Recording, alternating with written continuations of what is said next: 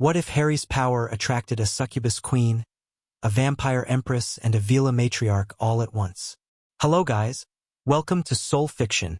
So in this video, we will see what if Harry's power attracted a succubus queen, a vampire empress, and a Veela matriarch all at once? If you enjoy these kinds of stories, don't forget to show us some love by hitting the like button and subscribing to the channel. Your support means the world to us. Now let's start the story. Chapter 1. The scent of impossible things. The teacup exploded 3 inches from Harry's face. He was already moving, diving left off the kitchen chair as the second curse shattered the window behind where his head had been a heartbeat ago. His wand snapped into his palm. He'd stopped keeping it in his pocket after the 3rd assassination attempt last month, and he sent a blasting hex toward the shadow that had materialized in the corner of Grim Aldplace's kitchen. The shadow laughed. Actually laughed. This awful chittering sound that made Harry's teeth ache. The master was right. Something whispered from everywhere and nowhere. "You do smell delicious." Harry rolled behind the heavy oak table, flipping it with a grunt of effort to create cover. His magic pulsed weirdly, the way it had been doing since he'd walked out of the Forbidden Forest 3 months ago, with Voldemort's killing curse still echoing in his bones. The pulse felt like a heartbeat that wasn't his. Something deep and ancient and hungry that lived in his chest now. He didn't have time to think about that. He had time to survive. 3 more shadows poured through the shattered window, their forms indistinct and wrong. They weren't Dementors. He knew what Dementors felt like, and this was different. These things radiated want in a way that made his skin crawl. They wanted something from him specifically, something beyond his death. Confringo! The explosion caught one shadow dead center, and it shrieked as orange fire tore through its mass. The other 2 scattered, flowing across the walls like living oil slicks. Harry's scar, the faded remnant that looked more like an old scratch now, prickled with warmth. Not pain, not anymore. Something else. The pulse in his chest answered the prickle with a surge of power that made his vision go white at the edges. What the hell was happening to him? One of the shadows reformed right in front of him, close enough that he could see it had a face. Sort of. The suggestion of features swimming in darkness. A mouth too wide. Eyes like drowning pools. It reached for him with hands made of nightmare, and Harry did the only thing that made sense. He grabbed it back. The moment his hand closed around that shadowy wrist, the pulse in his chest roared. Light exploded outward from his skin. Not wand light, not spell light, something rawer and more primal. The shadow screamed, genuinely screamed like a living thing in agony, and then it came apart. Not destroyed exactly, unraveled, like someone had pulled a thread and the whole creature just dissolved into wisps of nothing. The other 2 shadows fled immediately. They crashed through the ceiling, through the wards that should have stopped anything dead, and vanished into the London night. Harry stood in the ruins of his kitchen, breathing hard, his hands still glowing faintly with that strange light. The pulse in his chest settled back to its normal quiet rhythm, satisfied somehow, like a cat that had caught a mouse. "What the fuck?" Harry said to the empty room. Nobody answered, which was fine. He was getting used to talking to himself. The house was too big and too empty, and Ron and Hermione had their own lives now. Ron with aura training, Hermione with her law degree program. They visited when they could. It wasn't their fault that Harry had become something that attracted nightmare creatures at 2 in the morning. He surveyed the damage. Broken window, shattered teacup, overturned table, scorch marks on the walls from his blasting hex. And underneath it all, the lingering scent of something that reminded him of old graves and hungry darkness. His wards hadn't even slowed those things down. That was bad. Those wards had been built by the Black family over generations, reinforced by Dumbledore, and strengthened further by Harry himself after the war. They should have stopped anything short of a full assault by a team of cursebreakers. Whatever those shadows were, they operated on rules Harry didn't understand. He needed answers. He needed them now before something worse came through that window. Harry started toward the stairs, planning to grab his emergency bag and head for the ministry. Surely someone in the Department of Mysteries would know what those things were, when the temperature in the room dropped by about 20 degrees. Not the cold of dementors. This was different. This was the cold of deep water, of places where sunlight never reached, of secrets kept for so long they'd forgotten they were secrets at all. "Oh, don't run," said a voice like silk wrapped around a knife. "I've come such a long way to meet you." Harry spun, wand raised, and found himself face to face with the most terrifyingly beautiful woman he'd ever seen. She stood in the center of his ruined kitchen like she'd always been there, like the space had been built specifically to frame her. Tall, perhaps 6 feet, with skin the color of moonlight on snow and hair that fell past her waist in waves of absolute black. Her eyes were wrong. Too large, too bright, the irises a purple so deep they almost looked black until they caught the light and burned. She wore something that might have been a dress, if dresses were made from shadow and suggestion. It covered everything and nothing, shifting with her breathing in ways that made Harry's brain stutter. Wings rose from her back, membranous and delicate, more suggestion than substance. They folded and unfolded slowly, unconsciously, like a heartbeat made visible. Succubus. The word surfaced from somewhere in Harry's memory, some defense lesson or some book Hermione had made him read. Creatures of the umbral realm, seducers and soul-eaters, beings of pure magical hunger given form. Now, she said, reading his expression with obvious amusement. "I'm not here to eat you. I'm here because you're interesting." She tilted her head, those impossible eyes studying him like he was a particularly fascinating puzzle. "You smell like death that refused to stay dead, like lightning bottled in mortal skin, like—" She inhaled deeply, her eyes fluttering closed for a moment. "Like power, real power, the kind I haven't tasted in 3,000 years." Harry kept his wand pointed directly at her heart. "You sent those shadows." "I did not." She sounded genuinely offended. "Those were appetizers. Lesser spirits drawn to your scent like moths to flame. I simply followed the commotion to see what all the fuss was about." She took a step closer, and Harry felt his magic pulse again, that strange heartbeat in his chest responding to her presence. Her eyes widened slightly. Oh, that's new. Stay back." She stopped moving, but the smile on her face didn't falter. "Or what, wizard? You'll curse me? Banish me? I am Seraphina Nighthollow, Queen of the Umbral Court, ruler of the realm that exists between your dreams and your nightmares. Your mortal magic cannot touch me. My mortal magic just unraveled one of those shadow things with my bare hands," Harry said flatly. "Want to test if it works on succubus queens too?" That made her pause. The smile flickered, replaced by something more complicated. Interest, maybe, caution. And underneath it all, a hunger so profound it made Harry's stomach clench. "You touched a shade spawn," she said slowly, "with your bare hands, and it simply came apart. Didn't feel like simply anything. Felt like my chest was trying to explode. But yeah, that's about the size of it." Seraphina's wings folded tight against her back, a gesture that seemed almost protective. "What are you, Harry Potter? I came here expecting to find a powerful wizard, perhaps one worth recruiting, certainly one worth tasting. But you're not. You're something else entirely. Something I don't have a name for." "Makes two of us," Harry said. "Now you've got about 30 seconds to explain what you want before I start testing exactly how vulnerable you are to mortal magic." She laughed. The sound was like dark honey, sweet and dangerous and absolutely designed to make him lower his guard. Harry didn't lower anything. "Oh, I like you," she said. "Most mortals grovel, or proposition me, or flee screaming. You just threaten violence and demand explanations. It's refreshing." 25 seconds. Fine. She waved a hand dismissively, and shadows gathered around her fingers like jewelry. 3 months ago, something happened. Something that sent ripples through every magical dimension, every plane of existence, every realm where power holds meaning. It felt like a star being born in a sky that had been dark for eons. Every major power in every magical court felt it, and every single one of them has been searching for the source ever since.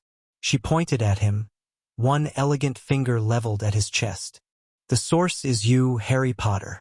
Whatever you did when you died and came back, you changed something fundamental about your magic. Your soul. Your very essence. And now you're broadcasting a signal that every ancient power in existence can feel. Harry processed this. It tracked with what he'd been experiencing. The strange pulse in his chest, the way his magic behaved differently now, the increasing frequency of weird magical events around him. He'd assumed it was some aftereffect of the Horcrux being destroyed. Apparently it was something bigger. "And you want what exactly?" he asked. "To eat this signal? Steal it? Bind me to your court?"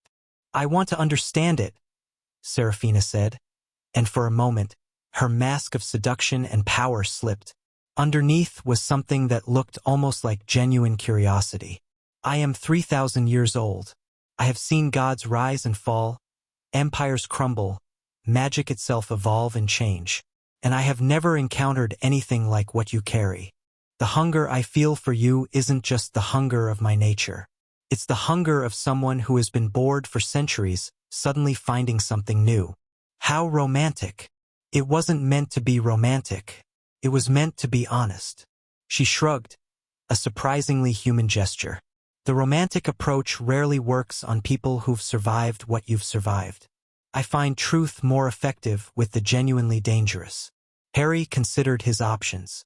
He could attack, try to drive her off.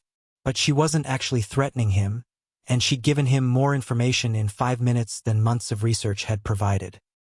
He could demand she leave, but she'd probably just come back, and she might not be in such a talkative mood next time. Or he could do the thing that everyone always told him not to do. He could ask questions. "These other powers you mentioned," he said, not lowering his wand but not attacking either. "Who are they? What are they? And how many of them are going to show up at my house trying to recruit or eat me?" Seraphina's smile returned, but it was different now. Less predatory, more genuine. "Clever boy. The smart question isn't, how do I fight what's coming? It's who exactly is coming that I need to prepare for. I've learned to plan ahead. It's a new thing I'm trying."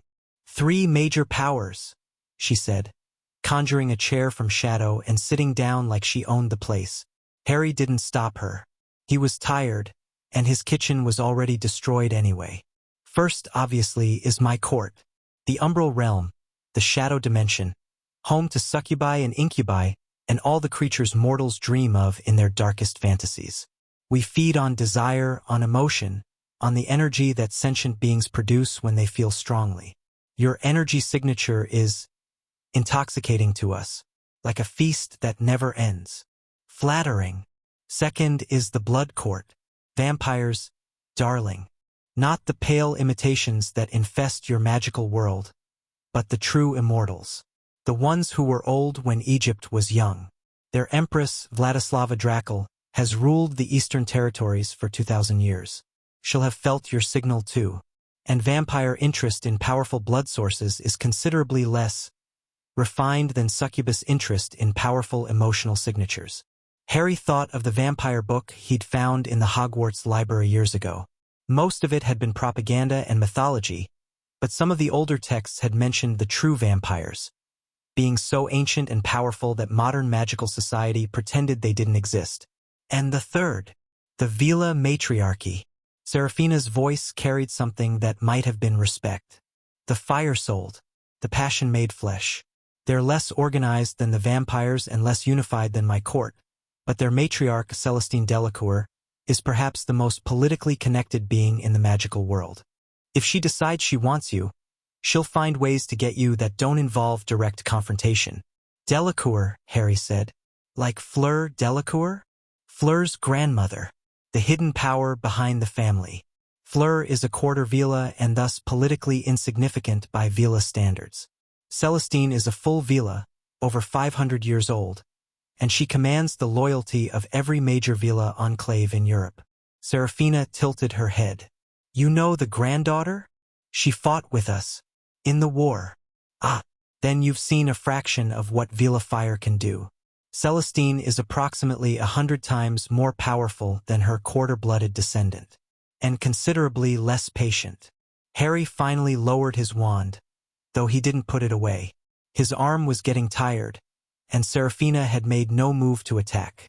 If anything, she seemed almost comfortable, sitting in her shadow chair and explaining supernatural politics like they were discussing the weather. So I've got a succubus queen, a vampire empress, and a Veela matriarch all interested in me because I smell weird since dying, Harry summarized. And presumably none of them are going to accept no thanks. I'm good as an answer. Presumably not. Brilliant. Just what I needed. A supernatural political crisis to go with my rebuilding after-war crisis and my what the hell is wrong with my magic crisis. Serafina laughed again, and this time it sounded almost natural. You're taking this rather well. I've had practice with absurd situations. Dark lords, prophecies, government conspiracies, death, coming back from death. Harry shrugged. Supernatural queens fighting over me barely cracks the top 10. How wonderfully jaded. I prefer realistic. Now, since you're being so helpful, tell me this. What exactly do you want from me? Not the general understand your power stuff. Specifically, right now, what are you hoping to get out of this conversation? Serafina was silent for a long moment, her purple eyes studying him with an intensity that would have been uncomfortable if Harry hadn't spent years being stared at by various dangerous entities. An alliance, she said finally. Or at least the beginning of one. The other powers will come for you regardless of what I do. The vampire Empress is almost certainly already mobilizing her court. The Veela Matriarch has spies everywhere and probably knew about you before I did. You can face them alone, try to fight off every ancient power that wants a piece of you. Or you can have someone in your corner who knows how these games are played. And what do you get out of having me as an ally? Access. She didn't try to dress it up. To your energy. To your presence. Whatever you've become, it affects my kind in ways I don't fully understand yet. When I'm near you, I feel more powerful, more focused, more alive if a creature like me can be said to live. If I can figure out why, if I can harness that effect somehow, it could change everything for my court. So you want to use me? I want a mutually beneficial arrangement. You get protection, information, and an ally against the other powers. I get access to the most interesting magical phenomenon in 3 millennia. Neither of us pretends this is about friendship or romance or any other mortal sentiment. She leaned forward, her wings flaring slightly. I'm offering you honesty, Harry Potter. In the world you're about to enter, that's worth more than gold. Harry considered it. He didn't trust her. Trusting a succubus queen seemed like a spectacularly bad idea, but he didn't distrust her either. She'd been straightforward about what she wanted and why. That was more than he could say for most of the people he'd dealt with over the years. I'll think about it, he said. That's not a no. It's also not a yes. You dropped a lot of information on me tonight, and I don't make decisions about supernatural alliances when I'm tired and my kitchen is destroyed. He glanced at the wreckage around them. Speaking of which, are those shadow things going to come back? Unlikely tonight. You destroyed one of them, which will have scared the others.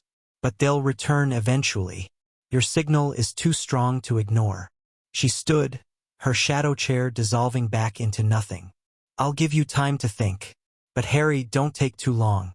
The vampire Empress moves faster than I do, and she's considerably less interested in negotiation. She began to fade, her form becoming less solid, more shadow than substance. Wait, Harry said. How do I contact you? If I decide I want to talk.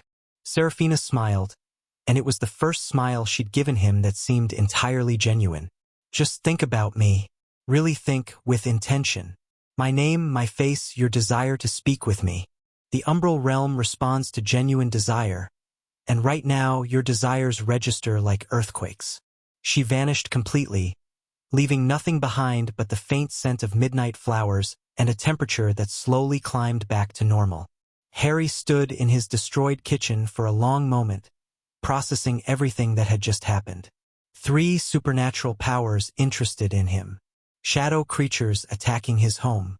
His magic changed in ways he didn't understand. And a succubus queen offering an alliance that was probably at least partially a trap, but also probably at least partially genuine. He needed help. Real help from people who knew about this stuff. Hermione would want to research everything, which would take time he might not have. Ron would want to fight something, which wasn't helpful when he didn't even know who to fight. The Ministry was useless for anything involving actual supernatural threats. There was one person who might know something useful. Harry climbed the stairs to his bedroom, grabbed parchment and a quill, and began to write. Dear Andromeda, I know it's late and I know you've got Teddy to worry about, but I need to ask you about something. Something to do with the Black family history. Specifically, I need to know everything the Blacks knew about supernatural creatures. Not the standard stuff, not werewolves or vampires that get mentioned in defense classes. The older stuff. The stuff that supposedly doesn't exist. I had visitors tonight. The kind that came through wards that should have stopped anything. And I'm pretty sure more are coming. I'm sorry to bother you with this, but I don't know who else to ask. Harry, he sent the letter with his owl. A new one. A gray barn owl he'd named nothing because he still missed Hedwig too much to name another owl, and then sat on the edge of his bed, thinking. Seraphina had said the vampire Empress was probably already mobilizing. That meant he had days, maybe hours, before his next visitor. He needed to be ready. The pulse in his chest beat steadily, that foreign heartbeat that had lived in him since the forest. He focused on it, tried to understand it the way he'd tried to understand his magic when he was 11 and everything was new. It responded to his attention, not with thought or intention but with sensation. A warmth that spread through his limbs. A sense of potential, like a drawn bow waiting to release. Whatever this power was, it wanted to be used. It was waiting for him to figure out how. Harry closed his eyes and reached for it. The world exploded into light. When Harry opened his eyes again, he was standing in a forest that definitely wasn't London. The trees were massive, twisted things with bark that looked like frozen screams. The sky above was the color of bruises, purple and black and sickly yellow where something that wasn't the sun burned behind thin clouds. The air tasted like copper and old magic. He hadn't apparat. He hadn't used a port key. He just reached for that power inside him and it had brought him here. Wherever here was. Oh, good, said a voice from the shadows between the trees. You've finally figured out how to travel. That makes things much simpler. The speaker emerged from the darkness, and Harry's hand went for his wand automatically. But the woman who stepped into the sickly light wasn't attacking. She was studying him with eyes the color of old blood. Her pale face framed by hair so dark it seemed to drink the light around it. She was tall, nearly as tall as Seraphina but built differently. Where the Succubus queen had been all curves and softness, this woman was angular, sharp, carved from marble and hunger. She wore armor of some dark metal, form-fitting plates that covered her from neck to heel, and a sword hung at her hip that radiated malice like heat from a fire. Vampire. Harry knew it immediately, the same way he'd known Seraphina was a succubus. This woman hadn't fed in a while. Her cheekbones stood out too sharply, her eyes burned too bright, but that just made her more dangerous, not less. Harry Potter, she said, and her voice was like frozen silk, beautiful and utterly cold. The boy who died and refused to stay dead. The mortal whose soul screams loud enough to wake things that have slept for eons. And you are Vladislava Draco, Empress of the Blood Courts, direct descendant of the first, who was ancient when your ancestors were still learning to use fire. She smiled, revealing fangs that were more subtle than Harry expected, just slightly elongated canines that caught the strange light. You've caused quite a stir, young man. I felt your awakening from halfway across the world. It took me 3 months to trace you, and another week to wait for you to open the pathways enough for me to find you in between. In between? You're standing in the hollow. The space between dimensions, where reality frays at the edges. Most mortals can't reach it at all. You walked in like it was your living room. Her smile widened, but it didn't reach her eyes. Nothing about her suggested warmth or humanity. She was beautiful the way a glacier was beautiful, cold, ancient, and capable of grinding mountains to dust. That makes you either very powerful or very dangerous. Possibly both. I've been told I'm interesting, Harry said, echoing Seraphina's word. That seems to be the theme tonight. You've met the succubus. It wasn't a question. Of course, Seraphina was always quick to move when something new appeared. Tell me, what did she offer you? Protection? Knowledge? Her services? The way she said that last word made it very clear what she thought of Succubus services. An alliance, Harry said. Information and protection in exchange for access to my power. How typically transactional. The Umbral Court always thinks in terms of exchanges. Vladislava began to circle him, slow and predatory, like a shark assessing prey. I offer something different. I offer understanding. Understanding of what? Of what you've become. She stopped directly in front of him, close enough that he could see the ancient intelligence swimming in her crimson eyes. The succubus wants to use your power. She doesn't care what it is or where it came from, only how she can benefit from it. But I have seen your kind before, Harry Potter. Once, 2,000 years ago, when Rome was young and magic was raw. A mortal who walked through death and came back changed. Who carried something inside them that called to every ancient power like a beacon. Harry felt his pulse quicken. Both his natural heartbeat and that strange second rhythm in his chest. What happened to them? They burned. Vladislava's voice was flat, matter-of-fact. They didn't understand what they'd become. They attracted too much attention too quickly. And when the powers came for them, they had no allies, no knowledge, no way to defend themselves. They burned so bright that they burned out. She reached up, one cold finger tracing along his jaw. He forced himself not to flinch. I don't want that to happen to you. Out of the kindness of your heart? Out of enlightened self-interest. Her finger dropped away. Your blood calls to me in a way nothing has since I was turned. If I could drink from you just once, I believe it would change me, evolve me, make me something more than I currently am. The potential I sense in you is potential I want for myself. She smiled again, and this time there was hunger in it. Raw, desperate hunger. But I don't want to drain you dry and waste that potential. I want to understand it. I want to cultivate it. Keep you safe and healthy and growing until your power reaches its peak. So you want to turn me into a blood farm. I want to make you immortal. The words hung in the air between them. Vampirism is not the death mortals fear. It's transcendence. I could turn you, make you one of my kind, and your power would become our power. Eternal. Unchanging. Together, we could reshape the supernatural world. Harry stared at her for a long moment. Then he laughed. It wasn't a nice laugh. It was the laugh of someone who'd been offered too many deals, too many bargains, too many chances to give up his humanity in exchange for something else. No, he said. Vladislava's eyes narrowed. You refuse without even considering? I don't need to consider. I've spent my entire life with people trying to turn me into something I'm not. The Dursleys wanted me to be invisible. Dumbledore wanted me to be a weapon. Voldemort wanted me to be dead. The Ministry wanted me to be a symbol. He met her crimson gaze without flinching. You want me to be a vampire? The answer is the same as it's always been, no. I'm going to figure out what I am on my own terms, and I'm not going to let anyone, Succubus Queen, Vampire Empress, or anyone else, decide that for me.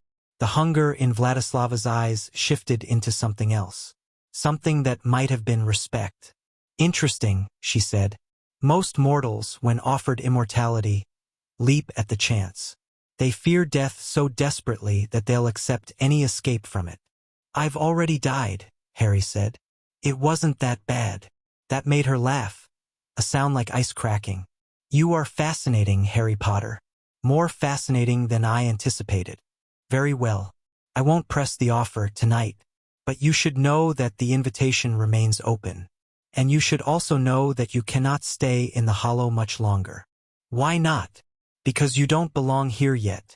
Your body is still anchored in the mortal world, and the Hollow is pulling at that anchor. Stay too long and you'll tear yourself in half. She gestured, and Harry suddenly felt it. A stretching sensation, like his skin was being pulled in two directions at once. You have perhaps 5 minutes before the damage becomes permanent. I suggest you return home and practice traveling more carefully in the future. Harry tried to do what he'd done before, reach for the power in his chest and ask it to take him somewhere. But it was harder now. The power was there, but it felt tired, like a muscle that had been overused. I can't. Relax. Vladislava's voice was surprisingly gentle. Don't force it. The power responds to will, not desperation. Think of where you want to be. Not the location, but the feeling of that place. The safety. The familiarity. Let that feeling guide you. Harry thought of grim old place. Not the destroyed kitchen. Not the 2 empty rooms, but the sense of home he'd finally started to feel there.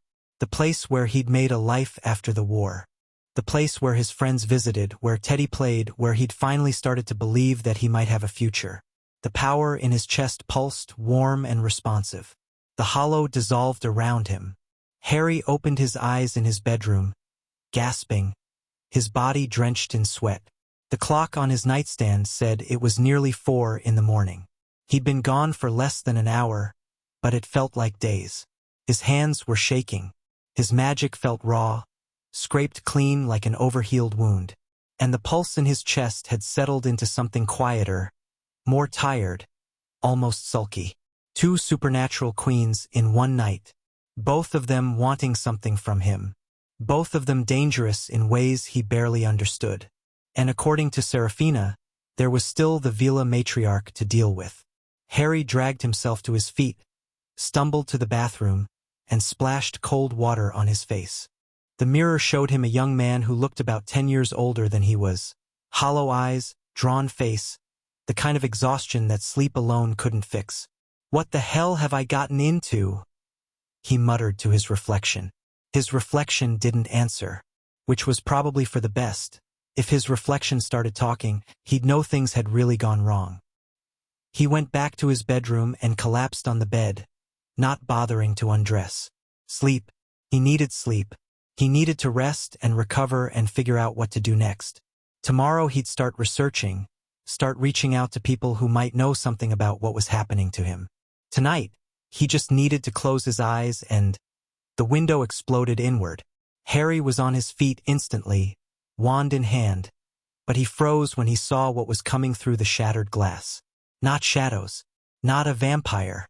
A bird made entirely of silver fire, about the size of an eagle, burning with light so bright it should have been blinding but somehow wasn't. It circled the room once, leaving trails of flame that didn't burn anything, and then landed on his bedpost.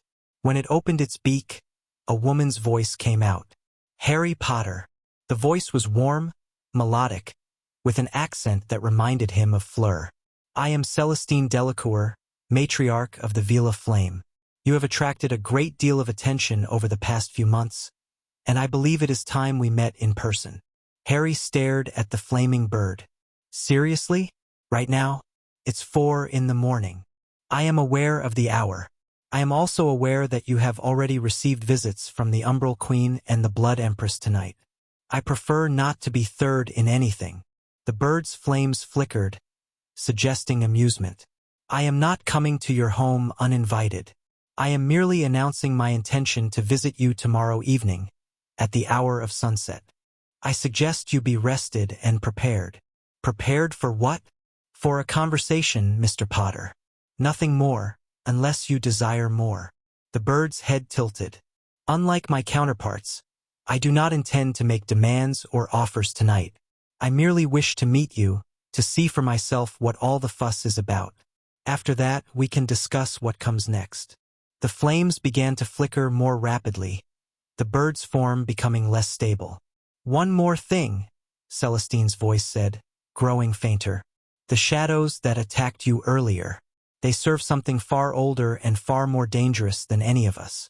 You should be cautious about what doors you open, Harry Potter. Some of them do not close easily. The bird dissolved into silver sparks that faded to nothing before they hit the floor. Harry stood alone in his bedroom, surrounded by 2 broken windows and the lingering scent of fire and midnight flowers and old blood. 3 supernatural powers. All of them interested in him. All of them coming for him. And underneath it all, something older, something dangerous, something that sent shadow creatures to attack him and apparently worried even ancient queens. Harry looked at his bed, at the few hours of darkness remaining before dawn, at the impossible situation he'd somehow fallen into. "Right?" he said to no one. "This is fine. Everything is completely fine." He didn't sleep that night. Dawn found Harry in the Black family library, surrounded by books that hadn't been touched in decades. The library was one of the few rooms in Grimmauld Place that he'd left mostly unchanged. It was creepy as hell, with shelves that seemed to move when you weren't looking and books that occasionally whispered to each other. But it was also the most comprehensive collection of dark magical knowledge he had access to. The Blacks had been collecting forbidden texts for generations, and somewhere in this mess, there had to be something about what was happening to him. He'd found a few useful references already. A treatise on beings of the umbral plane that confirmed most of what Seraphina had told him about succubi and their feeding habits. A genealogy of the vampire bloodlines that mentioned Vladislava Drakel as the most dangerous of the Empress-class vampires, exceeded in power only by the first herself, whose name is not spoken. A surprisingly detailed analysis of Veela political structures that suggested Celestine Delacour was something of a renegade among her kind, more interested in integration with the wizarding world than most Veela matriarchs. But he hadn't found anything about what he'd become. Nothing about mortals who died and came back changed. Nothing about the power that pulsed in his chest like a second heart. A knock on the library door made him jump. "It's me," called Hermione's voice. "Andromeda forwarded your letter. She said you needed research help." Harry felt something unclench in his chest. Hermione. Of course Andromeda would contact Hermione. "Come in," he called. The door opened, and Hermione Granger walked in, looking like she hadn't slept much either. Her hair was even more frazzled than usual, and she was carrying what appeared to be about 15 books of her own. "Supernatural creatures that operate outside normal magical classifications," she said without preamble, dumping the books on the nearest table. "Beings that can bypass standard wards. Phenomena associated with near-death experiences and returning to life. I started researching the moment I got Andromeda's owl." She looked at him, really looked, and her expression softened. "Harry, you look terrible. I had visitors last night." "What kind of visitors?" Harry told her. Everything, the shadow attack, Seraphina's appearance, his accidental trip to the Hollow, Vladislava's offer, Celestine's flaming bird announcement. Hermione listened without interrupting, her face growing progressively more alarmed. "A succubus queen, a vampire empress, and a Veela matriarch," she said when he finished. "All in one night. All interested in me for the same reason, apparently. Something changed when I died in the forest. Something about my magic, my soul, I don't know. But whatever it is, it's broadcasting a signal that these ancient powers can feel." Hermione was already flipping through one of her books. There are references to something like this in Pre-Founders' magical texts. Individuals who experienced death and resurrection emerging with altered magical signatures. The texts call them various things: bridgewalkers, death-touched, echo souls, but the phenomenon is consistent. They attract supernatural attention. What happened to them? Hermione hesitated. The historical record is incomplete. They died, didn't they? Most of them. But Harry, the texts I found are thousands of years old. The magical world has changed since then. You have resources, allies, knowledge that those historical figures didn't have. She set down the book and met his eyes. "We're going to figure this out. Together." Harry wanted to argue, wanted to tell her that this wasn't her problem, that she had her own life to live. But he was so tired, and having her here already researching, already thinking about solutions, made him feel less alone than he had in months. "Thanks, Hermione. Don't thank me yet. We have a lot of work to do." She picked up another book. "This Veela matriarch who's visiting tonight. What do you know about her?" "Just what Seraphina said. She's Fleur's grandmother. Supposedly incredibly powerful and politically connected. And she prefers the direct approach." "Then we need to be ready for her." Hermione frowned. "The succubus and the vampire both approached you in threatening contexts. The attack, the kidnapping to the Hollow. The Veela is announcing her visit in advance. That's either courtesy or strategy." "Or both." "Or both," Hermione agreed. "Harry, you can't keep reacting to these visits. You need a plan. position, something to negotiate from. I don't even know what they really want yet. Not beyond the general "your power is interesting" stuff. Then find out. Tonight, when the Veela Matriarch visits, don't just answer questions. Ask them. Figure out what makes these three interested specifically in you, specifically now. She started writing on a piece of parchment. And in the meantime, we need to understand what's happening to your magic. That power you described, the pulse in your chest. Can you demonstrate it? Harry hesitated. The last time he'd reached for that power, he'd ended up in an interdimensional void. But Hermione was right. He needed to understand what he could do. He closed his eyes and focused on the pulse. It responded immediately, rising from its resting state like a dog perking up at its owner's voice. The warmth spread through his limbs. The sense of potential built. But he didn't push. He didn't ask it to take him somewhere or destroy something. He just held it, let it fill him without overflowing. When he opened his eyes, Hermione was staring at him with her mouth open. "Harry," she breathed. "You're glowing." He looked down at his hands. She was right. Soft golden light was emanating from his skin, pulsing in rhythm with that second heartbeat. It didn't hurt. It felt natural, actually. Like this was what the power wanted to do when it wasn't being pushed or pulled. "That's..." Hermione fumbled for words. "That's not normal magic. I've never seen anything like that. It's not a spell. It's not enchantment. It's something else," Harry finished. "Yeah, I've noticed." The glow faded as he let the power settle back down. But Hermione kept staring at him like she'd never seen him before. "Harry, I think I was wrong before. I don't think you've attracted supernatural attention because you came back from death. I think you've attracted it because you came back with something. Something you didn't have before." "The pulse," Harry said. "The second heartbeat." "Yes, but what is it? Where did it come from?" Hermione started pacing, the way she always did when she was working through a problem. "You died. You walked into the forest, you let Voldemort kill you, and then you came back. But between dying and coming back, something happened. Something that left you changed." Harry thought back to that moment in King's Cross, the white emptiness, Dumbledore waiting for him, the choice he'd been given. "I saw Dumbledore," he said slowly, "or something that looked like him. We talked. He said I could go on or I could go back. And I chose to go back." "But that's not all, is it?" Hermione pressed. "There was something else. Something you maybe didn't tell us about." Harry was silent for a long moment. He hadn't told anyone about this part. He hadn't even admitted it to himself. "Really? When I made the choice," he said finally, "something approved. Not Dumbledore. Something bigger. I felt it just for a second. Like the universe itself nodded and said, 'Okay, this one can go back.' And when I came back, I wasn't alone anymore. The pulse was there. The second heartbeat." He looked at Hermione. "I don't think I just survived dying. I think something gave me permission to live. And in exchange, it left a piece of itself behind." Hermione's face had gone pale. "Harry, that sounds like..." "I know what it sounds like. A divine blessing. Or a curse. Or... I know." Harry ran a hand through his hair, exhausted and overwhelmed and absolutely not ready to deal with any of this. "Believe me, I know." They stared at each other across the library, surrounded by ancient books and centuries of dark magical knowledge. And for a moment, neither of them had any idea what to say. The clock struck 8. 10 hours until sunset. 10 hours until the Veela Matriarch arrived.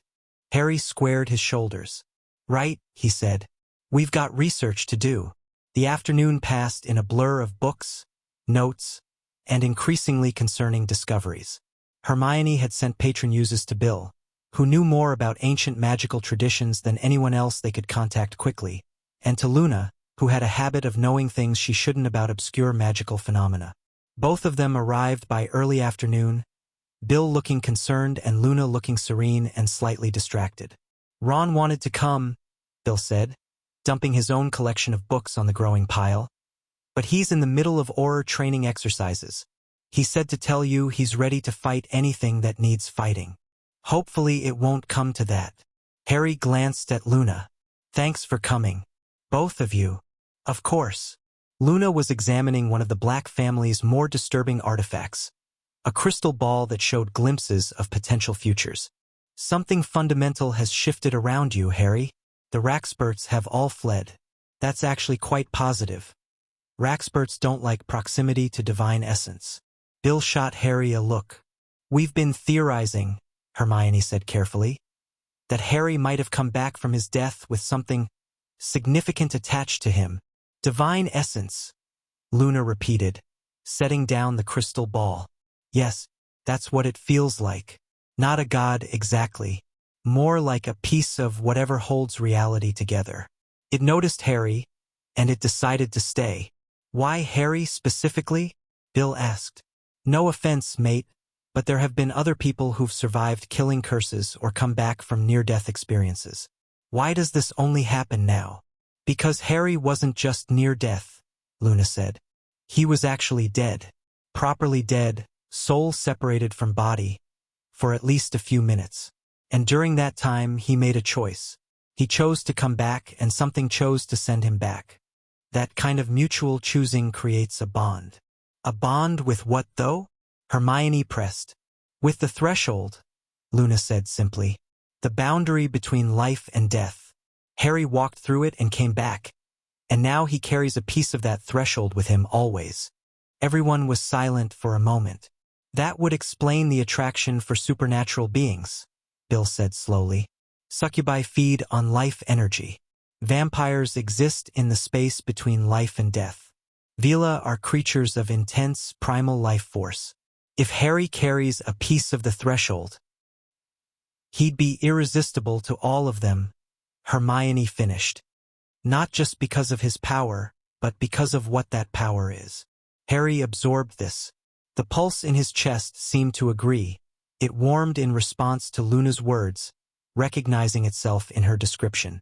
So I'm carrying around a piece of the barrier between life and death, he said. That's what's attracting all this attention. That's part of it, Luna said. The more concerning part is what that might mean for the barrier itself. What do you mean? Boundaries require balance, Harry. The threshold between life and death has existed since the beginning of life itself. It's meant to be absolute, nothing passes through except in one direction, and nothing comes back. You broke that rule. You walked through and came back, and you took a piece of the threshold with you. Luna's usual dreamy expression became more focused, more serious. There might be consequences for that. Consequences like what? I don't know, but I think the shadows that attacked you might be related. Creatures that exist in the cracks between realities, drawn to places where the boundaries have weakened. Luna tilted her head. Have you had any visions? Dreams that feel too real? Moments where you see things that shouldn't be there? Harry thought about the strange flickers he'd been experiencing since the war. Shadows that seemed to move wrong. Glimpses of something vast and hungry at the edge of his vision. Dreams where the white emptiness of King's Cross called to him, promising rest if he'd just come back. Maybe, he said. You should be careful, Luna said. The shadows are just scouts. The thing they serve is much larger and much more patient. It's been waiting for an opportunity like you for a very long time.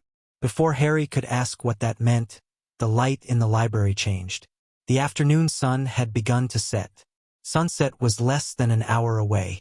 She's coming, Harry said. He could feel it, a warmth at the edge of his perception, like the first touch of summer after a long winter. The Veela Matriarch. She's close. Bill and Hermione exchanged concerned looks. Luna just smiled. This should be interesting, she said. Harry met Celestine Delacour in the front hall of Grimmauld Place, with his friends positioned in the library nearby but not immediately visible. Hermione had wanted to be in the room for the meeting, but Harry had overruled her. This first conversation needed to be between him and the matriarch alone. Power dynamics mattered, and showing up with backup for a simple conversation would make him look weak. She arrived exactly at sunset, not through the door but through the air itself. One moment the hall was empty. The next, silver flames erupted in the center of the space, swirling and dancing, and from them stepped a woman who took Harry's breath away. Not because of Veela allure, he'd had enough exposure to Fleur to have some resistance to that, but because Celestine Delacour radiated power in a way that neither Serafina nor Vladislava had quite managed. Where the Succubus Queen had been seductive and the Vampire Empress had been cold, the Veela Matriarch was simply overwhelming. She was tall, nearly 6 feet, with silver-blonde hair that seemed to float around her shoulders like it had its own opinions about gravity. Her features were sharp and aristocratic, beautiful in a way that suggested swords rather than softness. Her eyes were molten gold, bright and fierce and ancient. She wore robes of white and silver that shimmered with inner fire, and when she moved, she seemed to trail sparks behind her. "Harry Potter," she said, and her voice was like music that had learned to command armies. "At last we meet. Matriarch Delacour." Harry inclined his head slightly. Not a bow, he wasn't going to bow to anyone, but an acknowledgement of her status. "Thank you for giving me advance notice of your visit. I thought you could use the rest." Her golden eyes studied him with frank assessment. "You look like you've been through a war." "I have. Just finished one a few months ago, actually." "Yes, the Dark Lord." She waved a hand dismissively. "A petty tyrant with delusions of immortality. Hardly worth the attention your world gave him." Harry felt his temper flare. People had died stopping Voldemort. Good people. Important people. "He killed my parents," he said flatly. "He killed my godfather. He tortured my friends. He enslaved most of magical Britain for over a year. He was worth every ounce of attention we gave him." Celestine's expression shifted, surprised, maybe, or impressed. "You don't mince words. Good. I despise people who hide behind politeness when they're really thinking about stabbing you. If I decide to stab you, you'll see it coming." She laughed, a sound like bells and fire combined. "Oh, I do like you." Serafina was right, you're nothing like the typical mortal hero. No false modesty, no desperate need to please, no fear in the face of power beyond your understanding. She moved closer, circling him slowly. "My granddaughter spoke of you after the war. She said you were brave, foolish, and utterly unwilling to let anyone else fight your battles. Fleur has good judgment." "She does. She also asked me not to pursue you.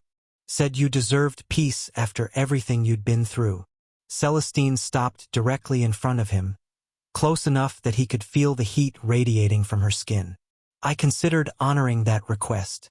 But then I felt your signal grow stronger, and I realized that peace was not going to be an option for you regardless of what I did. So you came to claim me before someone else could?" "I came to meet you before someone else ruined my opportunity." Her golden eyes were direct, unblinking. "I won't pretend I don't want something from you, Harry Potter. The energy you carry calls to my kind like fire calls to moths.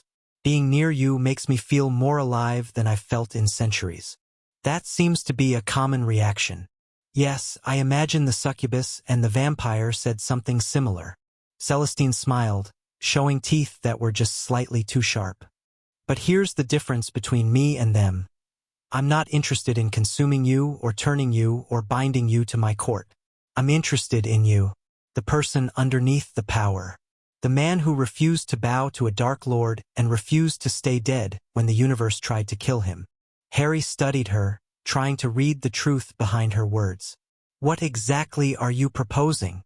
"I'm not proposing anything yet. I'm getting to know you." She stepped back, giving him space. "The others will make you offers. They'll try to trap you with bargains and deals and carefully worded contracts. That's how they operate, transactions, not relationships. I prefer a different approach." "Which is?" "Courtship." The word hung in the air between them. "Not in the human sense, necessarily, but in the old way. I want to spend time with you, learn who you are, let you learn who I am.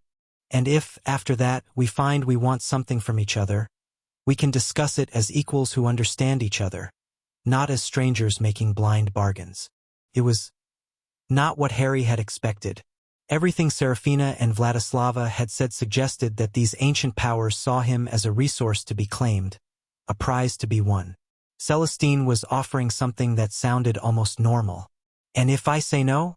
If I tell you I'm not interested in being courted by anyone, let alone 3 supernatural queens, then I'll respect your wishes and return to my enclave. Celestine shrugged. I won't pretend I'll stop being aware of you. Your energy is too strong to ignore. But I won't force myself into your life. I have too much pride for that, and frankly, too little patience for someone who doesn't recognize a good opportunity when it's offered. Harry almost smiled. She sounded offended at the hypothetical rejection. You're different than the others, he said. I'm older than the succubus and younger than the vampire. Old enough to have learned patience, young enough to still find mortals interesting. Her expression softened slightly. And I remember what it feels like to be young and overwhelmed by forces beyond your control. The vampire has forgotten that. The succubus never knew it. But I was mortal once, Harry Potter. Not fully human, but mortal enough. I remember what it is to be afraid. You don't seem afraid of much now. I'm not. I've had 5 centuries to conquer my fears. But I remember them, and I try to treat those who still have fears with respect. She studied him. You're afraid right now, not of me. I can feel that. But of what's happening to you. Of the power you can't control and the attention you can't escape. Of becoming something you don't understand. Harry's throat tightened. She'd hit it exactly. The terror he'd been trying to ignore all day, pushed down under research and planning and the demands of survival. Yeah, he admitted. I am. Good. Fear is healthy when you're facing the unknown. Keeps you careful. She reached out and touched his arm. Just a brief contact, her fingers warm against his skin. I can help you understand what you've become. Not because I want to use that understanding against you, but because I've studied the intersection of mortal and immortal power for 500 years. I know things the others don't. What kind of things? That's a conversation for another time. I meant what I said about courtship, getting to know each other, building trust. I won't dump centuries of knowledge on you in one evening. She smiled. But I will give you one piece of information freely, as a gesture of good faith. Harry waited. The shadows that attacked you last night, Celestine said, her voice going serious. They serve something called Malachar. It's an entity that was imprisoned before even my time, sealed away by a coalition of supernatural powers who realized it was too dangerous to allow free. Your energy, the signal you're broadcasting, is weakening those seals. Weakening how? The seals were designed to contain something that didn't exist anymore. A bridge between life and death, a piece of the threshold made manifest. They assumed that such a thing was impossible, that if it ever occurred, it would mean the world was ending anyway. Celestine's golden eyes were grave. You're not an ending, Harry Potter. But you are proof that the impossible can happen. And that proof is eroding the foundations of a prison that has held for over 10,000 years. Harry felt cold settle into his bones. So I'm accidentally freeing some ancient evil by just existing? Not yet. The seals are weakening, but slowly. You have time, months, perhaps years, before Malachar could actually escape.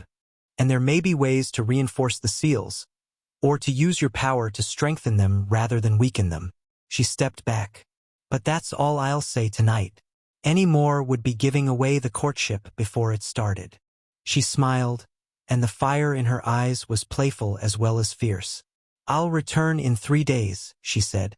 If you're willing to see me again, we'll continue this conversation. If not, well, I'll respect your choice. Silver flames began to swirl around her. Wait, Harry said. The other 2, the succubus and the vampire. What will they do when they find out about this conversation? Oh, they already know I'm here. They've been watching since I arrived. Serafina through the shadows, Vladislava through whatever poor creature she's possessed for observation. Celestine's smile widened. They'll be irritated that I approached you differently than they did, that I offered something other than bargains and demands. Will they attack? Possibly. Probably not you directly, you're too valuable to damage. But they might make moves against me, or against your friends, or against the fragile peace between our courts. The flames rose higher, obscuring her form. Get some sleep, Harry Potter. You're going to need your strength." She vanished, leaving behind nothing but the scent of wildfire and a lingering warmth in the air. Harry stood alone in his front hall, processing everything that had just happened. 3 supernatural powers. All of them interested in him. All of them dangerous. And underneath it all, an ancient evil slowly waking up because of what he carried. He really should have stayed dead. "She seemed almost reasonable," Hermione said doubtfully when Harry reported the conversation. "That's concerning." "Why is reasonable concerning?" "Because the other 2 were straightforward about wanting to use you. This one is being subtle, which usually means she wants something bigger." Hermione tapped her quill against her notes.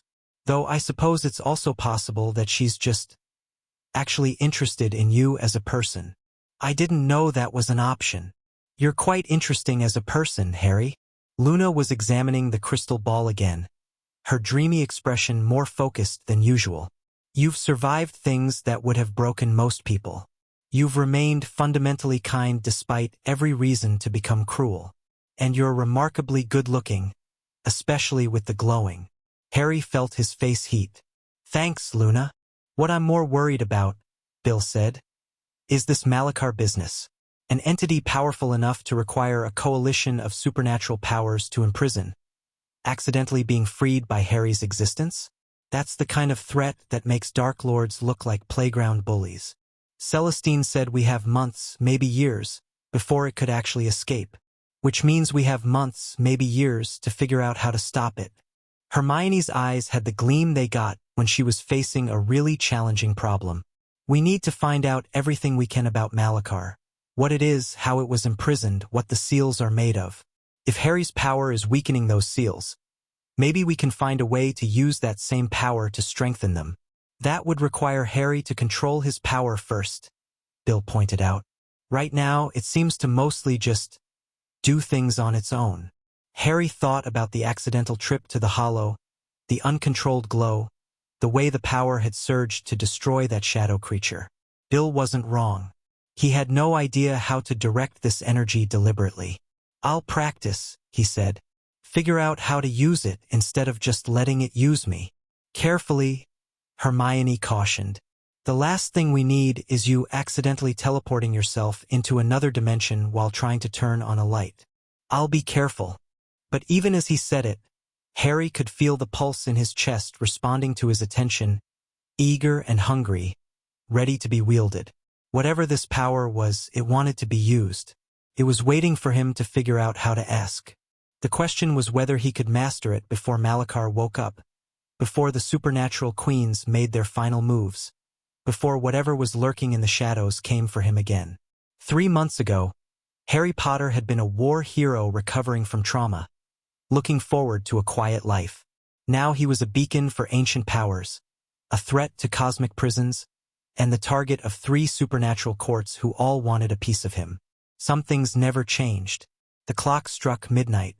Harry looked out the window at the dark streets of London, feeling the pulse in his chest beat in time with his heart, feeling the attention of 3 ancient queens focused on him from different corners of the supernatural world, feeling the weight of a future he hadn't asked for settling onto his shoulders. "Right," he said quietly. "Let's figure this out." Chapter 2. Courts and Consequences. Harry's fist connected with the training dummy so hard it exploded. Not in the normal way, not stuffing and canvas flying everywhere. The dummy just ceased, converted instantly into a spray of golden sparks that faded before they hit the floor of the room of requirement. "That's the 4th one," Hermione said from behind the protective barrier she'd insisted on. "You're getting worse, not better." "I'm getting stronger." Harry shook out his hand, which was tingling but not hurt. The pulse in his chest was singing, satisfied with the destruction. The control part is taking longer. It had been 2 days since Celestine's visit. 2 days of research, planning, and Harry attempting to figure out what the hell his new power actually did. The results so far were mixed at best. He could make things glow. He could make things explode. He could accidentally teleport to other dimensions if he pushed too hard. What he couldn't do was anything useful, anything precise, anything controlled, anything that would help him in a real fight against real threats. "Try again," Hermione said, conjuring another training dummy. This time, don't think about destroying it. Think about, I don't know, making it move. Harry focused on the pulse, on that warm energy living in his chest. He reached for it carefully, trying to ask instead of demand. Move the dummy, he thought. Just a little. Just enough to prove I can do something other than destroy. The power responded. It surged up through his arm, down into his hand. The dummy exploded.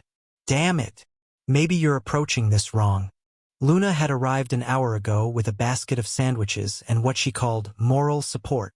She was sitting on a conjured cushion, watching Harry's failures with calm interest.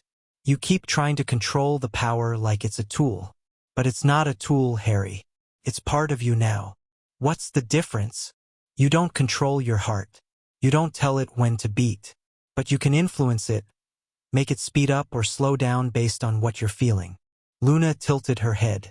Maybe your power works the same way. Not commands, but feelings. Harry considered this. Every time he'd successfully used the power, destroying the shadow, traveling to the hollow, glowing in the library, it had been in response to strong emotion. Fear, curiosity, the desire to understand. He looked at the newest training dummy and tried something different. Instead of reaching for the power and trying to direct it, he focused on how he felt about the dummy. He imagined it moving. Imagined how satisfying it would be to see it take a step, proving he could do something gentle, something controlled. The pulse in his chest warmed. Not surging, not demanding. Just responding. The dummy's arm twitched. Yes. Hermione jumped up from behind her barrier. Harry, you did it. He'd actually moved something without destroying it. It was a tiny movement, barely noticeable, but it was control. Feelings, he said slowly. Not commands. I have to feel what I want, not think about what I want. That tracks with what we know about threshold energy, Hermione said, pulling out her ever-present notebook. The boundary between life and death isn't a mechanical thing. It's experiential. It responds to emotion, to desire, to the raw force of wanting something. If Harry's power comes from that threshold, then logic won't work, Luna finished. Only passion. Harry looked at his hands, still faintly glowing with residual energy. Passion. Great. He'd spent 7 years learning to think before acting, to plan and strategize instead of rushing in on pure emotion. Now his new power required him to do the opposite. The universe had a really annoying sense of humor. A knock echoed through the room of requirement, which shouldn't have been possible, since the room only appeared for people who needed it. Harry's wand was in his hand instantly. Hermione and Luna moved behind him without being asked. The door swung open, and Fleur Delacour walked in. She looked different than Harry remembered. Older, sharper, with an intensity in her silver-blue eyes that hadn't been there during the war. Her hair was pulled back in a severe braid, and she wore robes of deep blue that seemed almost like a uniform. Harry Potter, she said, her accent thicker than usual. We need to talk. Fleur. Harry lowered his wand but didn't put it away.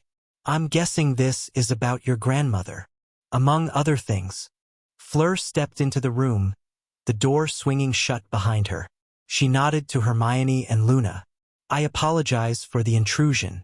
I needed to reach Harry without being observed, and Hogwarts remains one of the few places where supernatural surveillance has difficulty penetrating. We're not at Hogwarts, Hermione said slowly. We're at Grimmauld Place. The room of requirement is portable, yes. Bill explained the modifications you made after the war. Fleur's eyes swept the room before settling back on Harry. My grandmother visited you 2 nights ago. She told you about the courtship, about Malachar. She mentioned both. She did not tell you everything. Fleur moved closer, her expression conflicted. I asked her not to pursue you. I thought, after everything you had been through, you deserved peace. Time to heal. But she was right. Peace was never going to be possible for you. Not with what you carry. So I keep hearing. The 3 queens have been watching each other for centuries. Small conflicts, occasional alliances, long periods of cold peace. But they have never competed directly for the same prize. Fleur's hands clenched at her sides. You have become that prize, Harry. And the competition has already begun. Harry felt ice settle in his stomach. What do you mean, begun? Last night, the Blood Court made a move against one of the Umbral Court's feeding grounds in Prague.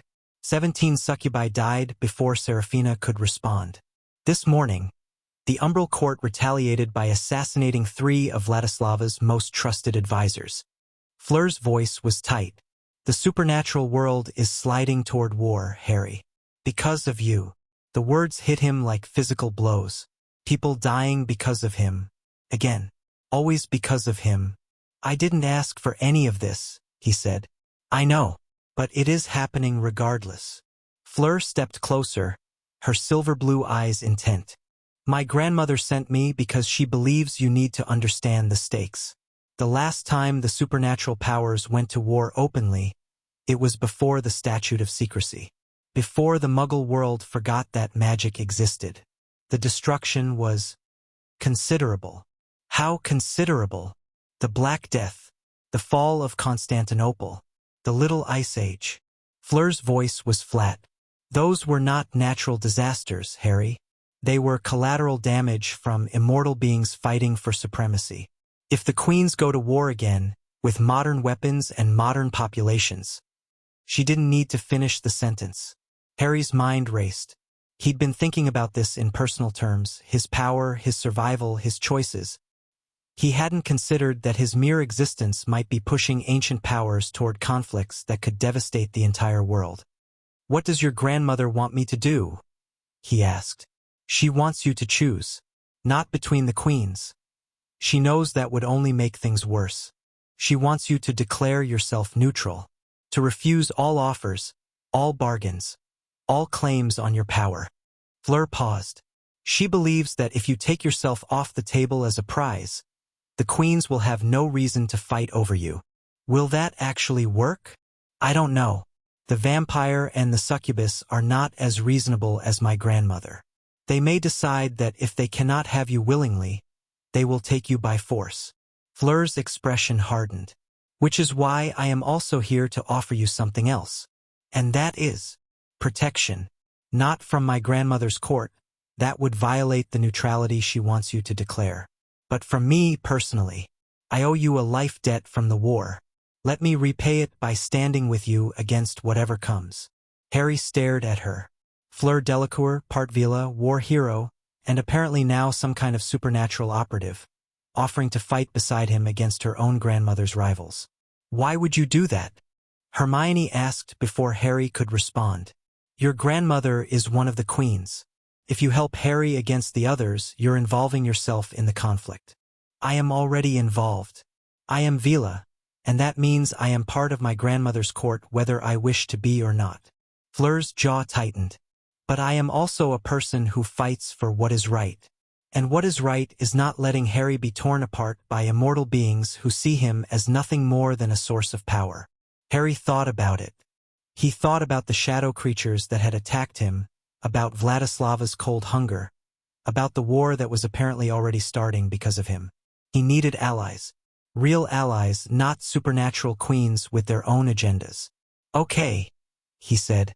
But I'm not declaring neutrality. Fleur's eyes widened. Harry, your grandmother is right that I'm the cause of this mess, but declaring neutrality won't fix anything. It'll just make all 3 queens desperate, because they'll know they can't get what they want through negotiation. He shook his head. I need to understand what they actually want from me. Not the general power stuff, the specifics. Why do they each think my power would help them specifically? And how do you intend to find that out? By asking. Harry's pulse quickened, both his natural heartbeat and the supernatural one. The Succubus Queen offered me an alliance.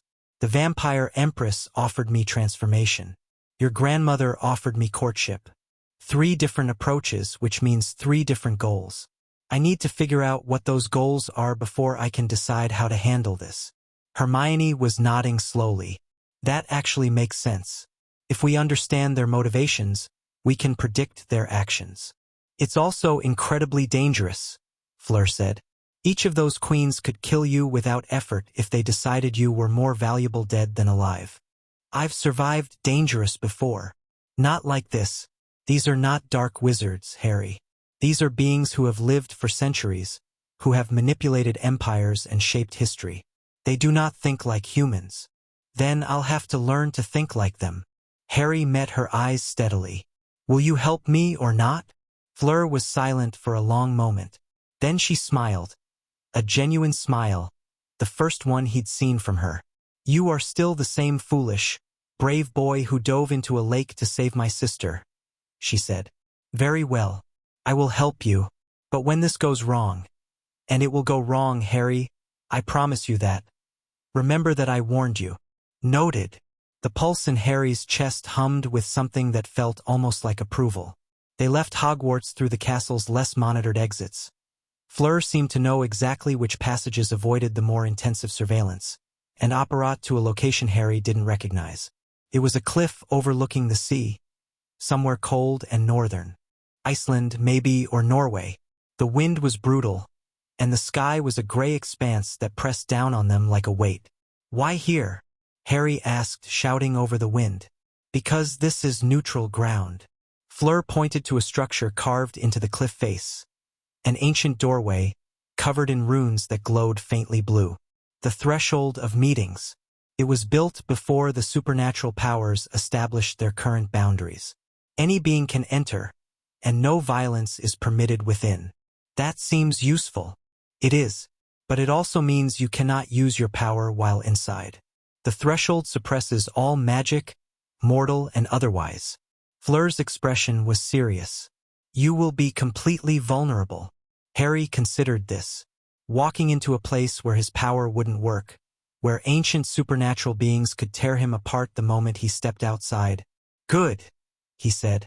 If I can't use my power, neither can they. That makes things more even. It makes things differently uneven. They still have centuries of experience, political knowledge, and physical capabilities that don't require magic. Then I'll have to be clever. Fleur shook her head, but she was smiling slightly. Follow me, and whatever happens, do not make any agreements inside the threshold. The space itself enforces bargains made within it. If you promise something in there, you will be bound to that promise until you die. Thanks for the warning. They approached the doorway, the blue runes brightening as they got closer. Harry felt the pulse in his chest react to the ancient magic, not fearfully, but with a kind of recognition. Like meeting a distant relative you'd heard about but never seen.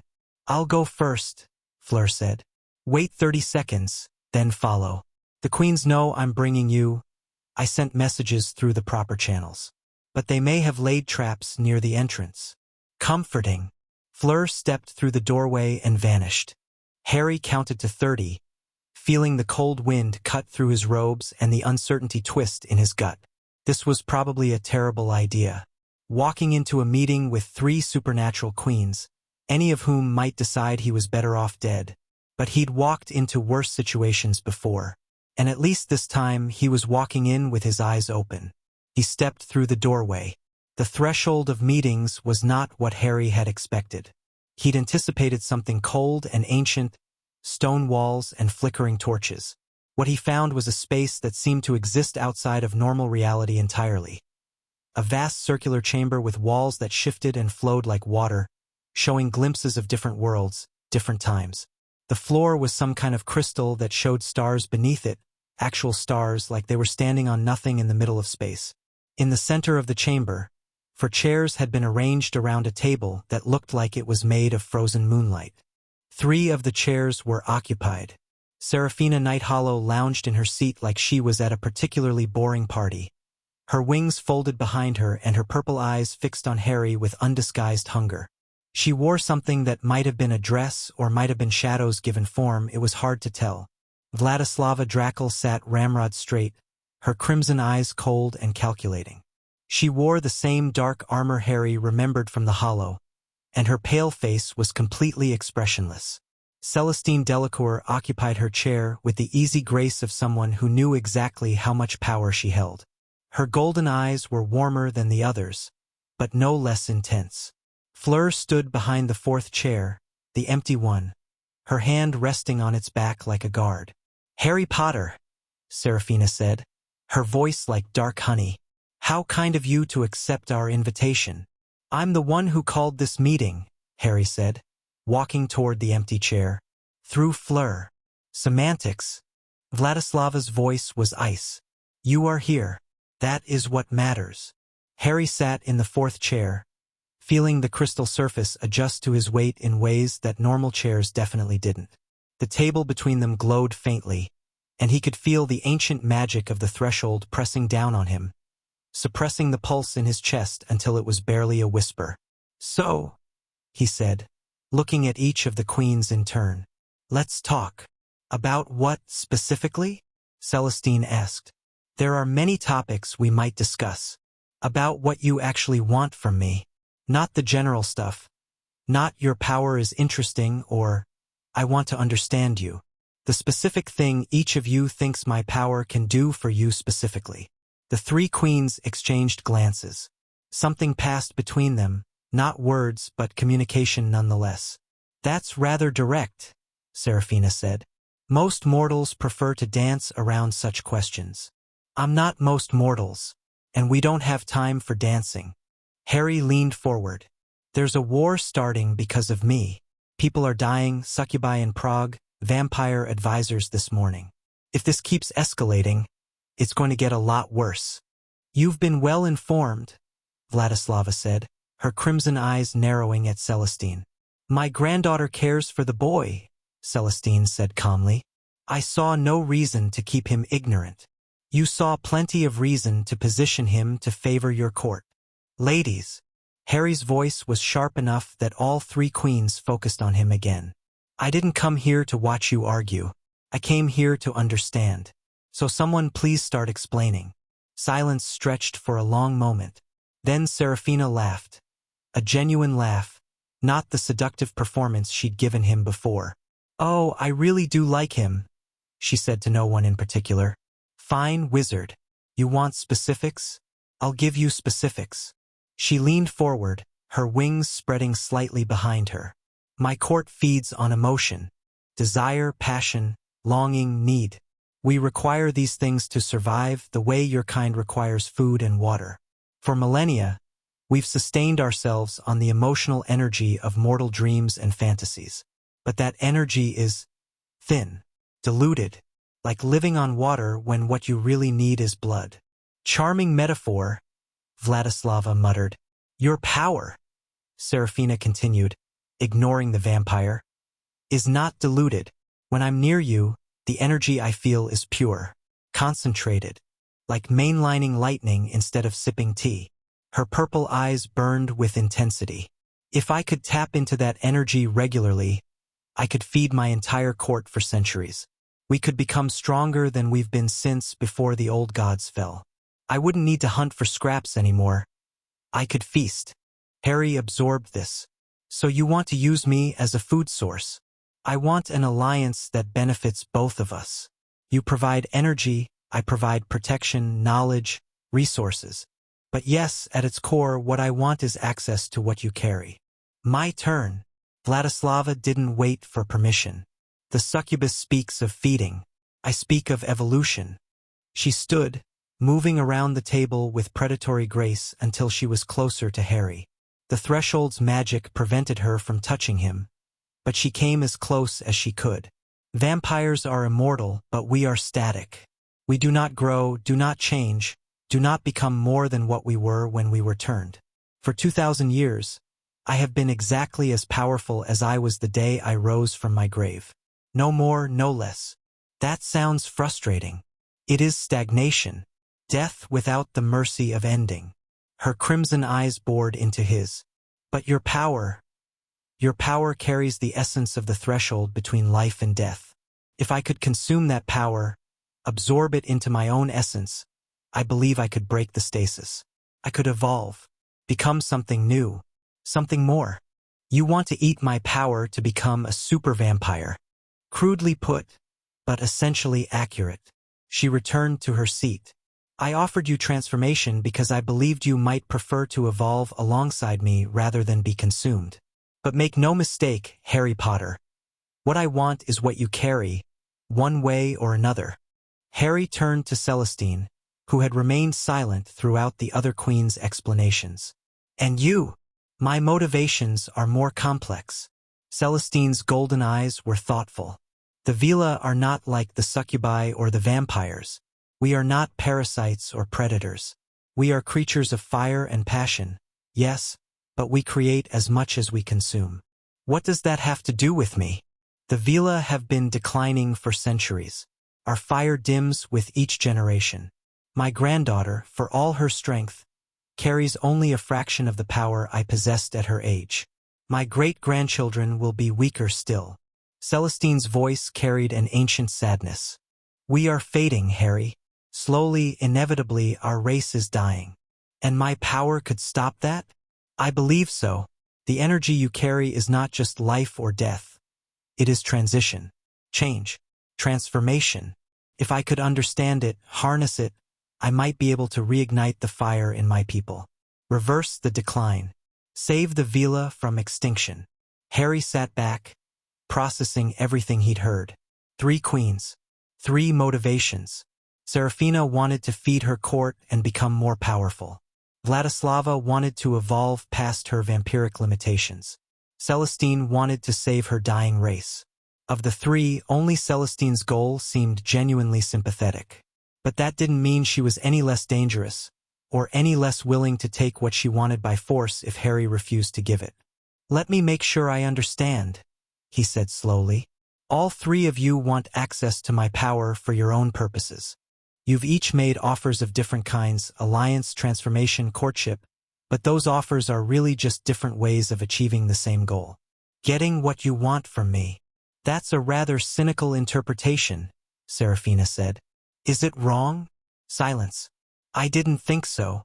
Harry stood, and the 3 queens watched him with expressions ranging from hungry, Serafina, to cold, Vladislava, to calculating, Celestine. Here's what I'm going to do. I'm going to learn to control my power. I'm going to figure out what I actually am and what I'm capable of. And I'm going to stop Malachar from escaping his prison, because that seems like a threat that affects all of us. And what do you want from us in return? Vladislava asked. I want you to stop killing each other's people. Call off the attacks, the retaliations, the escalations.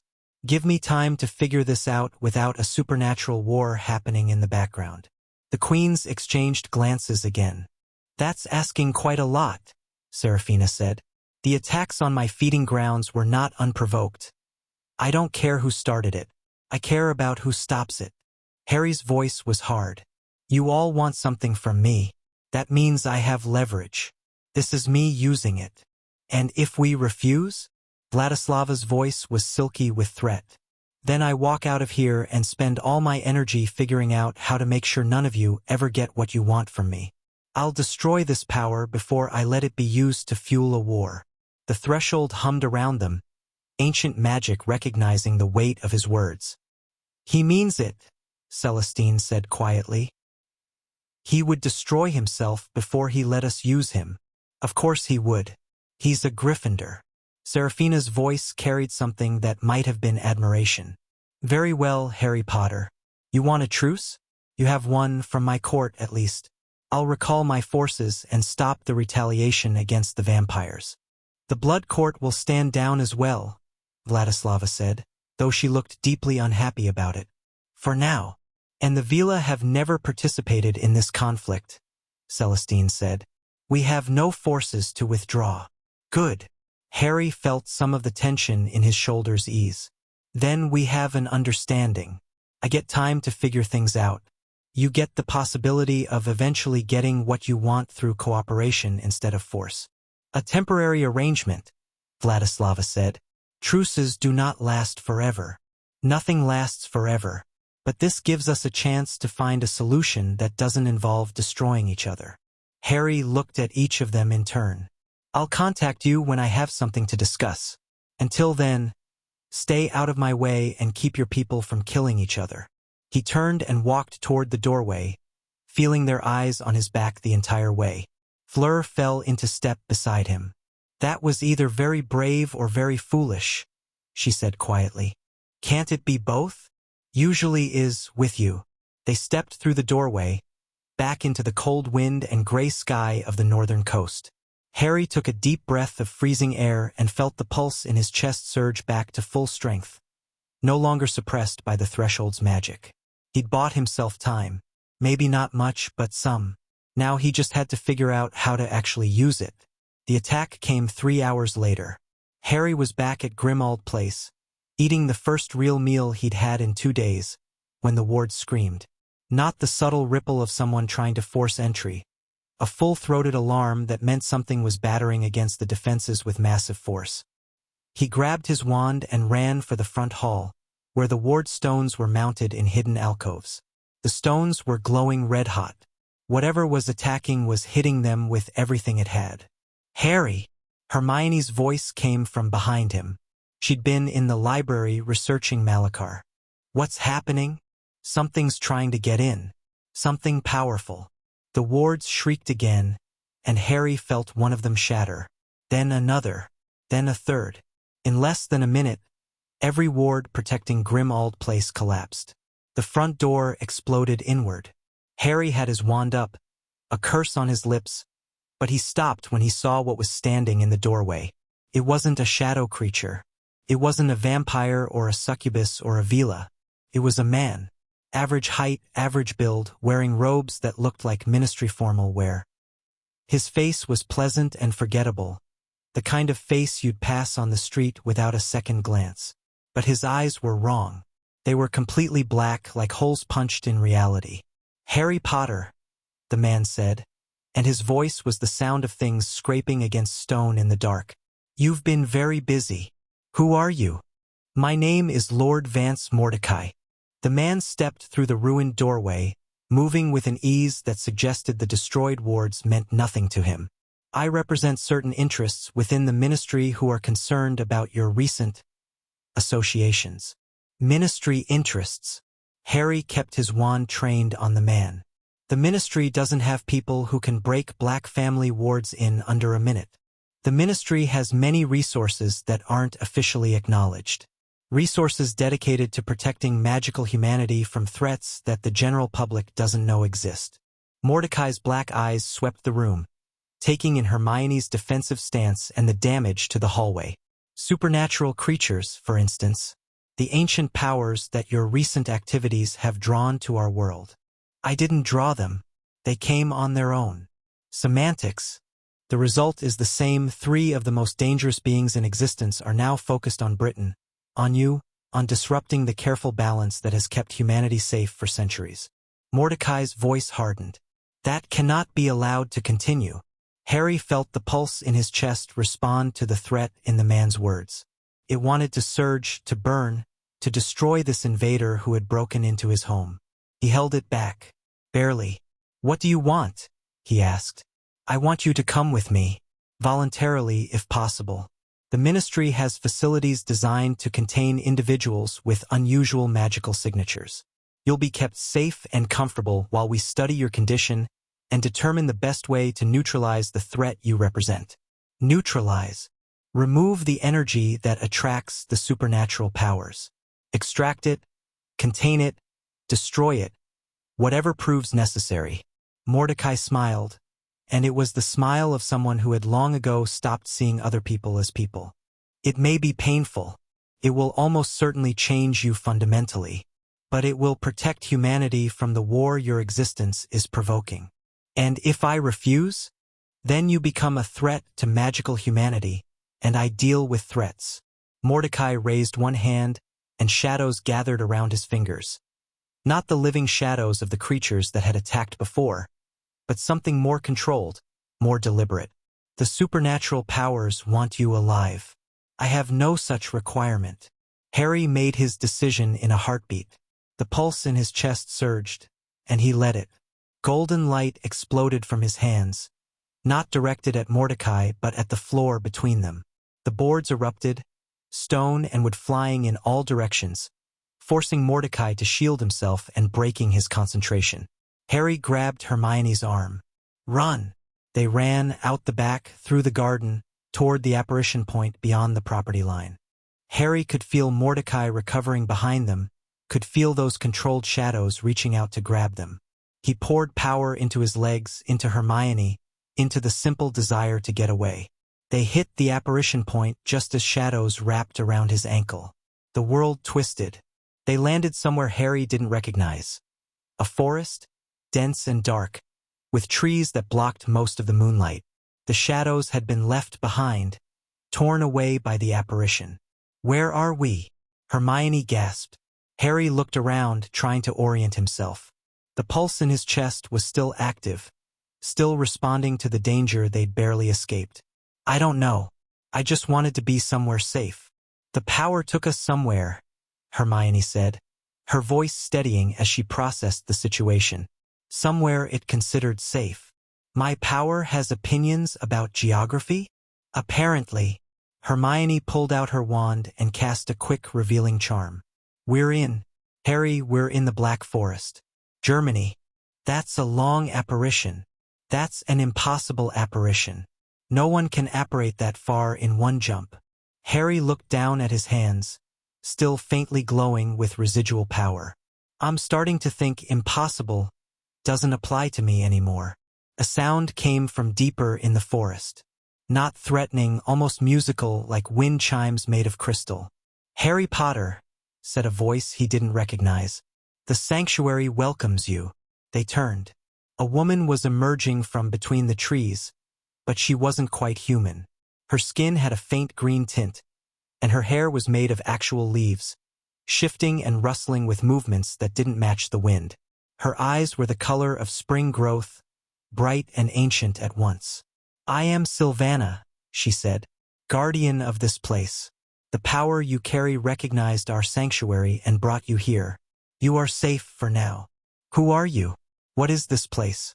"This is one of the hidden refuges, built before the supernatural powers established their courts. A place where those caught between worlds can find shelter." Sylvana's leafy hair rustled. "I have been waiting for someone like you for a very long time." Harry exchanged a glance with Hermione. The night kept getting more complicated. The sanctuary was a village hidden in a fold of reality, visible only to those who needed to find it. Sylvana explained that it had been created millennia ago, when the supernatural courts were first forming, as a refuge for beings who didn't fit neatly into any category. "The courts are territorial," she said, leading them through streets that seemed to grow naturally from the forest floor. "They claim ownership of certain types of beings, succubi to the umbral court, vampires to the blood court, and so on. But not all beings fit those categories. Some of us are neither one thing nor another." "Like you," Hermione said, studying Sylvana with scholarly interest. "You're a dryad?" "Something like that. The old names don't quite apply." Sylvana smiled, and flowers briefly bloomed in her hair before fading. "I am what this forest needed me to be. A guardian, a guide, a refuge." "And you've been waiting for someone like me?" Harry asked. "For someone who carries threshold energy. The power that exists between states, between life and death, between mortal and immortal." Sylvana stopped in front of a building that seemed to be made entirely of living wood, its walls breathing slowly. "You are not the first to carry such power, Harry Potter. But you may be the last." "The last? What does that mean?" "Come inside. There are things you need to understand about what you've become, and about the enemy who is waking because of you." The building's door opened at Sylvana's touch, revealing an interior that was larger than the outside suggested. Warm light came from everywhere and nowhere, and the walls were covered with what looked like living murals, images that shifted and changed as Harry watched. "Malachar," Sylvana said, gesturing at one of the murals. "The Hollow King, the void made flesh."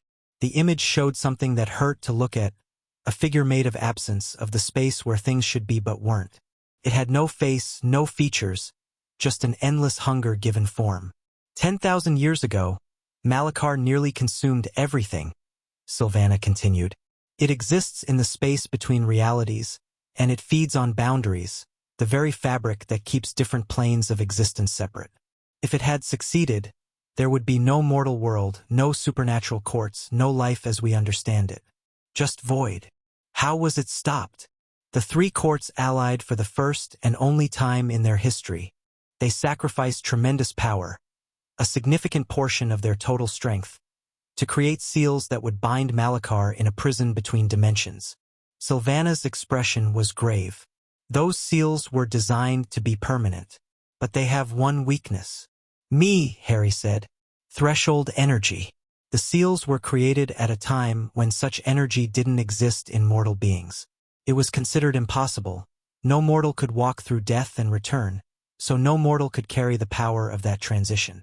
Sylvana met his eyes. Your existence proves the impossible is possible. And that proof is slowly eroding the foundations of Malachar's prison. Harry felt sick. Everything Celestine had said was true. He was accidentally freeing an ancient evil just by existing. Can the seals be reinforced? Hermione asked. If threshold energy is weakening them, could Harry's power be used to strengthen them instead? Perhaps. But it would require Harry to understand his power completely, to control it with absolute precision. And it would require cooperation from the three courts, who created the seals in the first place. Sylvana shook her head. Given the current state of supernatural politics, such cooperation seems unlikely. They agreed to a truce tonight, Harry said. At the threshold of meetings. Sylvana's eyebrows rose. Did they? That's more than I expected. Perhaps there is hope after all. But there's still this ministry faction. This Mordecai person. Harry's hands clenched at his sides. He attacked my home, nearly caught us. He wants to neutralize my power. Probably destroy it entirely. Ah yes, the human supremacists. Sylvana's voice carried a weight of old frustration. They believe that supernatural beings should be eliminated or controlled, that humanity should rule the magical world unchallenged. They've existed in various forms for centuries, working from within mortal magical governments. They're dangerous, Hermione said. If they destroyed Harry's power without understanding what it is, what it does, the seals would collapse immediately. Malachar would be free within days. Sylvana's expression was grim. Lord Mordecai and his faction believe they're protecting humanity. In reality, they're risking the destruction of everything. Harry absorbed this information, trying to fit it into the puzzle he'd been assembling. 3 supernatural queens wanted his power for their own purposes. A ministry faction wanted to destroy it without understanding the consequences. An ancient evil was slowly waking because of his very existence. And somehow he was supposed to fix all of this. What do I do? He asked quietly. You learn, Sylvana said. You master your power. You build alliances with those who can help you. She placed a hand on his arm, and he felt a surge of something green and growing flow through him. And you remember that you are not alone in this. There are those of us who have been waiting for someone like you. Someone who could bridge the gaps between worlds, between courts, between life and death itself. Why me, though? Why did this power choose me? Because you chose it. Sylvana's eyes were ancient and knowing. When you walked into that forest to die, you made a decision. Not to sacrifice yourself, anyone can do that, but to sacrifice yourself willingly, knowingly, for people you loved.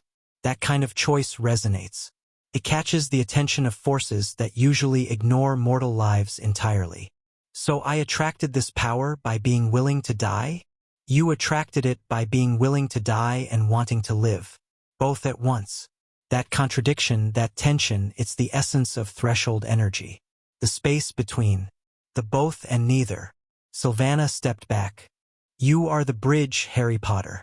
Between life and death. Between mortal and immortal.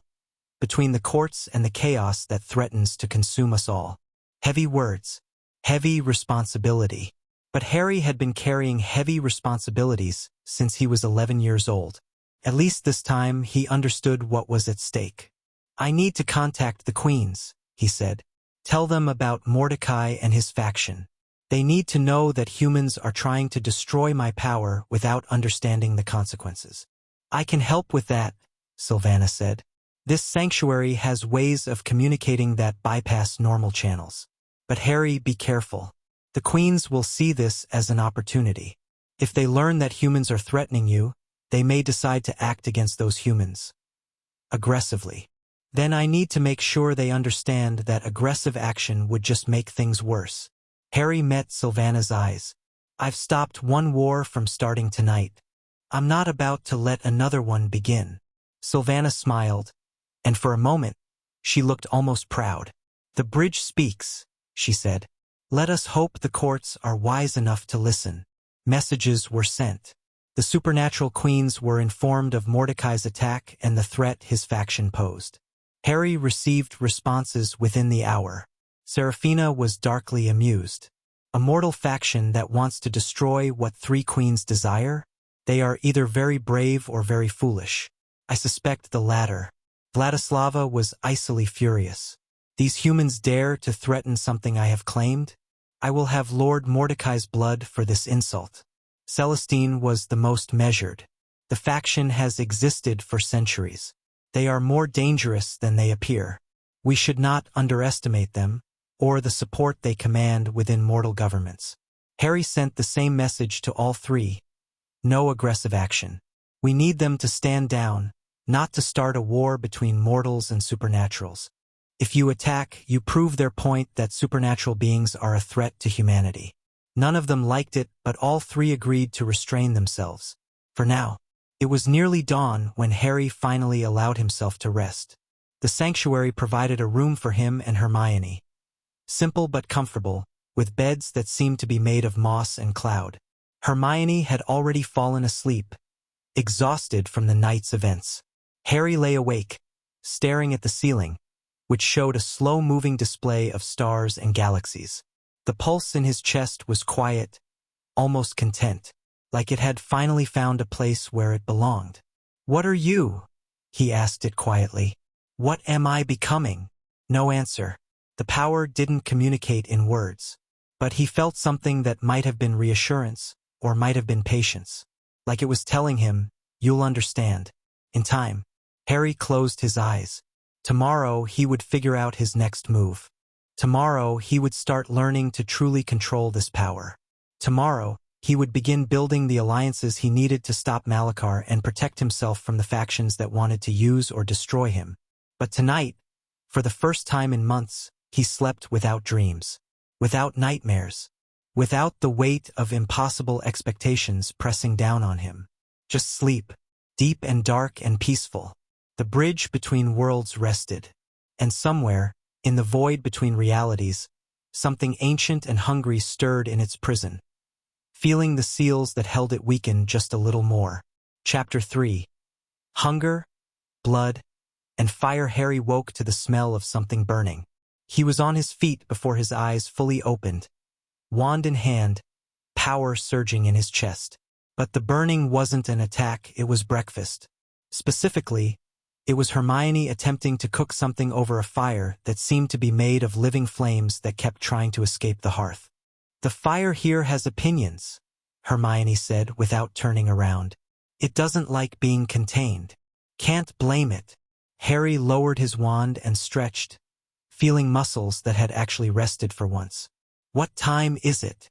"Nearly noon." Sylvana said to let you sleep. Apparently threshold energy requires significant recovery time after heavy use. Hermione finally managed to convince the flames to stay in one place long enough to finish cooking what looked like eggs. She also said, "You have visitors." "Already?" "The queens don't waste time when they're interested in something."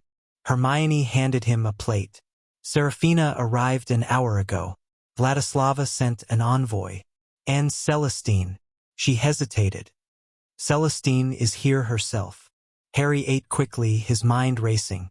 Three supernatural powers converging on the sanctuary simultaneously.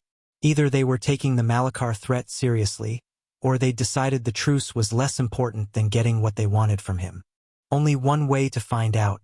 He found them in the sanctuary's central clearing, a space where the trees had grown into a natural amphitheater, with seats carved from living wood arranged in a rough circle.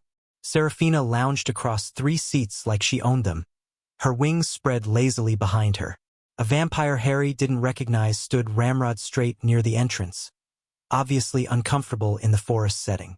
and Celestine sat with the patient stillness of someone who had waited centuries for things and could wait a few minutes more. Sylvana stood at the center of the clearing, looking like she'd rather be anywhere else. "The bridge wakes," Seraphina said as Harry approached. "Good. I was getting bored watching the vampire try not to burst into flames." "The sanctuary's light is not true sunlight," the vampire said stiffly. "I am in no danger. But you're uncomfortable. That's almost as entertaining." "Enough." Harry's voice cut through their bickering. He walked to the center of the clearing, next to Sylvana, and faced all three representatives. "Why are you here?" "You invited us," Celestine said mildly. "Your messages about the human faction, about the threat to your power and the seals. Did you think we wouldn't respond in person? I thought you'd respond through messages. Not show up at a hidden sanctuary that's supposed to be neutral ground. Neutral ground is exactly why we're here." Seraphina sat up, her purple eyes suddenly serious. "The threshold of meetings is formal. Binding. This place is less restricted. We can actually talk here without every word becoming a potential contract." Harry glanced at Sylvana, who nodded slightly. Apparently, the sanctuary didn't enforce agreements the way the threshold did. "Fine. Then let's talk." He turned to the vampire envoy. "You first. What does Vladislava want?" "The Empress wishes to offer her assistance in dealing with the human faction." The vampire's voice was clipped, precise. "She has resources within mortal governments, agents who could identify and eliminate the threat Lord Mordecai represents." "Eliminate? Permanently?" "No." Harry's response was immediate. "I told all three of you no aggressive action against humans. That's not negotiable." The Empress anticipated your reluctance. The vampire produced a scroll from his robes. "She offers an alternative. Instead of elimination, she proposes acquisition. Her agents could gather information, expose the faction's activities to mortal authorities, allow the human justice system to handle them." Harry took the scroll but didn't unroll it. "I'll consider it, but I'm not agreeing to anything until I understand all my options." "The Umbral Court can offer something the vampires cannot," Seraphina said, rising from her seats with fluid grace. "We can hide you. My realm exists outside normal reality. The human faction cannot reach you there, cannot even find you. You could train, master your power without constantly watching for attacks. And in exchange, access, limited, controlled access to your energy." Seraphina's smile was sharp. "I won't pretend I don't want to feed, Harry, but I'm offering protection in return. A fair exchange. How limited? How controlled? Whatever you're comfortable with. I'm not interested in draining you. I want a sustainable arrangement." She moved closer, and Harry felt the pulse in his chest respond to her presence, warming slightly. "Think of it as mutual benefit. You need safety to learn. I need energy to strengthen my court. We can help each other." Harry filed that away. The offer had merit, assuming he could trust Seraphina to keep her word about limits. He turned to Celestine, who had remained silent throughout the exchange. "And you? What's your offer?" "No offer." Celestine stood, her golden eyes meeting his directly. "I came to give you information, not to bargain." "What information?" "The human faction, Mordecai's group, they're older than you think. They've been operating for over 500 years, working to keep supernatural beings weak and divided." Celestine's voice was calm, but there was old anger beneath it. "They were responsible for the Great Burning, the witch trials that killed thousands of magical humans and drove the Veela enclaves into hiding. They orchestrated the vampire purges of the 1700s. They've spent centuries ensuring that supernatural powers never unite against them. Why would humans do that? Fear, control. The same reasons humans do most terrible things." Celestine took a step closer. "They believe that if supernatural beings ever truly allied, humanity would be subjugated. So they work to keep us fighting each other, to weaken us through constant conflict, to prevent exactly the kind of cooperation you're trying to build." Harry thought about this. If Mordecai's faction had been manipulating supernatural politics for 5 centuries, That explained a lot about why the three courts had never managed to work together despite common interests. You're saying they've been playing all of you against each other for generations. The attacks that started this recent conflict, the ones on my court's feeding grounds, the assassinations of vampire advisors. Serafina's expression had gone cold. I assumed Vladislava ordered them. She assumed I ordered the retaliation. But what if neither of us did? What if the humans started the violence specifically to make us blame each other? The timing was suspicious, the vampire envoy admitted reluctantly. The Empress did not order the initial strikes on Succubus territories. She assumed they were in response to something we had done. Something you hadn't actually done. Apparently not. Harry felt the pieces clicking into place. Mordecai's faction didn't just want to eliminate supernatural threats. They wanted to keep the supernatural powers weak and divided. The conflict between the courts, the escalating violence, the war that had been starting before Harry forced the truce, all of it had been engineered. They're playing us, he said. All of us. They attacked because they knew you'd blame each other. They wanted the war. A war would weaken the courts significantly, Celestine said. And in the aftermath, with supernatural forces depleted, the human faction could move to contain the threat. Destroy the courts entirely. But that would collapse the seals on Malakar's prison. I don't think they know about Malakar. Celestine's voice was grim. The faction's records don't go back far enough. They think they're protecting humanity from supernatural predators. They don't realize they're risking the destruction of everything. Silence fell over the clearing. Harry looked at the three representatives, the Succubus Queen, the Vampire Envoy, the Veela Matriarch, and saw the same realization dawning on all of their faces. They'd been manipulated for centuries, used against each other by humans who didn't even understand the stakes. We need to tell them, Harry said. Mordecai and his faction. They need to know about Malakar, about what happens if they destroy my power or collapse the courts. They won't believe us, Serafina said. To them, we're monsters. Anything we say is manipulation, lies, tricks to preserve our power. Then we need proof. Something they can't deny. Harry turned to Sylvana, who had been watching the conversation with ancient eyes. Is there a way to show them? To make them see what Malakar really is, what the seals really do? There is one place, Sylvana said slowly. The boundary stone. It marks the edge of Malakar's prison, the point where the seals are most visible. Anyone who touches it can see the prison, see what's contained there, see what would happen if the seals failed. Where is it? In the hollow, the space between dimensions where Vladislava took you before. Sylvana's expression was troubled. But taking a human there is dangerous. The hollow wasn't designed for mortal minds. Most who enter without protection go mad. Then we protect them. Harry looked at the three representatives. Can your courts provide protection for humans entering the hollow? The Umbral Court can shield minds from the hollow's effects, Serafina said. For a time. But why would we help humans who have spent centuries trying to destroy us? Because if we don't, they'll keep working against us. They'll keep manipulating, keep attacking, keep trying to destroy something they don't understand. Harry met her purple eyes. You want access to my power? This is how you get it. Help me stop this faction. Convince them we're not their enemy. And I'll consider your offer of the Umbral Realm as a training ground. Serafina's eyes narrowed. Then she smiled, slow and dangerous. You're learning to bargain.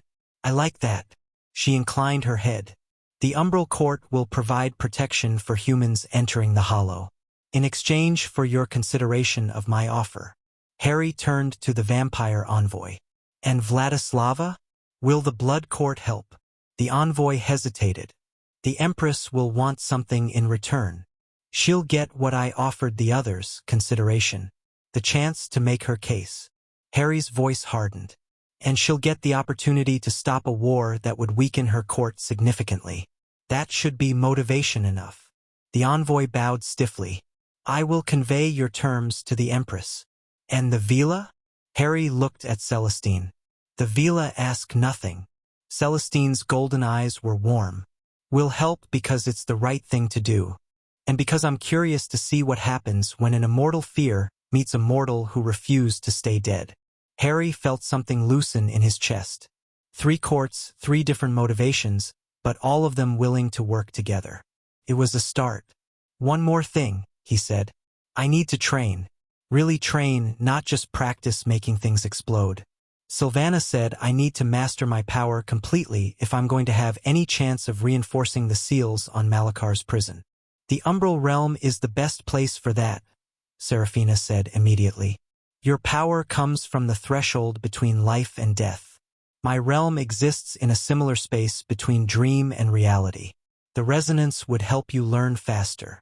The blood courts have facilities designed for training beings with unusual abilities, the vampire envoy countered.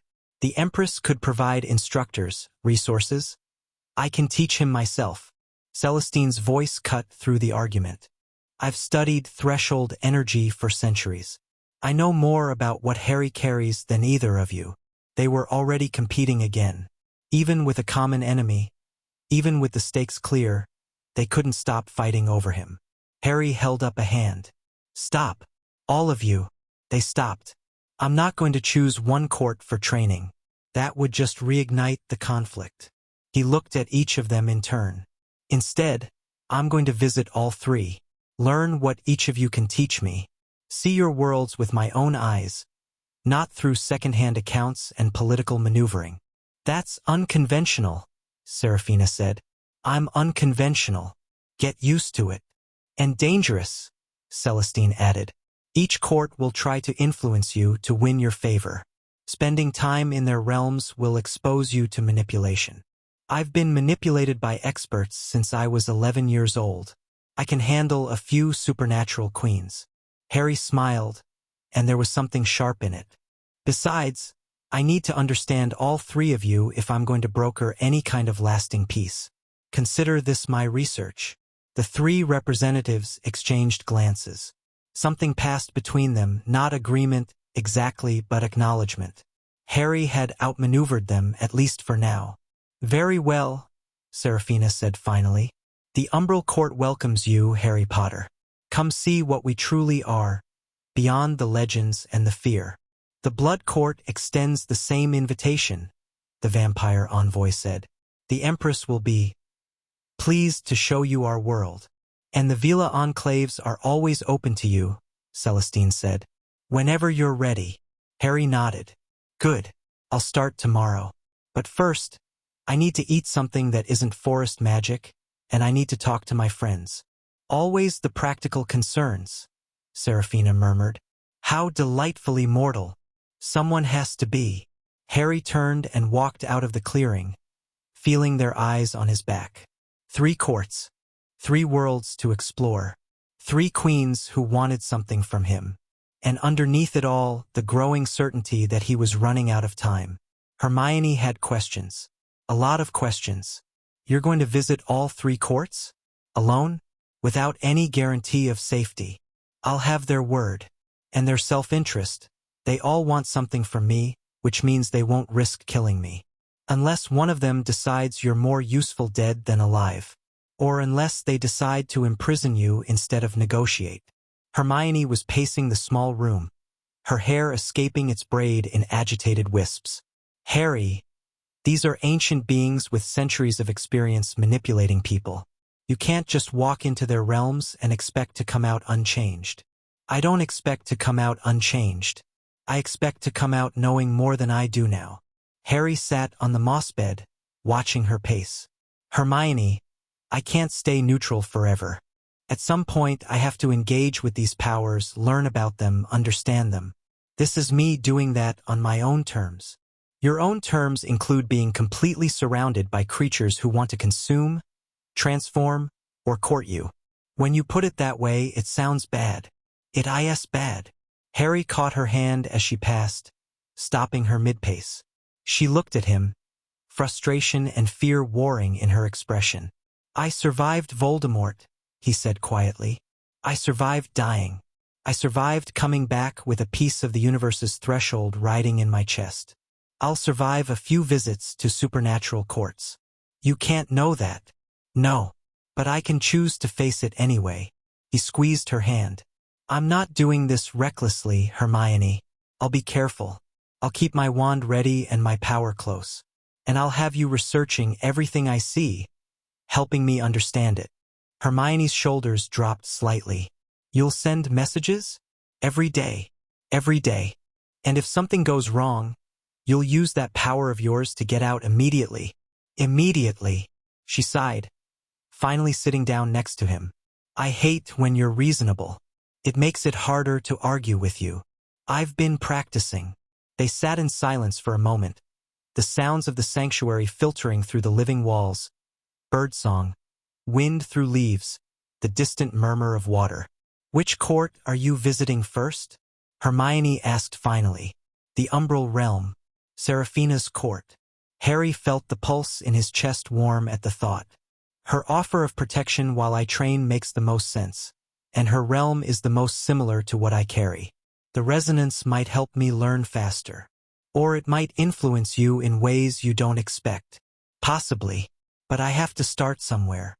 He stood, stretching. I leave tomorrow morning. Will you stay here in the sanctuary? Sylvana said I could use their libraries. They have texts that don't exist anywhere else. Records from before the courts formed, information about threshold energy that might help us understand your power. Hermione's eyes brightened despite her concern. If I can figure out what you are, where your power comes from, we might be able to find a way to control it more precisely. Research mode engaged. Don't mock. My research has saved your life more than once. I know. That's why I want you here, where it's safe, doing what you do best. Harry pulled her into a quick hug. I'll be fine. Probably. That probably is not reassuring. It's the best I can offer. The next morning, Harry stood at the edge of the sanctuary with Seraphina. The Succubus Queen had exchanged her shadowy dress for something more practical.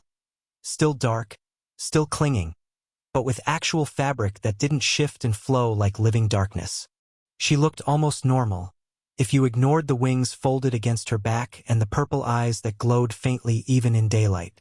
Ready? She asked. As I'll ever be. The transition can be disorienting for mortals. Stay close to me, focus on my voice, and whatever you do, don't let go of my hand until we've fully arrived. She extended her hand, her fingers pale and elegant. Harry took it. Her skin was cool, almost cold, but there was something alive beneath the surface. A pulse that seemed to sync with the one in his chest. Interesting, Seraphina murmured. Your power responds to me even before we've entered my realm. Is that good or bad? We'll find out. The world dissolved. It wasn't like apparition. No squeezing sensation. No sense of being pulled through a tube. This was more like sinking, like the reality around him was thinning until he could see through it to something else underneath. The something else was vast and dark and beautiful. The umbral realm opened around them like a flower made of shadow and starlight. Harry stood on something that might have been ground but felt more like solidified darkness, looking out at a landscape that defied normal geometry. Towers of crystallized night rose in the distance, their surfaces reflecting lights that didn't come from any visible source. Rivers of silver mist flowed between hills that changed shape as he watched, never quite settling into fixed forms.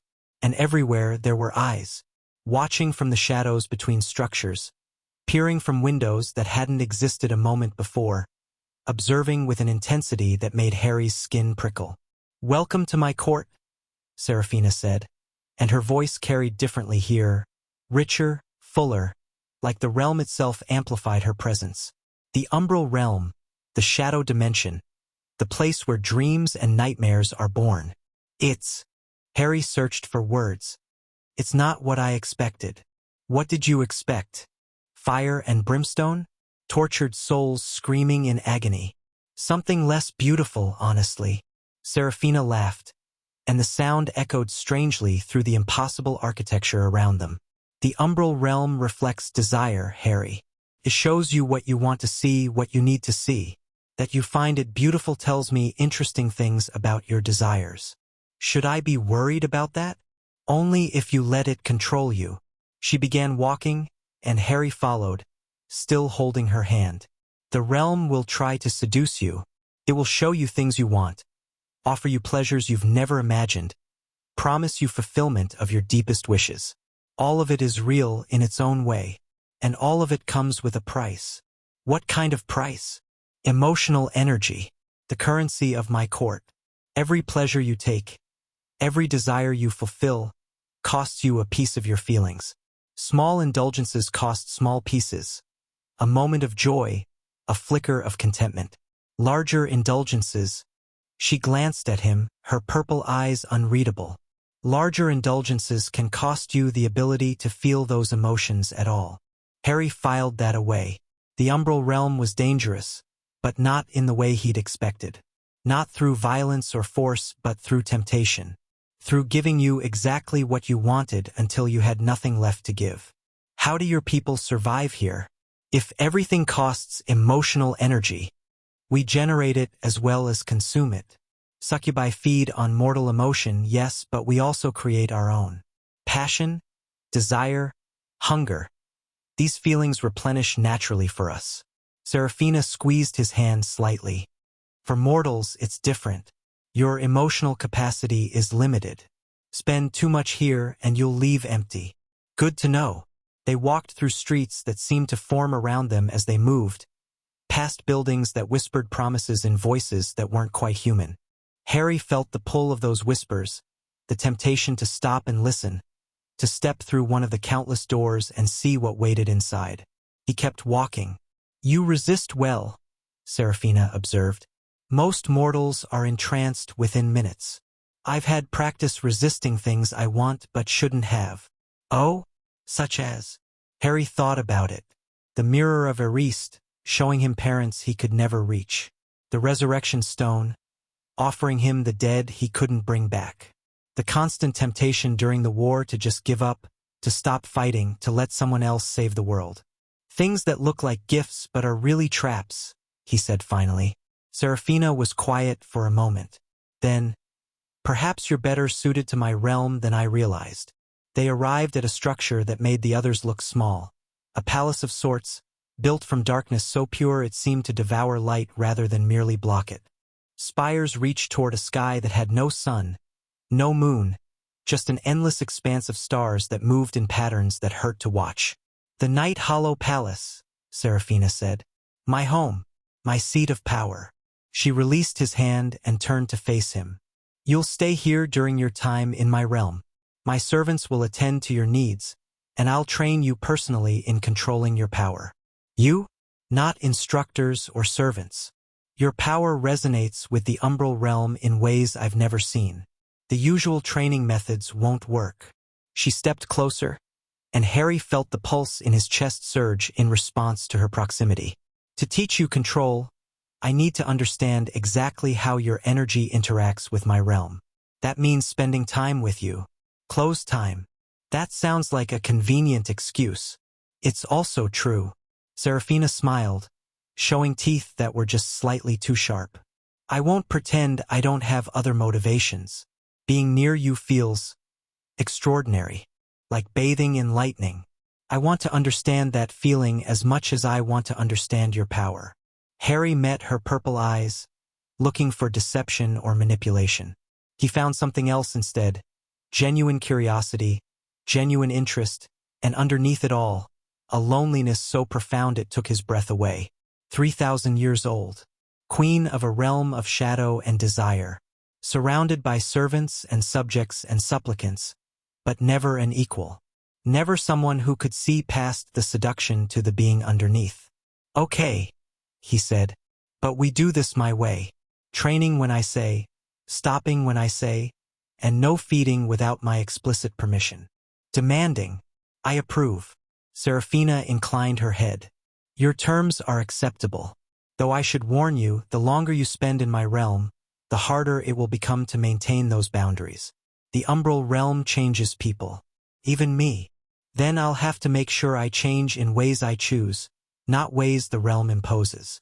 We'll see. She led him into the palace, and the darkness swallowed them both. The first 3 days in the umbral realm nearly broke Harry. Not through violence or direct attack. Seraphina kept her word about safety. But the realm's subtle seductions were relentless. Every shadow whispered promises. Every dream showed him things he wanted but couldn't have. Every moment of rest became a battle against temptations that knew exactly which buttons to push. He saw his parents, alive and whole, waiting for him in a house that looked like Godric's Hollow before the attack.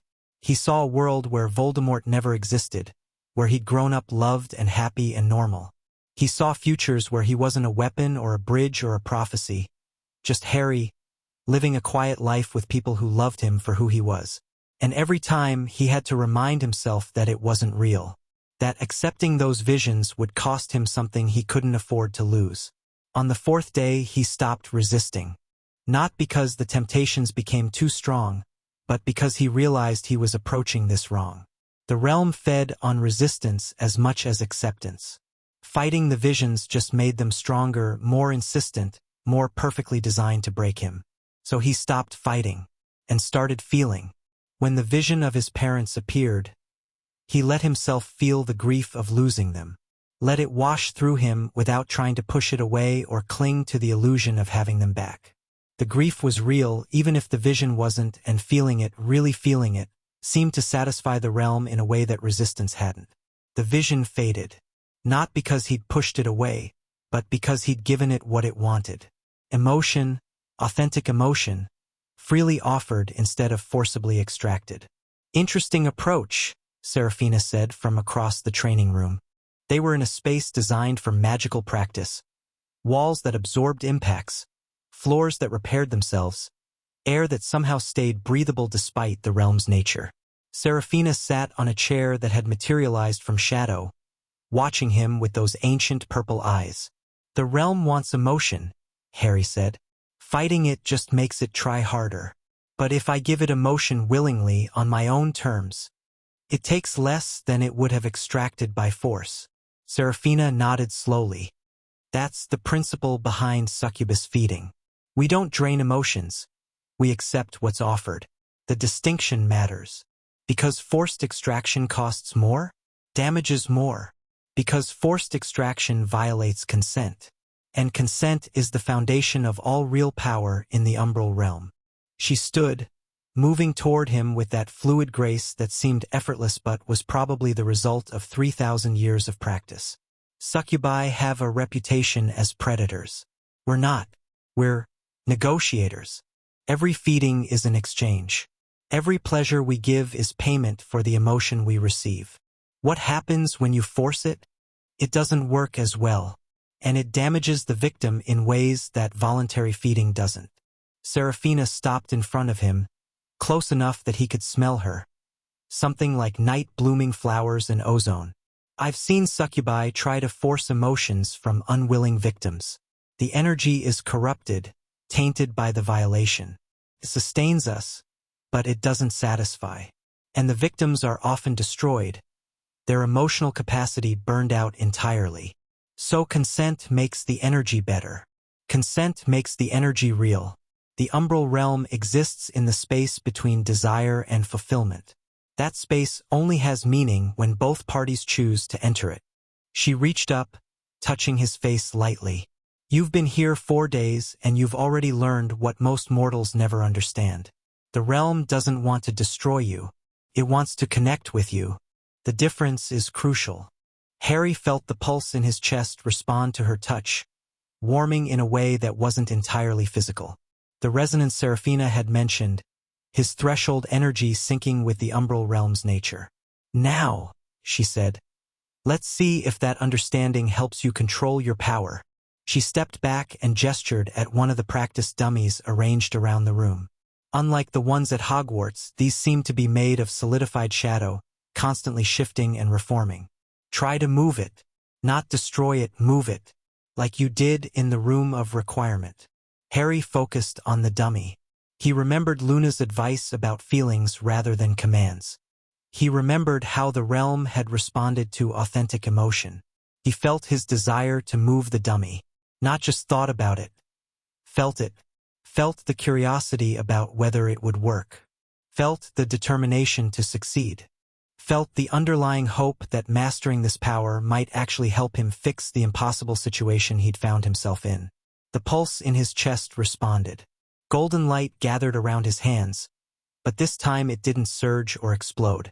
It flowed, smooth and controlled, from his hands toward the dummy. The dummy slid across the floor. Not fast, not far, but smoothly. Controlled. Yes! Harry's triumphant shout echoed through the training room. That's the first time I've done something that precise. The resonance is helping. Serafina was studying him with an expression he couldn't quite read. Your power operates on emotional principles. In the umbral realm, those principles are amplified, clarified. You're learning faster here than you would anywhere else. You said that's why you offered this place for training. I said it would help. I didn't know it would help this much. She moved closer again, that ancient hunger in her eyes mixing with something else. Harry, what you just did, that level of control after only 4 days of practice. It suggests your power's potential is even greater than I estimated. Is that good? It's significant. The threshold energy you carry isn't just powerful. It's adaptable. It learns from its environment, shapes itself to match context. Serafina's voice had taken on an intensity that made Harry's skin prickle. In my realm, it's learning to operate through emotion. In the Blood Court's realm, it might learn something else entirely. And in the Veela enclaves, it would learn from fire and passion. Potentially, if you train in all 3 courts, expose your power to all 3 contexts, you might develop capabilities that none of us predicted. Harry thought about that.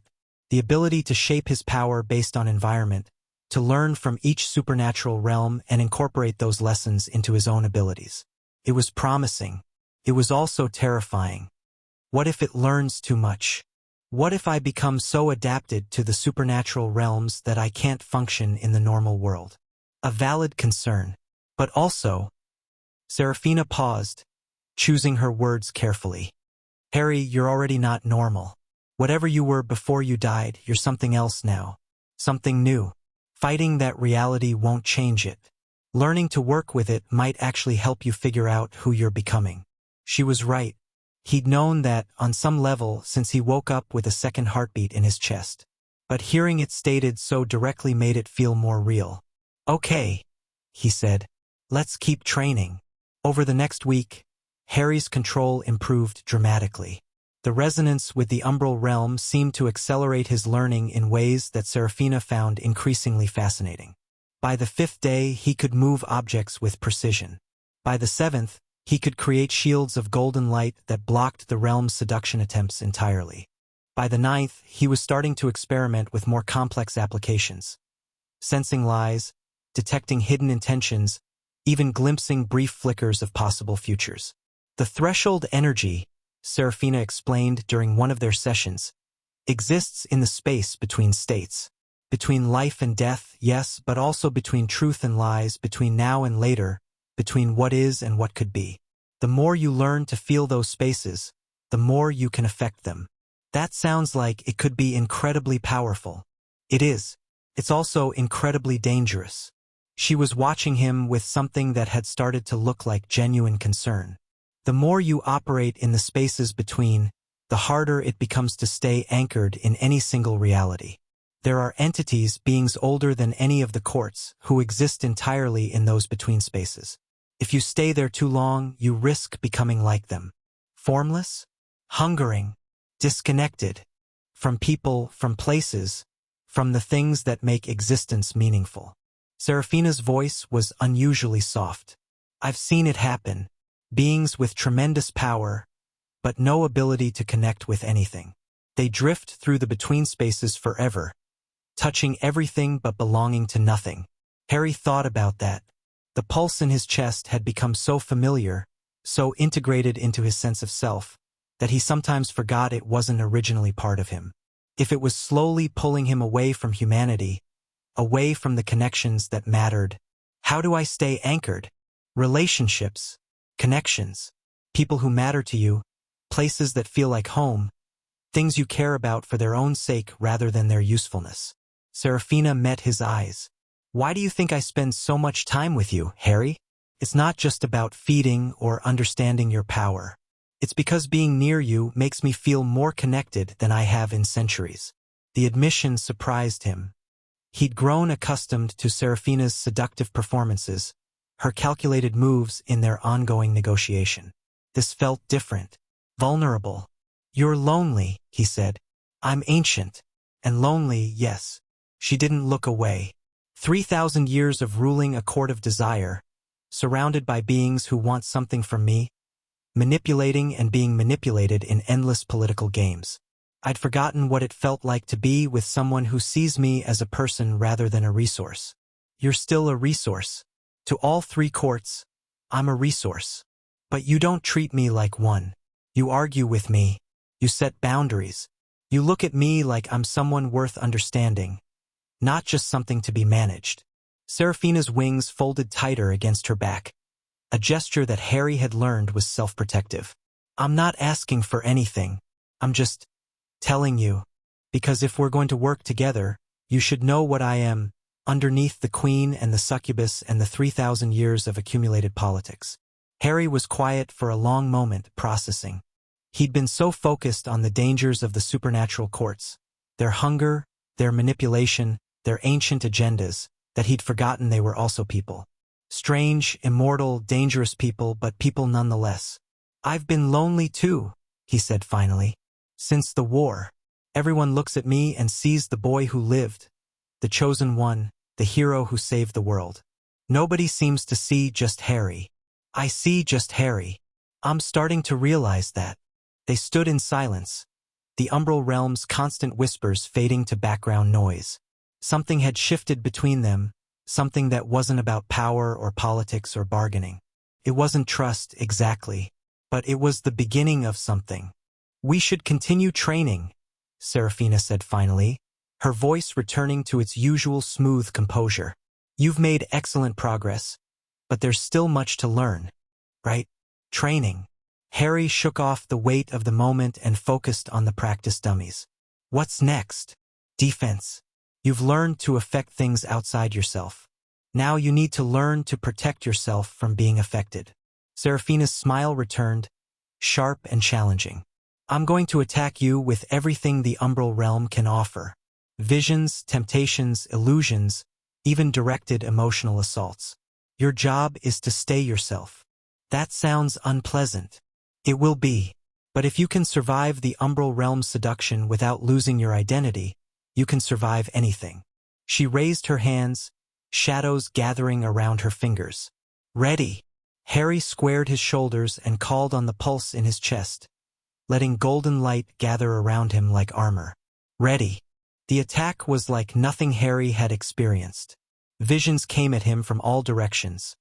Not the gentle temptations of the past week, but aggressive, invasive, trying to overwhelm his sense of reality entirely. He saw himself failing, saw his friends dying, saw Malachar escaping and consuming everything he cared about. He felt despair so profound it made his knees buckle, fear so intense it made his hands shake, grief so overwhelming it made him want to stop fighting and just let the darkness take him. Through it all, he focused on what was real. Hermione in the sanctuary's library, researching everything she could find. Ron training with the Aurors, ready to fight when the time came.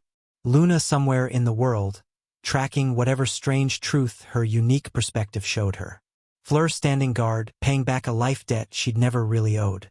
The pulse in his chest burned bright, golden light pushing back the shadows, and Harry refused to break. The assault lasted what felt like hours. When it finally stopped, Harry was on his knees, gasping, his entire body trembling with exhaustion. "Incredible," Seraphina said, and there was genuine awe in her voice. "I threw everything at you. Everything the umbral realm has used to break minds for millennia. And you're still here. Still yourself. Barely. But still." She knelt in front of him, her purple eyes searching his face. "Harry, you've spent 10 days in my realm, been subjected to seductions that have destroyed beings far older than you, and you've not only survived, you've grown. That's not normal. That's not even supposed to be possible. The threshold energy? Partly. But mostly, I think it's just you. She reached out and touched his face, the same gesture she'd used before, but this time it felt different, more personal. You're remarkable, Harry Potter. Whatever else happens in this mess of courts and ancient evils and human factions, I want you to know that I'm genuinely glad I met you. Even though I won't let you feed on me? Even though. Seraphina smiled, and it was the most genuine smile he'd seen from her. The feeding was always secondary. What I really wanted was something interesting to care about. You've given me that. Harry managed a tired laugh. Happy to help. She helped him stand, and they walked back toward the palace together. The Umbral Realm's whispers had quieted, as if the realm itself had acknowledged that Harry had passed some kind of test. You should rest tonight, Seraphina said. Tomorrow I'll take you to the Blood Court. You've learned what the Umbral Realm can teach you. It's time to see what the vampires have to offer. More attacks? More tests. Different ones.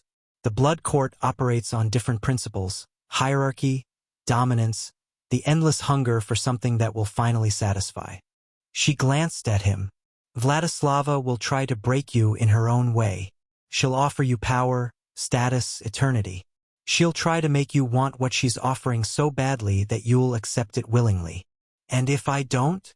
Then she'll respect you more than she's respected anyone in centuries. Seraphina's voice carried a hint of something that might have been envy. Vladislava doesn't understand why anyone would refuse immortality. If you can explain it to her, really explain it, you might be the first person in 2,000 years to make her see beyond her own hunger. That's a lot of pressure. You can handle it. I've seen what you're capable of now.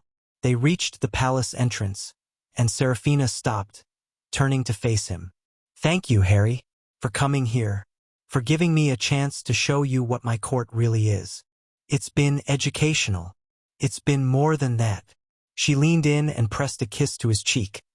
Not seductive, not feeding, just affection. Sleep well. Tomorrow begins a new chapter. She disappeared into the palace, leaving Harry alone in the courtyard of solidified darkness. He touched his cheek where she'd kissed him and felt the pulse in his chest warm in response. Something had changed in the Umbral Realm. Not just his power, not just his control. Something fundamental about how he understood the supernatural courts and the queens who ruled them. They weren't just monsters or manipulators. They were people, ancient, strange, dangerous people, but people with feelings and fears and hopes of their own. Understanding that was going to make the rest of this much more complicated. Harry went to bed, and for the first time in the Umbral Realm, his dreams were peaceful. Chapter 4. The enemy of my enemy, the Blood Court, hit Harry like a wall of ice. One moment he was standing in the Umbral Realm's shifting shadows with Seraphina. The next he was in a vast stone hall that radiated cold so intense it felt like knives against his skin. Gothic arches soared overhead, carved with scenes of hunting and feeding that Harry really wished he hadn't looked at too closely. Torches burned in iron sconces, but they gave off light without warmth. Their flames a pale blue that made everything look like it was already dead. Welcome to the Court of Eternal Night, Vladislava said. She stood at the far end of the hall, seated on a throne of black iron that seemed to grow from the stone floor itself. Her crimson eyes gleamed in the torchlight, and she wore the same dark armor Harry remembered from the Hollow, though now it was decorated with rubies that caught the blue flames and threw bloody reflections across the walls. Behind her, arranged in perfect ranks, stood perhaps 50 vampires. All of them ancient, all of them radiating power that made Harry's skin crawl, all of them watching him with the focused attention of predators assessing prey. Thanks for having me, Harry said, keeping his voice steady. Nice place. Very cold. The cold preserves. The cold clarifies. The cold reminds us of what we are, beings who have moved beyond the warmth of mortal life. Vladislava rose from her throne and descended the steps toward him with that predatory grace he'd seen before. You spent 10 days in the Umbral Realm. Learning to feel, learning to connect, learning to resist seduction through acceptance. Admirable progress. You've been watching. I've been listening. Seraphina is many things, but discreet is not among them. She was quite pleased with your development. Vladislava stopped a few feet away, her crimson eyes boring into his. She also seems to have developed genuine affection for you. That's unusual for her. We talked, got to know each other. How charming. The word dripped with contempt. The succubus plays at friendship while secretly feeding on your emotional energy. Did she tell you how much she's consumed over the past 10 days?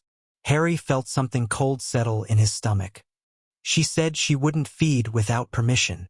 And she didn't. Not directly. But the umbral realm itself feeds constantly on anyone within it. Every emotion you felt, every vision you experienced, every moment of connection. All of it generated energy that flowed to Seraphina's court. Vladislava's smile was sharp as broken glass. She didn't lie to you. She just didn't tell you the whole truth. The pulse in Harry's chest flickered with something that might have been anger. He'd trusted Seraphina, started to believe she was different from the political manipulator he'd expected. But he hadn't asked the right questions. Hadn't thought to ask whether the realm itself counted as feeding. I'll deal with that later, he said, pushing the anger down. Right now, I'm here to learn what you can teach me. Direct, focused. I appreciate that more than Seraphina's emotional games. Vladislava began to circle him, the same predatory movement she'd used in the Hollow. The blood court doesn't operate through seduction or manipulation. We operate through hierarchy, strength, the clear understanding of who holds power and who does not. And you hold power. I hold absolute power. Every vampire in this realm answers to me. Every decision, every feeding, every act of violence, all require my approval. That is how the blood court has survived for 2,000 years while other supernatural powers rose and fell. Through control, through order. Vampires are beings of hunger. Without structure, without hierarchy, we would destroy ourselves and everything around us in our endless need to feed. Vladislava stopped in front of him, close enough that he could see the ancient intelligence swimming in her crimson eyes. I am not a tyrant, Harry Potter. I am a necessity. Without me, the vampires would become a plague. Harry thought about this. He'd spent so long associating control with darkness, Voldemort's desire to dominate, the Ministry's attempts to suppress information, that he'd forgotten control could also mean order, stability, protection. What do you want to teach me? He asked. Discipline. Your power responds to emotion, yes, but emotion is chaotic, unpredictable. You can't build reliable defenses on feelings alone. Vladislava gestured, and the assembled vampires began to move, forming a ring around Harry and their Empress. In my court, you will learn to channel your power through will rather than feeling, to command it rather than request it. Seraphina said command doesn't work, that I have to feel what I want, not think it. Seraphina is a succubus. She thinks everything must be about feeling. Vladislava's voice carried an edge of old contempt. Emotion and will are not opposites.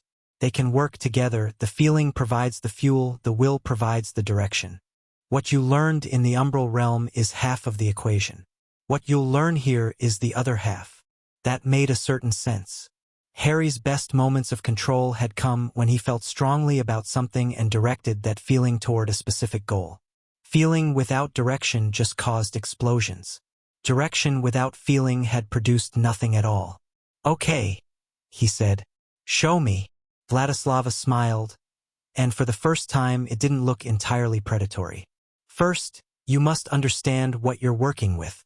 She raised one pale hand, and crimson light gathered around her fingers. Vampire magic, cold and sharp and absolutely controlled. This is will given form. No emotion, no passion, just pure intent shaped into power. She flicked her wrist, and the crimson light shot toward Harry. He threw up a golden shield instinctively, the pulse in his chest responding to the threat, and the vampire magic shattered against it like ice on stone. Good reflexes, Vladislava said. But you relied on instinct, on feeling. What happens when you don't have time to feel? She moved, faster than Harry's eyes could track, and suddenly she was behind him, her cold hand on his shoulder. Dead, she whispered. You would be dead before your emotions had time to register the threat. Harry's heart was racing, but he forced himself to think rather than just react. How do I defend against something that fast? You don't react to the attack. You anticipate it. You hold your power ready, waiting, so that the moment danger appears, the defense is already in place. Vladislava returned to her previous position, moving at normal speed this time. Will is about preparation, about deciding in advance what you will do when certain situations arise. The feeling fuels the power, but the will keeps it ready. Like loading a gun versus pulling the trigger. An apt metaphor for such a violent species. Vladislava raised her hand again. I'm going to attack you 20 times in the next minute. Each attack will be faster than the last. Your job is to have your shield ready before the attack begins. Harry took a breath and focused on the pulse in his chest. Instead of letting it rest until he needed it, he pulled it up, keeping the golden light simmering just beneath his skin, ready to become a shield at a moment's notice. He felt the preparations cost immediately. A constant drain of energy, a low-level effort that would exhaust him eventually. But he also felt the readiness, the power coiled and waiting. Vladislava attacked. The first strike was almost slow, giving him time to raise his shield. The second was faster. The third faster still. By the 10th attack, she was moving at speeds that blurred, and Harry was blocking on pure prepared instinct, his shield manifesting the instant she twitched. By the 15th attack, he was anticipating her movements, reading the tiny preparations in her stance that preceded each strike. By the 20th, he blocked her before she even started moving. How? Vladislava demanded, genuine surprise in her voice. You shouldn't have been able to predict that. I hadn't even decided to attack yet. I didn't predict. I saw. Harry was breathing hard, sweat running down his face despite the cold. Like a glimpse of what was about to happen. Just a flash, but enough. Precognition. Vladislava stared at him with new assessment in her eyes. Serafina mentioned you'd been experimenting with sensing possible futures. I didn't realize you'd progressed so far. Neither did I. The threshold energy. Vladislava began to pace, her mind clearly racing. It exists between states, including between present and future. Of course, it would grant some level of temporal perception. She stopped and faced him. Harry Potter, do you understand what this means? That I can see attacks coming? That you can see anything coming. With training, with refinement, you could perceive threats before they materialize, opportunities before they arise, decisions before they're made. Her crimson eyes blazed with sudden intensity. This ability alone would make you the most valuable being in the supernatural world. The courts, the human factions, even Malachar itself. Anyone who possessed a prophet who could see the future would hold ultimate power. Harry felt cold that had nothing to do with the blood court's temperature. I'm not a prophet. I'm barely managing glimpses. Now, but you've been training for less than 2 weeks. Given months, years, decades of practice. Vladislava shook her head slowly. I understand now why the seals on Malachar's prison are weakening. It's not just the threshold energy's existence that threatens them. It's what that energy could become. What you could become. And what's that? A bridge between all realities. Someone who exists simultaneously in the present and the future, in life and death, in every state and none of them. Vladislava's voice had gone quiet. The being who sealed Malachar away wasn't any single court or power. It was a coalition, yes, but it was led by someone like you. A threshold walker. Someone who could see all possible futures and choose the one where Malachar remained contained. Harry's head was spinning. What happened to them? The original threshold walker. They transcended, became part of the boundary they walked. They're still there, in a sense, woven into the seals that hold Malachar prisoner. Vladislava met his eyes. That's what I meant when I offered you transformation. Not just vampirism. The chance to become something eternal. Something that could maintain the seals forever without risking the loss of self that the original walker experienced. You want to use me as a replacement, a new seal. I want to give you a choice the original walker didn't have. They sacrificed everything. Their identity, their connections, their existence as a person, to contain Malachar. With my help, with the blood court's resources, you might be able to maintain the seals while still remaining yourself. Vladislava's voice carried something that almost sounded like pleading. I've spent 2,000 years watching the supernatural world struggle to maintain peace, knowing that if the seals ever failed, everything would end. You're the first hope I've had in centuries. Harry stared at her, trying to reconcile this desperate, almost vulnerable Vladislava with the cold predator who'd kidnapped him to the Hollow and offered him transformation like it was a business deal. Why didn't you tell me this before? At the threshold of meetings. Because I didn't know you then. Didn't know what you were capable of. Didn't know if you could actually become what we need. Vladislava turned away, a gesture that seemed to cost her. And because I've been betrayed before. By humans, by other supernatural powers, by beings I thought I could trust. I learned not to reveal weakness until I had no other choice. And now I've watched you resist the umbral realm's seductions, develop precognitive abilities faster than anyone I've ever seen, and consistently choose to protect others over yourself. She looked back at him over her shoulder. You're not like other mortals, Harry Potter. Maybe not like other threshold walkers either. Maybe you can do what needs to be done without losing yourself in the process.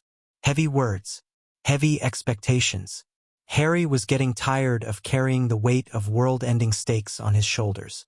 But he was also starting to understand that he might be the only one who could. Train me, he said. Teach me everything you know about will, about control, about the original threshold walker. Help me understand what I'm becoming. And in return, I'll consider your offer. Really consider it, not just dismiss it. Harry met her crimson eyes. I'm not saying yes to transformation. I'm not saying yes to becoming a new seal. But I'll think about it, and I'll listen to what you have to say. Vladislava was silent for a long moment. Then she nodded once. Acceptable. We begin immediately. Training with Vladislava was nothing like training with Serafina. Where the Succubus Queen had emphasized feeling and connection, the Vampire Empress emphasized precision and control. Every exercise was designed to push Harry toward harder, faster, more accurate use of his power.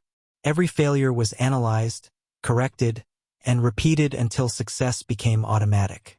It was exhausting, it was brutal, and it was exactly what Harry needed. By the third day, he could maintain his defensive shields without conscious effort, keeping the golden light ready at all times while still performing other tasks. By the fifth day, he could attack and defend simultaneously, splitting his attention in ways that would have been impossible before. By the seventh day, he was starting to incorporate his precognitive glimpses into combat, seeing attacks a half-second before they happened and preparing counters before his opponents even moved. You learn faster than anyone I've trained in 2,000 years, Vladislava said during one of their sessions. It's almost unfair. I've had practice. Fighting Dark Lords accelerates the learning curve. The Dark Lord you fought was a talented wizard. Nothing more. Vladislava's voice carried contempt for Voldemort that Harry found oddly satisfying. He played at immortality, split his soul into pieces like a child breaking a toy. Real immortality isn't about tricks or artifacts. It's about becoming something that cannot die. Like a vampire. Like many things, vampires are one path to eternity. There are others. She watched him practice a complex shielding maneuver. Your threshold energy might be another. If you could learn to exist in the space between life and death permanently, you wouldn't need transformation. You would simply stop being able to die. That sounds like it has drawbacks. Everything has drawbacks. The question is which drawbacks you're willing to accept. Vladislava fell into step beside him as he finished the exercise. Tell me, what do you want, Harry Potter? Not what others want from you, not what you think you should want. What do you actually desire for yourself? The question caught Harry off guard. He'd spent so long focused on survival, on protecting others, on handling the crises that kept appearing, that he hadn't really thought about what he wanted beyond just getting through the next disaster. I want. He paused, searching for honest answers. I want to understand what I'm becoming. I want to protect the people I care about. I want to stop Malachar without losing myself in the process. He looked at Vladislava. And I want to be able to choose my own path, not have it chosen for me by prophecy or fate or supernatural politics. Choice. Vladislava's expression was unreadable. That's what you want most. The ability to decide your own future. Yes. Then you should know the more powerful you become, the fewer choices you'll have. Power attracts attention, creates obligations, generates enemies. The original Threshold Walker became so powerful that they had no choice but to sacrifice themselves. Their very existence required it. Maybe I can find another way. Maybe. Or maybe you'll discover what I discovered 2,000 years ago, that some situations have no good options, only less terrible ones. Harry thought about that as they continued training. Vladislava's worldview was dark, shaped by millennia of difficult choices and necessary cruelties. But it wasn't wrong exactly. Sometimes there were no good options. Sometimes you just had to pick the least bad one and live with the consequences. He'd done that before. He could do it again. The question was whether he could do it without losing the things that made him who he was. On the 9th day, the attack came. Harry was deep in a Madion exercise. Vladislava had been teaching him to sense the future more deliberately, to reach for glimpses instead of just waiting for them to happen, when his power suddenly screamed a warning. He was on his feet instantly, golden light blazing around him, as the blood quartz wards shattered. The sound was like a mountain breaking. Ancient protections that had stood for millennia came apart in seconds, torn down by something massive and wrong. Vampires were already moving, forming defensive lines with the precision of beings who had fought together for centuries. Vladislava appeared beside Harry, her crimson power crackling around her. "What is it?" Harry demanded. "Malachar's forces." Vladislava's voice was ice. "The shades have grown bold. They came through the broken wards like a flood. Not the individual shadow creatures Harry had fought before, but a coordinated army of them. Hundreds of shades, maybe thousands, pouring into the blood quartz halls with the mindless hunger of things that existed only to consume. But leading them was something else. Something that made even Vladislava take a step back. It was a figure made of absence, of the space where light and matter should be but weren't. Vaguely humanoid, but wrong in every proportion, with limbs that bent at impossible angles and a face that was nothing but a dark void where features should be. "A hollow knight," Vladislava breathed. "Malachar has awakened one of its generals." "That sounds bad." "It is. Hollow knights are fragments of Malachar itself, shards of the Void King's consciousness given independent form. If one has manifested." She didn't finish the sentence. The seals were weakening faster than anyone had predicted. Harry didn't hesitate. He'd spent 9 days learning control, learning to channel his power through will instead of just feeling. Time to find out if the lessons had stuck. He raised his hands and let the pulse in his chest surge. Golden light exploded outward, not the unfocused blast of his early attempts, but a focused wave that swept through the leading ranks of shades, unraveling them the way his touch had unraveled that first shadow creature. Dozens of them came apart, dissolving into wisps of nothing. But more kept coming, and the hollow knight hadn't even slowed down. "Focus on the night," Vladislava commanded. "My forces will handle the shades." She moved to join her vampires, crimson power blazing as she tore into the shadow army. Harry had a moment to appreciate the terrible beauty of vampire warfare. Precise, efficient, absolutely devastating, before the hollow knight was in front of him. Up close, it was even worse. The void where its face should be seemed to pull at Harry's consciousness, trying to draw his thoughts into itself. He felt his power respond, the threshold energy recognizing something familiar in the knight's nature. Of course, the knight was a piece of the boundary between existence and non-existence, just like Harry's power, just like the seals that held Malachar imprisoned. "You are the bridge," the knight said, and its voice was the sound of things ending. "The key that opens what should remain locked. I'm also the person who's going to put you back in your box." Harry attacked. Golden light versus absolute darkness. Threshold energy versus void essence. They met in a collision that shook the entire blood court, reality itself groaning at the conflict between two fundamentally opposed forces. The night was strong, stronger than anything Harry had faced before, stronger than Voldemort, stronger than the Shades, stronger than the Umbral Realm's seductions. Pressed against his shields, trying to find cracks, trying to pull him into the void. Harry pushed back. He drew on everything he'd learned, the emotional fuel from the Umbral Realm, the precise will from the Blood Court, his own stubborn refusal to be consumed by anything. The pulse in his chest burned bright, brighter than it ever had before, and he felt something click into place. Not just power anymore, purpose. He wasn't just defending himself, he was defending the boundary between existence and non-existence. The same boundary the original Threshold Walker had given everything to protect. For a moment, he understood what it meant to be a bridge. To exist in the space between, to hold the line against forces that wanted to collapse everything into void or merge everything into one. He understood and he chose. Golden light exploded from his hands, from his chest, from every part of him. It wasn't an attack, it was a seal. A piece of the same power that had imprisoned Malachar 10,000 years ago, manifesting through Harry's will and Harry's choice. The Hollow Knight screamed. A sound of pure void, of nothingness given voice, and began to come apart. Not destroyed exactly, bound.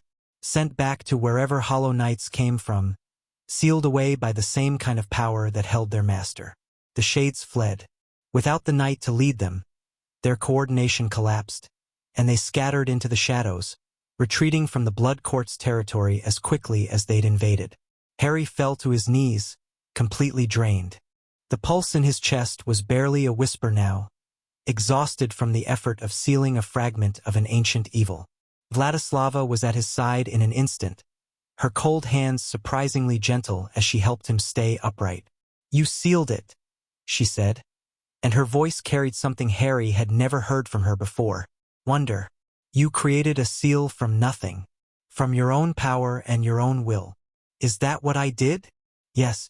The original Threshold Walker's power, you've begun to access it. To use it the way they did." Vladislava's crimson eyes were bright with intensity. "Harry, do you understand what this means? You're not just carrying Threshold energy. You're becoming a Threshold Walker yourself." Harry wanted to respond, but the world was going gray at the edges. He'd pushed too hard, used too much, and his body was demanding payment. "Rest," Vladislava said, catching him as he started to fall. "You've earned it, and when you wake we have much to discuss." The darkness took him. Harry woke in a bed that was far more comfortable than anything he'd expected in the Blood Court. Rich red fabrics, heavy curtains to block the ever-present cold light, and, surprisingly, actual warmth from a fireplace that crackled with real flames. "You're awake." Vladislava sat in a chair near the fireplace, watching him with an expression he couldn't quite read. "You slept for 36 hours. I was beginning to worry." 36 hours? Harry sat up, immediately regretting the movement as his body protested. Everything ached. "What happened after I passed out?" "The Shades retreated. The Hollow Knight seal holds. I've checked it multiple times." Vladislava rose and moved to a table where various items were arranged. "You did something remarkable, Harry. Something that hasn't been done in 10,000 years. I got lucky. You got powerful. There's a difference." She picked up a goblet and brought it to him. "Drink this. It's not blood. It's a restorative mixture my healers created. It will help your body recover." Harry took the goblet and drank. The liquid was warm, faintly sweet, and seemed to spread energy through his limbs as it went down. "While you were unconscious, I contacted the other courts," Vladislava continued, returning to her chair. "Serafina and Celestine both want to know what happened. News of a Hollow Knight manifesting has spread through the supernatural world. Everyone understands that the seals are failing faster than we thought." "How much faster?" "The coalition of powers estimated we had years before Malachar could threaten the seals directly. The appearance of a Hollow Knight suggests we have months. Maybe less." Harry absorbed this. Months.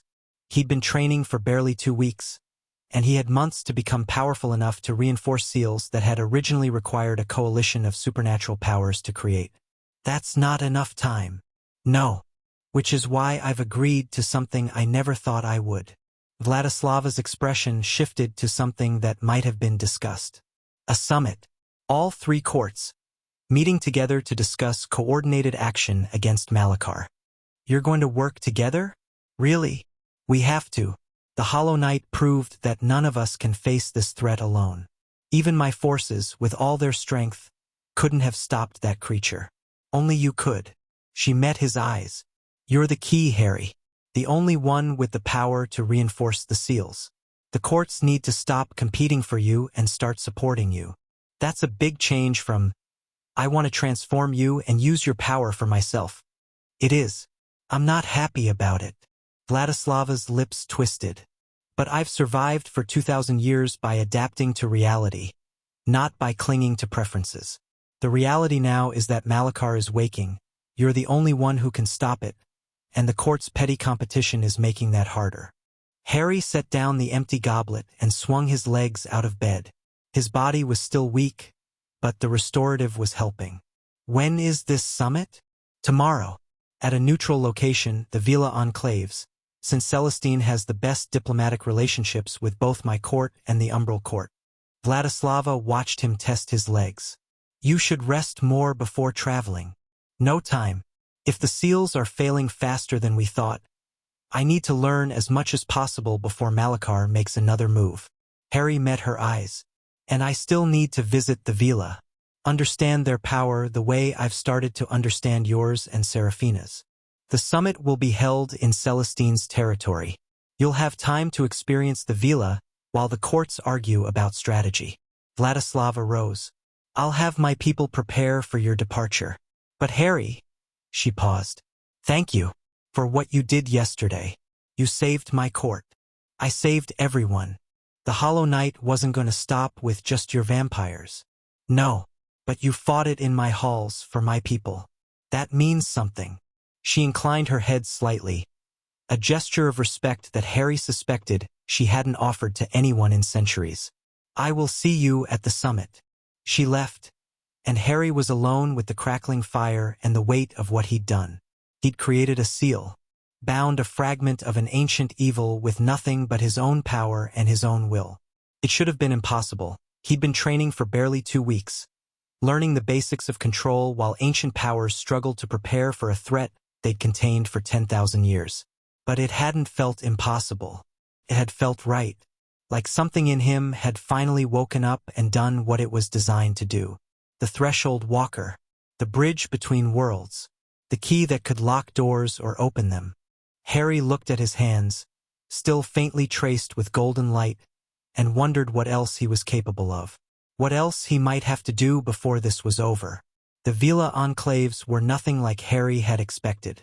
He'd imagined something elegant but fragile, graceful buildings filled with beautiful women, a place of art and charm and seduction. What he found was a fortress. The enclave occupied an entire valley in the French Alps, hidden from mortal sight by wards that made the Black family's protections look like children's toys. Mountains rose around it like walls, and the buildings carved into those mountains were designed for defense as much as beauty. Celestine met him at the entrance, her golden eyes bright with a warmth that contrasted sharply with the cold alpine air. Harry Potter, you arrive at an interesting time. So I've heard. Harry looked around at the enclave, taking in the blend of natural beauty and military precision. This isn't what I expected from Veela territory. People often underestimate us. They see beautiful women and assume we're fragile, decorative. Celestine smiled, and there was fire in it. We've survived for millennia by letting them believe that. She led him through the enclave, and Harry noticed Veela everywhere. Not just women, but what seemed to be an entire society. Children ran through the streets, old women sat in doorways, and every single one of them radiated power that made his threshold energy hum in response. The fire calls to you, Celestine observed. Your power recognizes ours. It's been doing that a lot, responding to different kinds of magic, learning from them. The Umbral Realm's shadow, the Blood Court's ice, And now Veela fire. Celestine glanced at him. You're becoming something that incorporates all of us. Something that could bridge the gaps between our courts. That's what everyone keeps telling me. Because it's true. But Harry, she stopped walking, turning to face him. Being a bridge is dangerous. Bridges get walked on. They bear the weight of everything that passes between the things they connect. I'm getting that sense. Good. Because the summit tomorrow will test you in ways the training has not. The courts may be willing to work together against Malachar, but that doesn't mean they've stopped competing for you. Every queen will try to position herself as your primary ally, your closest advisor, she paused. Your partner. Partner. In all senses of the word. Supernatural courts are fundamentally about power and reproduction. Alliances are sealed through bonds, and the strongest bonds are romantic. Celestine's golden eyes were direct. Serafina has already begun forming emotional connections with you. Vladislava will offer transformation, which would bind you to her court forever. I will offer something else. What? That's a conversation for after the summit. For now, just understand that everything the queens do tomorrow will have multiple purposes. The obvious political maneuvering and the less obvious personal positioning. Harry absorbed this. He'd been so focused on the Malachar threat, on learning to control his power, that he'd almost forgotten the other dimension of this situation. 3 supernatural queens, all of them interested in him, all of them competing for his favor. Is that why you're warning me? To position yourself as the honest one, the ally who tells me things the others won't. Celestine laughed. You're learning. Yes, that's part of it. But also, her expression softened. I've watched you, Harry. Not through spies or seduction, but through my granddaughter's memories and through the fire itself. Veela fire shows us truth. And the truth about you is that you deserve better than to be manipulated by ancient powers playing games. That's surprisingly kind. Don't mistake me for kind. I'm strategic. I've decided that treating you with genuine respect is more likely to earn your loyalty than manipulation or seduction. She smiled. Whether that's kindness or just more sophisticated politics, I'll leave you to judge. At least you're honest about it. I try to be. It's less exhausting than the alternative. She resumed walking. Come, I'll show you to your quarters. Tomorrow will be demanding, and you should experience Veela fire before you face the combined pressure of 3 supernatural courts. They climbed higher into the enclave, past training grounds where young Veela practiced combat magic that was mostly fire and fury, past libraries that seemed to glow with inner light, past gardens where flowers bloomed despite the alpine cold. Harry's quarters were near the top of the enclave, with windows that looked out over the entire valley. The room itself was warm, not from mundane heating, but from fire that seemed woven into the very walls. Veela fire is alive, Celestine explained. It responds to emotion, to desire, to need. This room will keep you comfortable because it feels your need for comfort. That's intimate? Yes. Everything about the Veela is intimate. We're creatures of passion, Harry. We don't do anything halfway. She moved to the window, looking out at the sunset painting the mountains gold and rose. Tomorrow, the courts will argue about strategy, about resources, about territory, about who bears what responsibility. It will be exhausting and frustrating and ultimately necessary. She glanced back at him. But tonight, I want to show you something. If you're willing. Show me what? What Veela fire really is. Not the weapon we use in battle, not the seduction we're known for. The source. Her golden eyes gleamed. It will help you understand us, and it might help your power grow in ways the other courts couldn't teach. Harry considered. He'd learned from Shadow in the Umbral Realm, from Ice in the Blood Court. Fire was the third element, the missing piece. If understanding Veela power could help him against Malachar. Show me. Celestine smiled, and for a moment she looked almost young, almost mortal. Follow me. She led him to a chamber deep in the heart of the mountain, past guards and wards and finally through a door that seemed to be made of solidified flame. Inside was a pool of fire. Not burning liquid, not lava, but actual fire given the consistency of water. Flowing, rippling, casting light that somehow didn't hurt to look at. The heat should have been unbearable, but Harry felt only warmth. Comfort. Welcome. The source, Celestine said, her voice reverent. The wellspring of all Veela fire. It's been burning here since before our recorded history began. It's beautiful. It's alive. In some ways, it's the oldest ancestor our people have. Every Veela carries a spark of this fire within her. It's what makes us what we are. Celestine moved to the edge of the pool and knelt.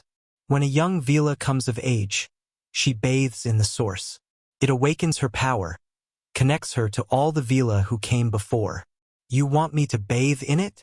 I want you to touch it, to let your threshold energy encounter Veela fire directly, the way it encountered umbral shadow and blood court ice. Celestine looked up at him. It might hurt. It might change you in ways we can't predict. But it might also give you the connection to fire that you need to face Matriarch. Harry walked to the pool's edge and looked down. The fire flowed and danced, patterns forming and dissolving faster than his eyes could track.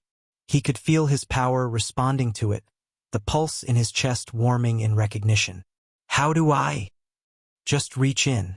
Let it feel you. If it accepts you, it will share its power. If not, Celestine paused.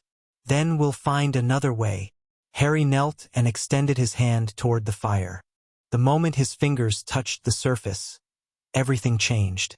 Fire roared up his arm, into his chest, through every part of him. It wasn't painful, it was intense. He felt the history of the Veela people, millennia of passion and loss and survival. He felt their connection to each other, the web of fire that linked every Veela across the world. He felt the source's ancient consciousness, older than the courts, older than Matriarch, older than anything Harry had a name for. And he felt it accept him. The fire merged with his threshold energy, golden light and Veela flame becoming something new. Harry felt his power expand, incorporating fire the way it had incorporated shadow and ice. He was becoming more complete, more capable, more himself. The fire receded, flowing back into the pool, and Harry found himself kneeling on the chamber floor, his entire body radiating warmth and golden light. Remarkable. Celestine's voice was hushed. The source hasn't accepted an outsider in over 1,000 years. Harry looked at his hands. Tiny flames danced along his fingers, mixing with the golden glow of his threshold energy. He didn't feel burned. He felt powerful. What does this mean? It means the source recognizes you as one of us.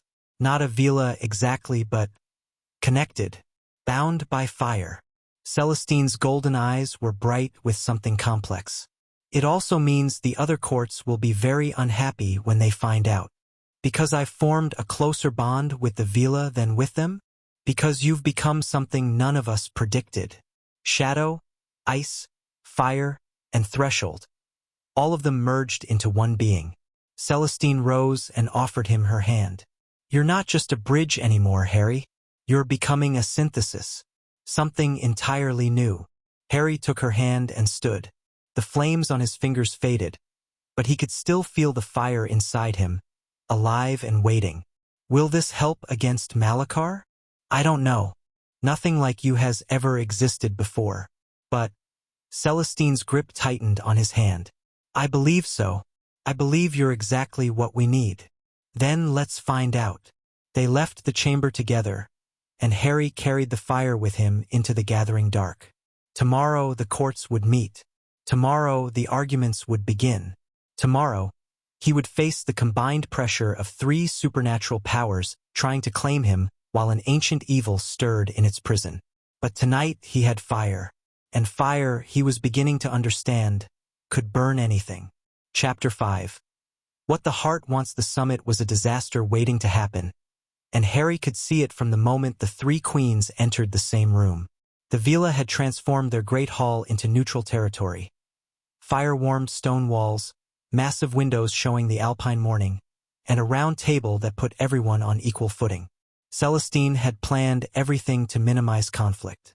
It didn't matter. The queens brought their conflict with them.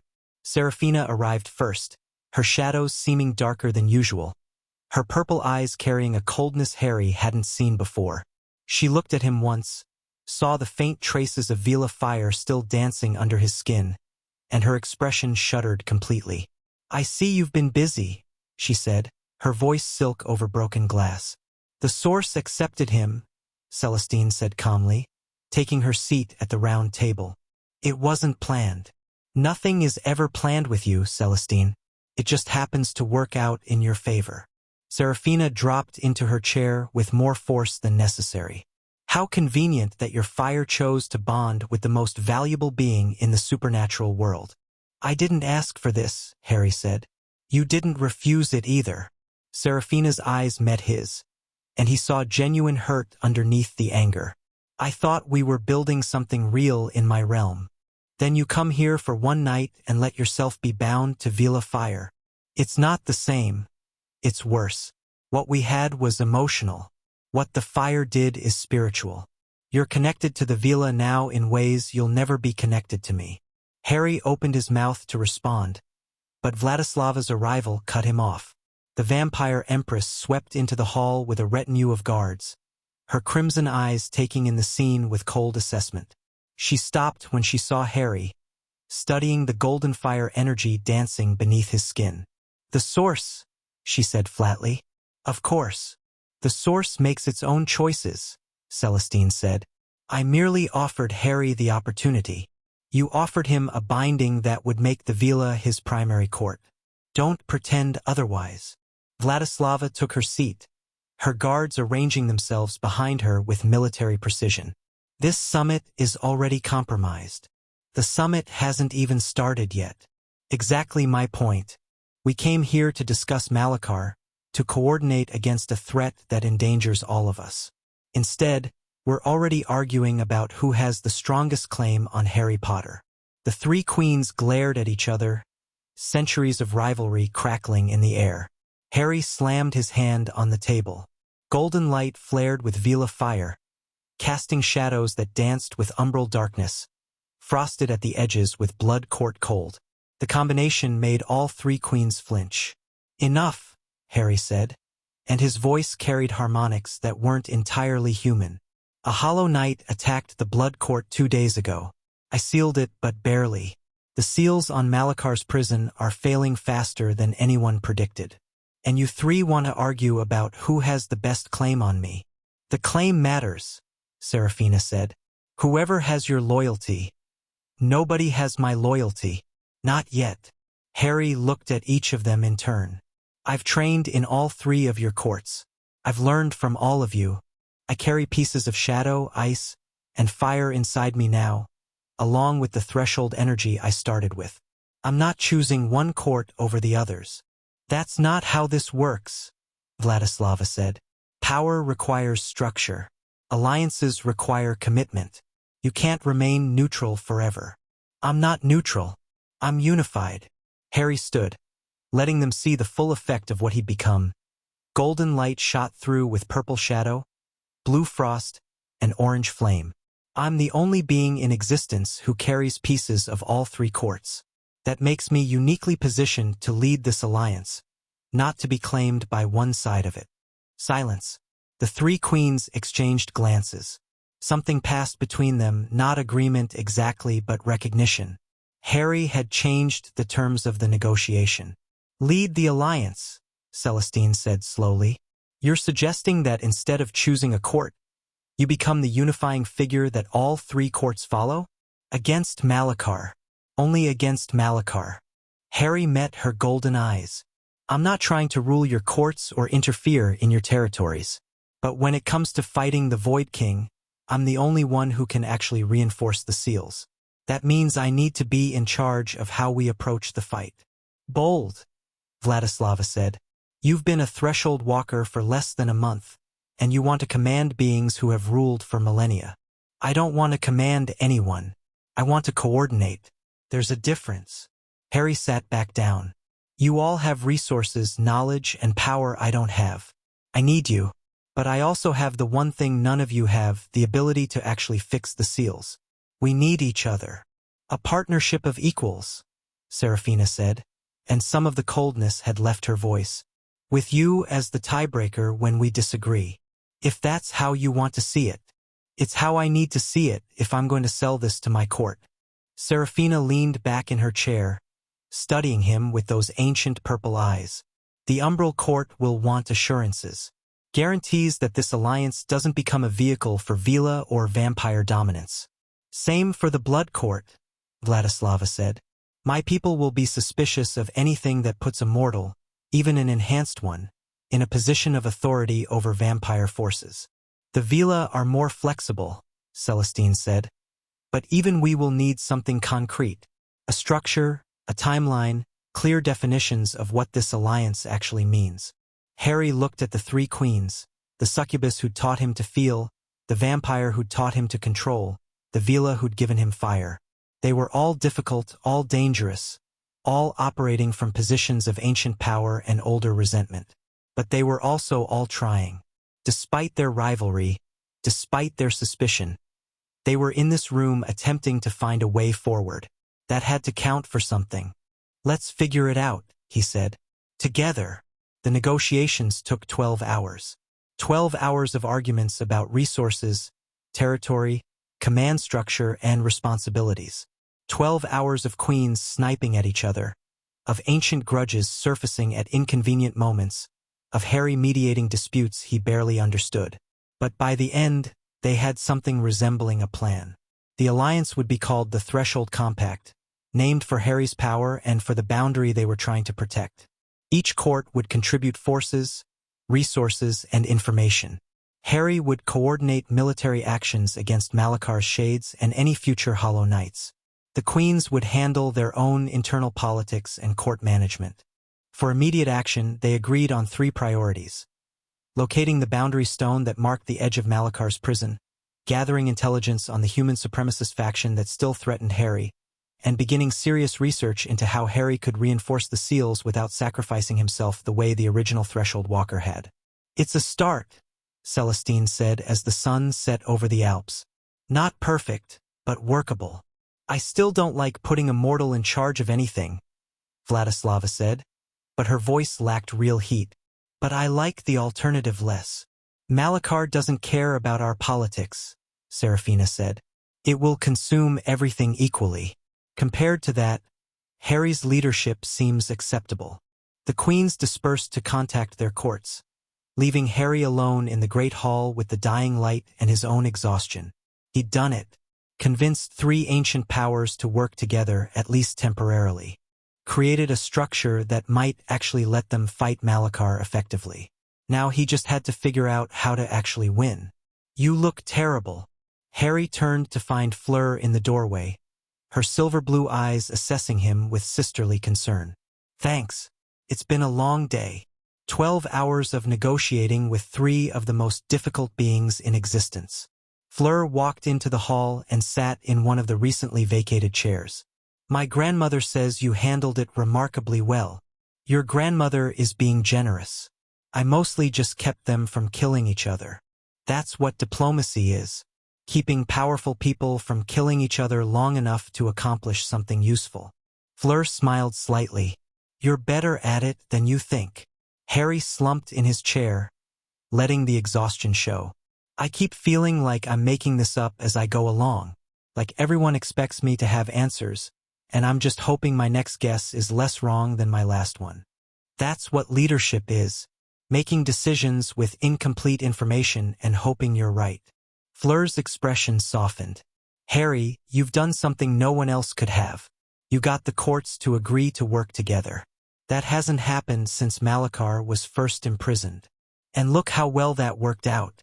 The seals are failing, the original Threshold Walker had to sacrifice themselves, and now I'm supposed to somehow do better. Maybe you will. You're different from the original Walker. How? I'm carrying the same kind of energy, facing the same kind of threat. You have allies. Fleur leaned forward. The original Walker faced Malakar essentially alone. The courts contributed power to the ceiling, but the Walker was the one who had to hold everything together, who had to sacrifice everything. You have the courts actively supporting you. You have friends Hermione, Ron, Luna, me. You have people who will help carry the weight. Harry considered this.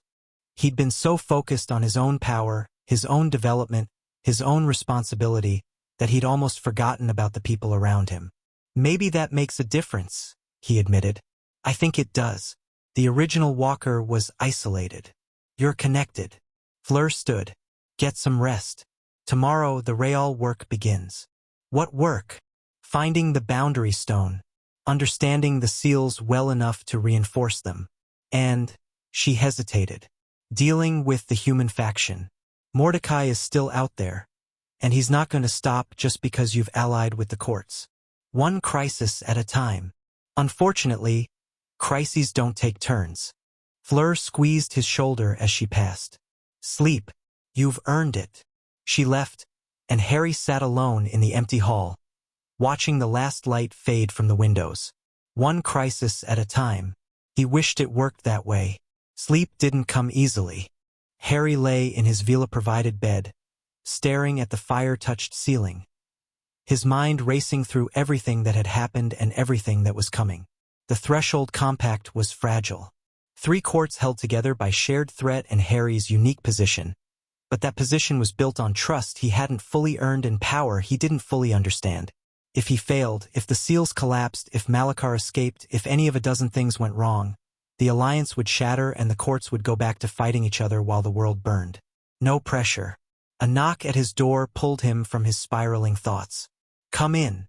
Seraphina entered, her shadows muted, her expression uncertain in a way Harry had never seen from her. I couldn't sleep either, she said. I wanted to. She stopped, seeming uncharacteristically lost for words. I wanted to apologize. For earlier. For accusing you of choosing the Veela over the Umbral Court. You were hurt. I understand. You don't. Not entirely. She moved to the window, looking out at the moonlit Alps. When you were in my realm, something changed for me. I've been alive for 3,000 years, Harry. I've had countless lovers, countless connections, countless beings who wanted me or wanted things from me. None of them ever felt real. Harry sat up, giving her his full attention. You felt real. The way you resisted my realm, the way you pushed back against seduction to find genuine connection. It made me remember what it was like to be young, to be uncertain, to want something without knowing if I could have it. She turned to face him.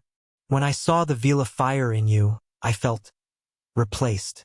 Like you'd found something better and wouldn't need me anymore. The fire doesn't replace what I learned in your realm. The shadow is still part of me. You're still part of me. Am I? Her purple eyes searched his face. You carry pieces of all 3 courts now. The Veela, the vampires, my court.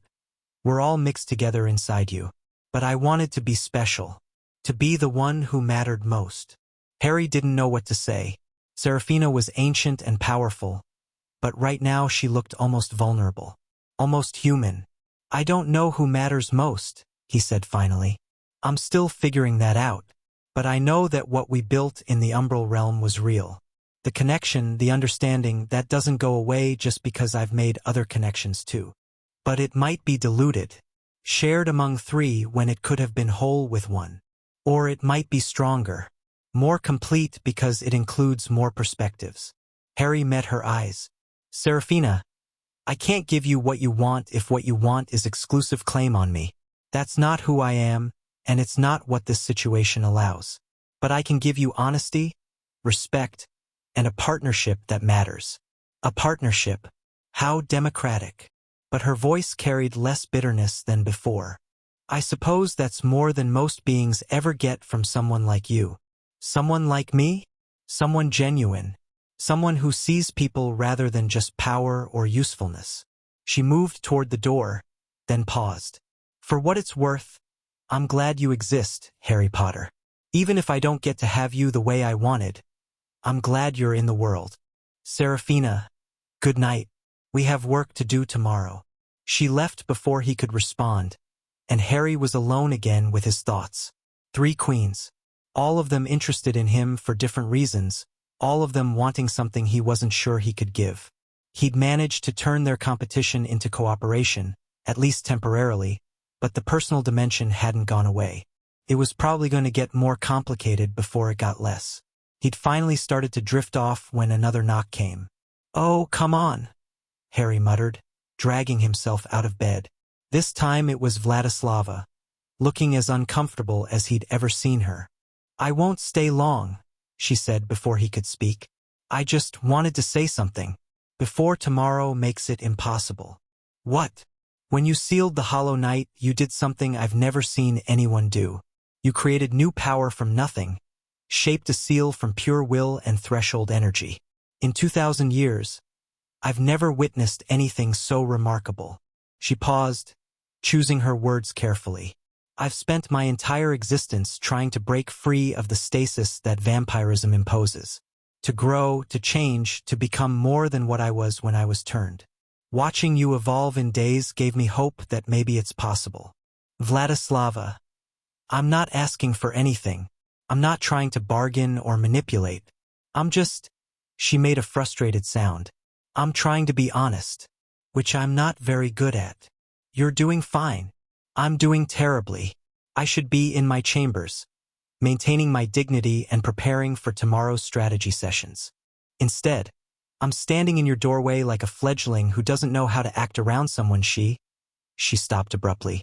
Harry waited. "Someone she respects," Vladislava finished, the words sounding inadequate even to Harry. "You've earned my respect, Harry Potter. That's not something I give lightly, and it's not something I'll take back regardless of how this alliance develops. Thank you. Don't thank me. Just don't die before you figure out how to reinforce those seals. The supernatural world needs you." She paused. "I need you." Before Harry could respond, she was gone, vampire speed carrying her away from vulnerability and back to her comfortable coldness. Two queens in one night, both of them showing him sides they usually kept hidden. Harry rubbed his face and wondered if he was going to get any sleep at all. The third knock came just as he'd given up and started reading through some of Hermione's research notes. "Celestine," he said, not surprised. "I was wondering when you'd show up." The others visited. It seemed only polite. The Veela Matriarch entered his room with more ease than either of the other queens, settling into a chair near the fire like she belonged there. "I'm not here to confess feelings or stake claims. I'm here to tell you something you need to know." "About the seals?" "About you." Celestine's golden eyes reflected the firelight. "The Source showed me things when it bonded with you. Glimpses of what you might become, what you might have to sacrifice to stop Malachar." Harry's stomach tightened. "What did you see?" "Possibilities. Not certainties. The future isn't fixed, especially not for someone like you who exists in the space between states. But in most of the possibilities, you don't survive this intact. I die. Sometimes. In other possibilities, you survive but lose yourself. Become something eternal and powerful but no longer Harry Potter. In a few possibilities," she paused. "In a few, you find a third option. But the Source couldn't show me what that option was. So I'm probably going to die or lose myself, but maybe not. Essentially, I'm telling you this because you deserve to know the stakes. And because—" Celestine leaned forward. "The possibilities where you find the third option all have something in common." "What?" "Connection. People who care about you, who ground you, who give you reasons to remain yourself instead of dissolving into pure power." Her voice was intense. The original Threshold Walker was alone. They had allies, but no one who truly knew them, truly loved them. When the time came to sacrifice themselves, they had nothing to hold on to. "You're saying I need to let people in. Really in." "I'm saying you need to let yourself love and be loved. Not just respect, not just alliance, not just partnership, actual emotional connection with beings who matter to you." Celestine's eyes held his. "The queens are interested in you for various reasons, some political and some personal. But somewhere in all of that, there might be genuine feeling. The question is whether you're willing to find it." Harry thought about Seraphina's vulnerability, Vladislava's awkward honesty, Celestine's directness. Three ancient beings, all of them showing him something real beneath their political facades. "I don't know if I can love any of you," he said honestly. "I barely know you. We've spent a few weeks together, most of it focused on training and politics and survival. Love isn't a starting point, It's a destination. Celestine rose. I'm not asking you to feel something you don't feel. I'm asking you to stay open to the possibility. Don't let fear of complication prevent you from connecting with beings who might help you survive this. And if connecting with 3 supernatural queens just makes everything more complicated, then it will be complicated. Complications aren't the same as catastrophes. She moved to the door. Get some sleep, Harry. Tomorrow we begin searching for the boundary stone, and you'll need your strength. Celestine, Harry called as she reached the door. She turned.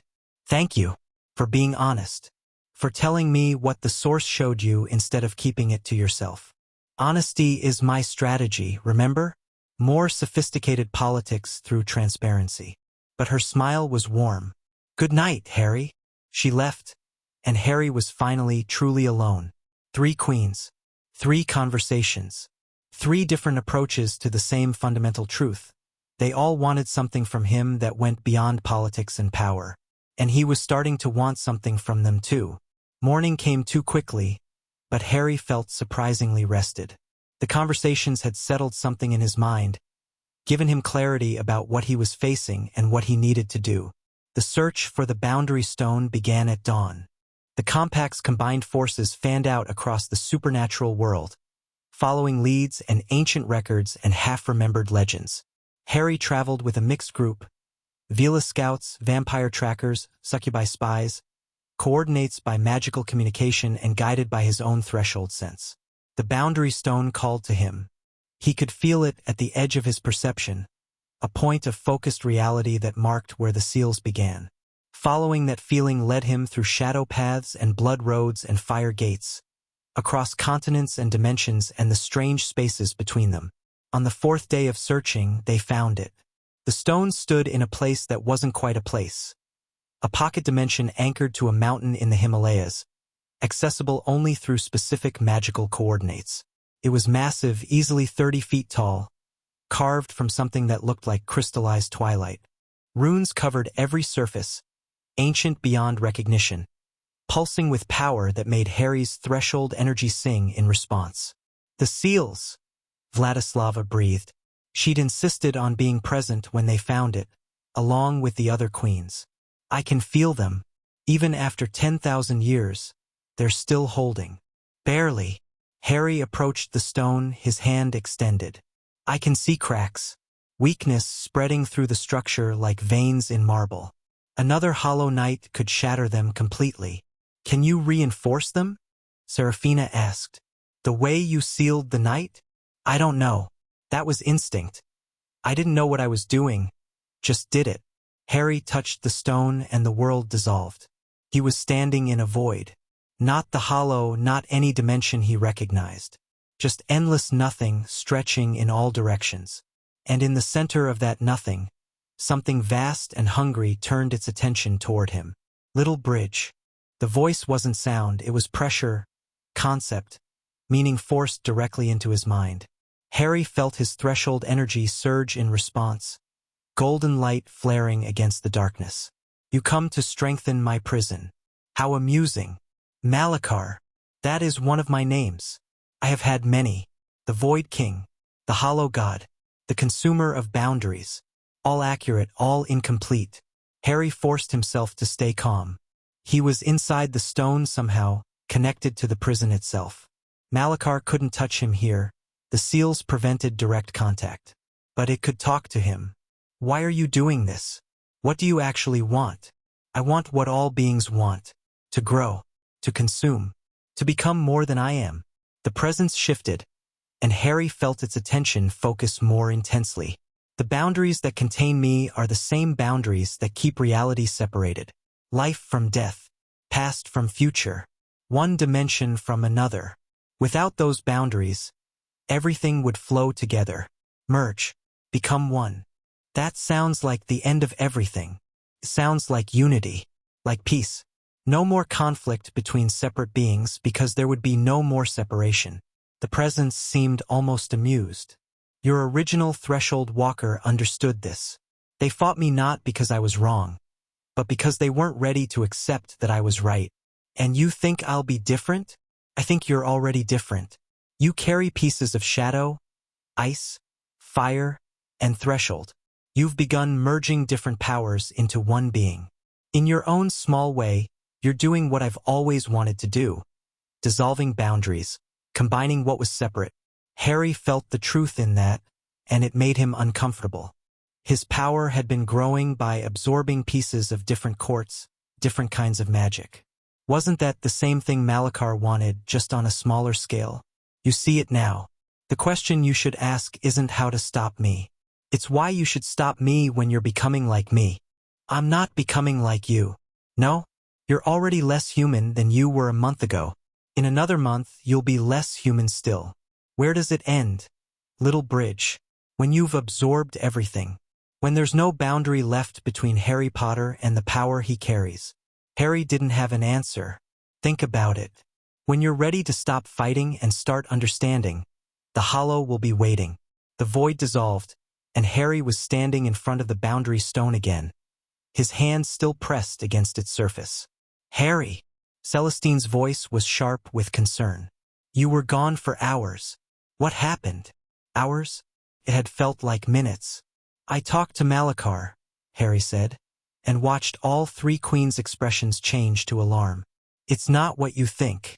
Couldn't hurt me, the seals prevented that. But it told me things. Things I need to think about. What things? Vladislava demanded.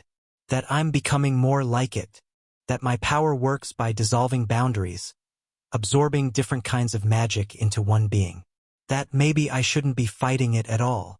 Silence. And you believe it? Serafina asked carefully. I believe it was telling me what it wanted me to hear. But some of it was true. Harry pulled his hand away from the stone. I have been absorbing different powers. I am becoming less human. And I don't know where that ends. It ends where you decide it ends, Celestine said firmly. You're not Malachar. You're not dissolving boundaries against people's will. You're building connections, alliances, relationships. The difference matters. Does it? To the universe, to the fundamental nature of reality. Does intention matter? Or just effect? Intention always matters, Vladislava said, and her voice carried the weight of 2,000 years of difficult choices. I've done terrible things. Things that could make me a monster by any objective measure. But I did them for reasons, to protect my court, to maintain order, to prevent worse outcomes. The reasons don't erase the actions, but they're part of what those actions mean. Malachar has reasons too. It thinks merging everything into unity would bring peace. The peace of oblivion, Serafina said. I've felt what Malachar offers, the shades carry echoes of it. It's not peace. It's nothing. The absence of conflict because there's an absence of everything else. Harry looked at the three queens, these ancient beings who'd spent centuries in conflict with each other, now united against a common threat. How do I know I'm different from Malachar? How do I know that what I'm becoming won't eventually become the same thing, just with a different name? You don't know, Celestine said. Not for certain, but you choose anyway. You choose to build rather than consume. You choose connection over absorption. You choose to remain Harry Potter instead of dissolving into pure power. She stepped closer. That's what the third option is, Harry. Not power, not sacrifice. Choice. Choosing who you want to be, over and over again, no matter how much power you accumulate. The third option. The possibility the source had shown Celestine. The one where Harry survived and remained himself. Choice. Okay, Harry said. Then I choose to reinforce the seals. Not because I have to, not because destiny demands it, but because I choose to protect the boundaries that keep reality functioning. He turned back to the boundary stone and placed both hands on its surface.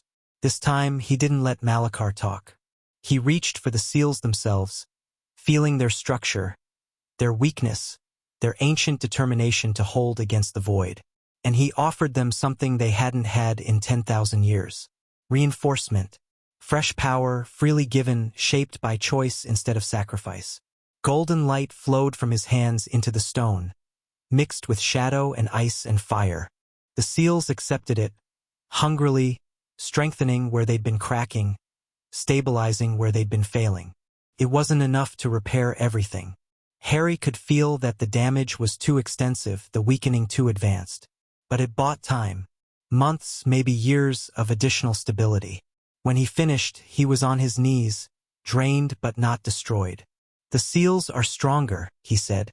"Not fixed, but stronger. We have time now. Time to figure out a real solution."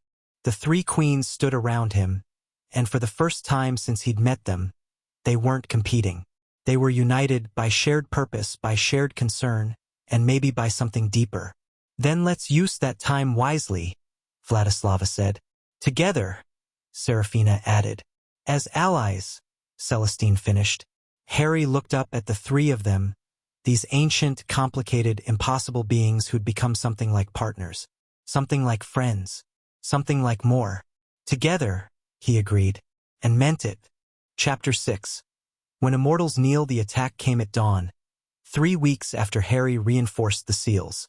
He was in the Veela Enclave's war room, reviewing intelligence reports with the queens, when every ward in the valley screamed at once. Not the measured alarm of a probe or a test, the full-throated shriek of defenses being torn apart by overwhelming force. "Mordecai," Vladislava said, already moving. "He's brought his full faction." Not just Mordecai. Serafina's shadows were rippling around her, feeding her information from the darkness outside. "There are shades with them, thousands of shades." And her face went pale. 3 hollow nights. Harry's blood went cold. He'd barely managed to seal one night. 3 of them, backed by an army of shades and a human faction with unknown capabilities. "Malakar's making its move," Celestine said grimly. "It's using Mordecai's attack as cover for a real assault on the seals. The boundary stone? Still protected. But if the knights reach it while we're defending against Mordecai's forces..." She didn't need to finish.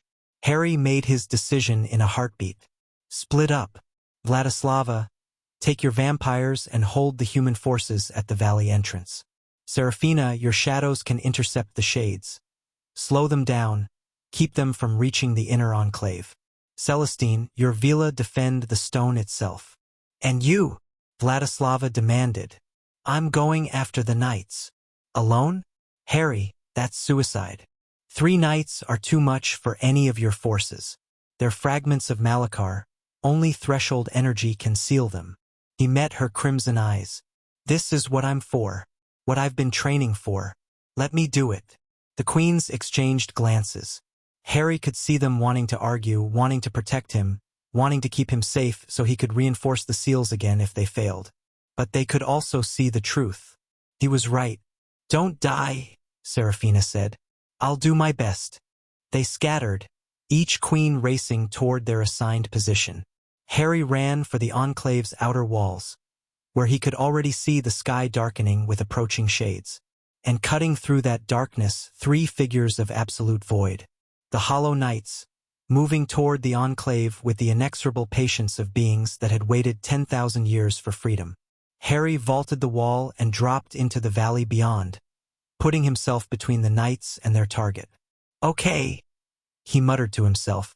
3 against 1. I've had worse odds. He hadn't, but saying it helped. The first knight reached him like a thunderbolt of nothing. Harry's shield snapped up instinctively, golden light blazing against void darkness. The impact drove him back 20 feet, his boots carving furrows in the mountain soil. Before he could recover, the second knight flanked him. Harry spun, throwing up another shield, but the third knight was already moving, trying to encircle him completely. They were coordinating. The knight he'd faced in the blood court had been powerful but mindless. These 3 were working together, sharing awareness, fighting as extensions of a single will. Malakar's will. "Did you think one success would make you ready for this?" The voice crashed into Harry's mind. Not from the knights, but from somewhere deeper. Malakar itself, speaking through its fragments. "Get out of my head. Your head is exactly where I need to be, where I've been since you first touched the seals. Amusement, vast and cold. You reinforced my prison with your own energy. Did you think that wouldn't connect us?" Harry blocked another attack, his arms aching from the force of the impact. The knights were driving him back, step by step, toward the enclave walls. I reinforced the seals.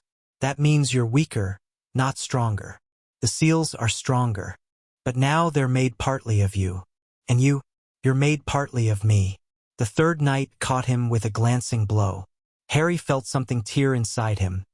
Not physical damage, but something deeper. His connection to the threshold energy flickered. Every power you've absorbed. Little bridge. Shadow from the succubus. Ice from the vampire. Fire from the Veela. And now, through the seals, a touch of void from me. Malakar's presence pressed against his consciousness. You're becoming a synthesis. Exactly what I've always wanted to create. I'm nothing like you. You're everything like me. The only difference is scale. The knights pressed their attack. Harry was losing ground, his shields weakening with each impact. He needed something more, some way to fight 3 opponents at once without splitting his attention too thin. And then he felt them. Seraphina's shadows, wrapping around the edges of the battle, ready to strike. Vladislava's cold presence at the valley entrance, her will reaching toward him. Celestine's fire, burning in the distance but connected to him through the source. The queens, his allies, his something more than allies. Connections won't save you. The original Walker had connections too. They still had to sacrifice themselves in the end. The original Walker was alone when it mattered, Harry said. I'm not. He reached through the connections, not to draw on the Queen's power, but to let them see through his eyes, to share his awareness the way the knights shared Malakar's. And they responded. Seraphina's shadows erupted from the ground, wrapping around the nearest knight's legs. Not strong enough to hold it, but enough to slow it. Vladislava's will slammed into the second knight from behind, ice magic that couldn't destroy it but could divert its attention. And Celestine's fire, carried somehow across the distance, blazed against the third knight's flank. The coordinated assault bought Harry 3 seconds of breathing room. He used them. The pulse in his chest surged, drawing on everything he'd learned. Emotion from the umbral realm, will from the blood court, passion from the Veela fire. Golden light mixed with purple shadow, blue ice, orange flame. And underneath it all, the threshold energy that made him a bridge between states. Harry slammed his palms together and pulled. The 3 knights were drawn toward him like iron to a magnet. They fought it, void essence straining against threshold power. But Harry was the one thing in existence designed to bind them. You want to know the difference between me and the original Walker? Harry said through gritted teeth. They faced you alone. They sealed you with their own power, their own sacrifice. The knights were almost touching now, their void forms merging into a single mass of darkness. I have help. He released the pull and pushed instead. All 3 knights, bound together by his threshold energy, flew backward, toward the boundary stone. Harry apparat after them, riding his own power through dimensions. He landed at the stone just as the merged knights crashed into its base. The impact sent cracks spiderwebbing through reality itself, the sealed prison shuddering under the assault. Yes, Malakar's voice was exultant. Bring them to me. Bring your power to the edge of my cage. Let me taste your strength directly. That's not what's happening, isn't it? You've brought 3 of my fragments to the one place where I can reclaim them, where your seals meet my prison, where the boundary is thinnest. Harry felt the truth of it. The stone marked the edge of Malakar's prison, the point where the seals were anchored, where the barrier between the Void King and reality was most vulnerable. Bringing the knights here had been a mistake. Unless, you're right, Harry said. This is where the boundary is thinnest. This is where your fragments can reconnect with you. But it's also where my seals are strongest. He pressed his hands against the stone. What are you doing? Choosing. The queens had followed somehow, through shadow paths and blood roads and fire gates. They tracked him across dimensions. They emerged into the pocket dimension just as Harry began to pour everything he had into the stone. Not just threshold energy this time. Everything. The shadow Seraphina had helped him cultivate. The ice Vladislava had taught him to wield. The fire the Veela source had gifted him. His memories, his hopes, his fears, his connections. Everything that made Harry Potter who he was. Harry, no! Seraphina's scream seemed to come from very far away. You'll destroy yourself. I know. The Hollow Knights tried to stop him. They slammed against his defenses, void essence tearing at his consciousness. But Harry was already inside the stone, inside the seals, inside the very fabric of the prison that held Malachar. And there, in that impossible space, he made his choice. Fool! You're doing what the original Walker did. Sacrificing yourself to reinforce what can never truly hold.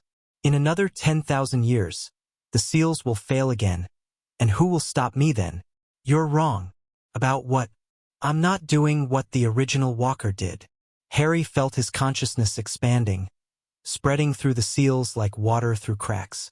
They gave up who they were, became part of the boundary, lost themselves entirely. And you're different how?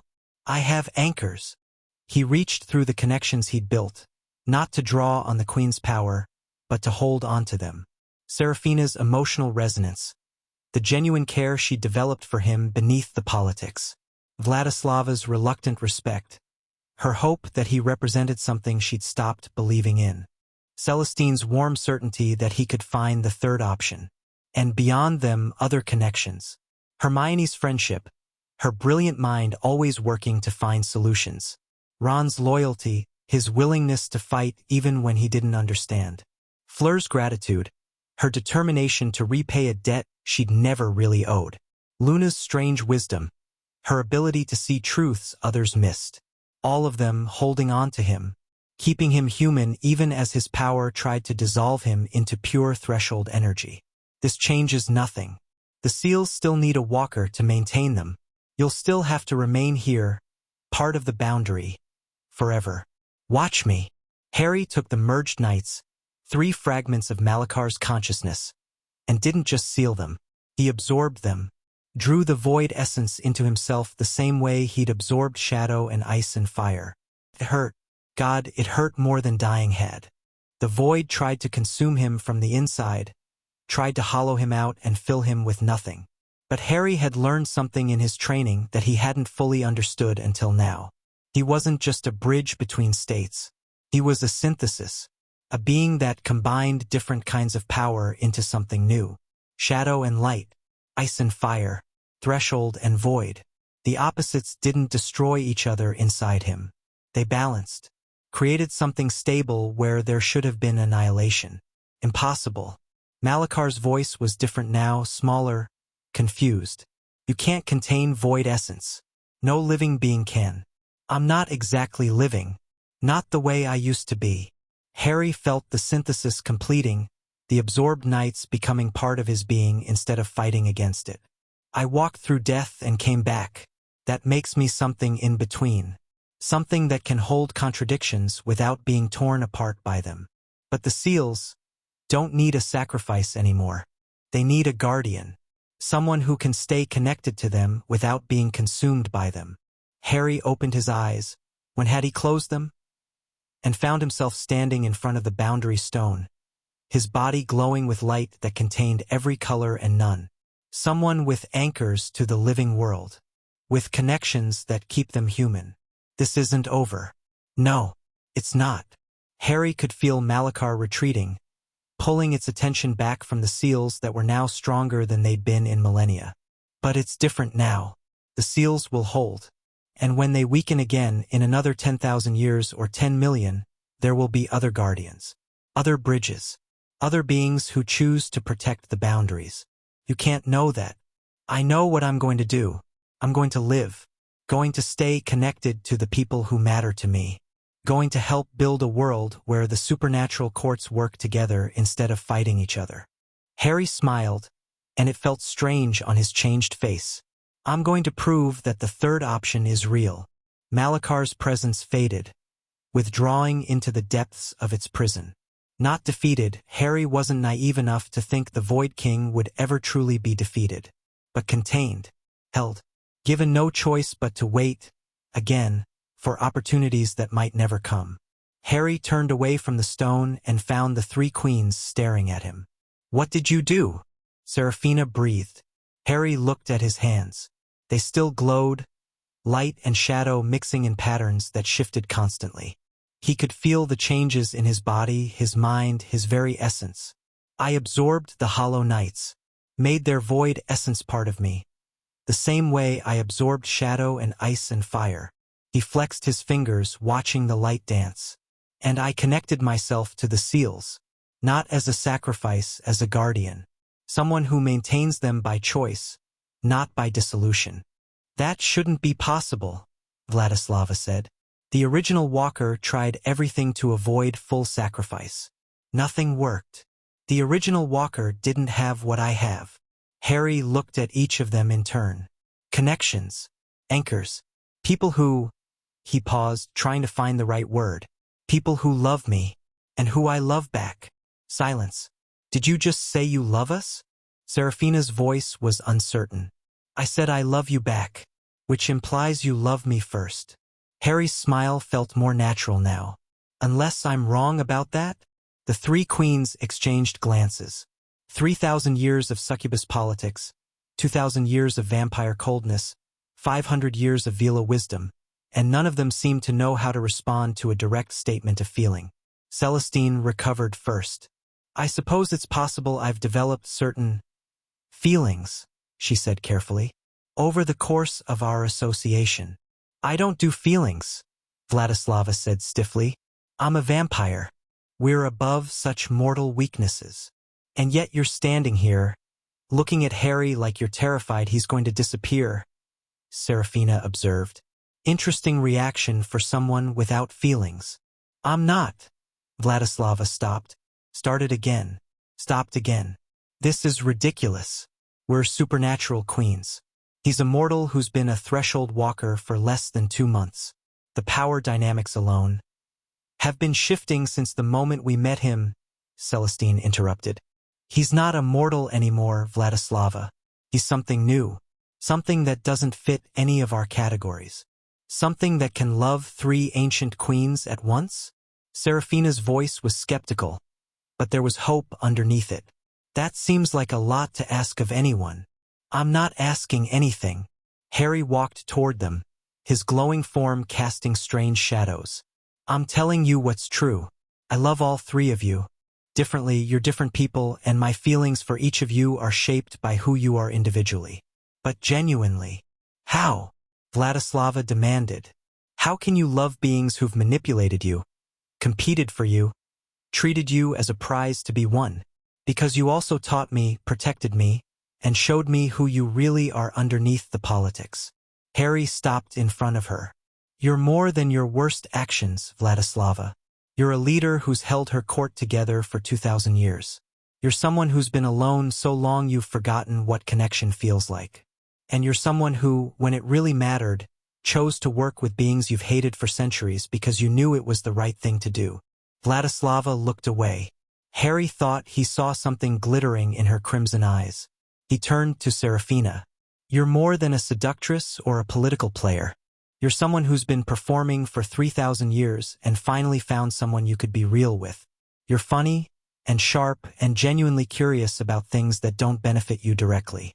And underneath the hunger, you have a heart that's been starving for real connection. Serafina made a sound that might have been a laugh or might have been a sob. Harry turned to Celestine. And you're more than a matriarch or a strategist. You're someone who's watched her people fade for centuries and never stopped looking for ways to save them. You're warm in a world full of cold politics. And you've been honest with me when lies would have served you better. Celestine's golden eyes were bright. Harry, I'm not asking you to change who you are. I'm not asking for anything. I'm just telling you what's true, because I learned in the seals that truth matters. Connection matters. Love matters. He looked at all 3 of them. And I love you. All of you.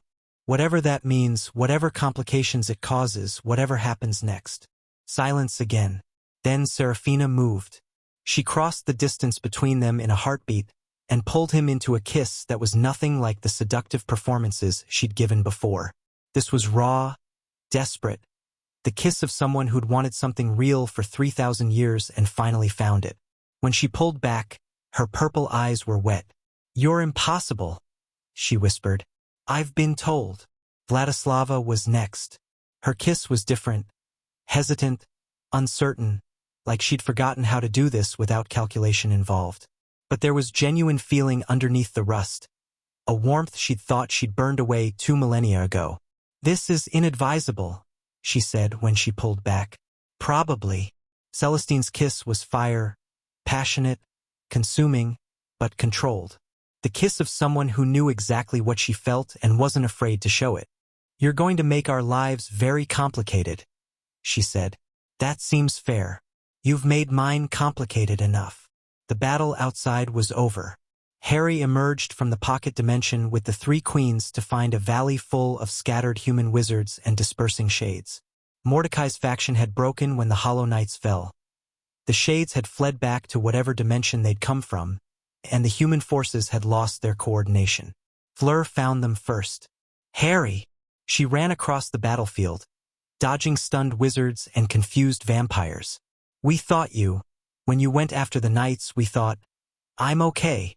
Harry caught her in a hug. Better than okay, actually. She pulled back and stared at him. You're glowing. Yeah, that's new. And you're. She glanced at the 3 queens standing behind him. Accompanied. Also new. Sort of. What exactly happened in there? Short version? I absorbed the Hollow Knights, reinforced the seals permanently, became the new guardian of the boundary between existence and void, and told 3 supernatural queens I love them. Fleur blinked. The short version is all of that? It's been a busy day. Hermione arrived next, then Ron, who had apparently apparat from aura training the moment he heard about the attack. Then Luna, who seemed entirely unsurprised by everything. You've become what you needed to become, Luna said, studying Harry's glowing form with calm interest. The Rackspurts are completely gone now. You're too bright for them. Is that good?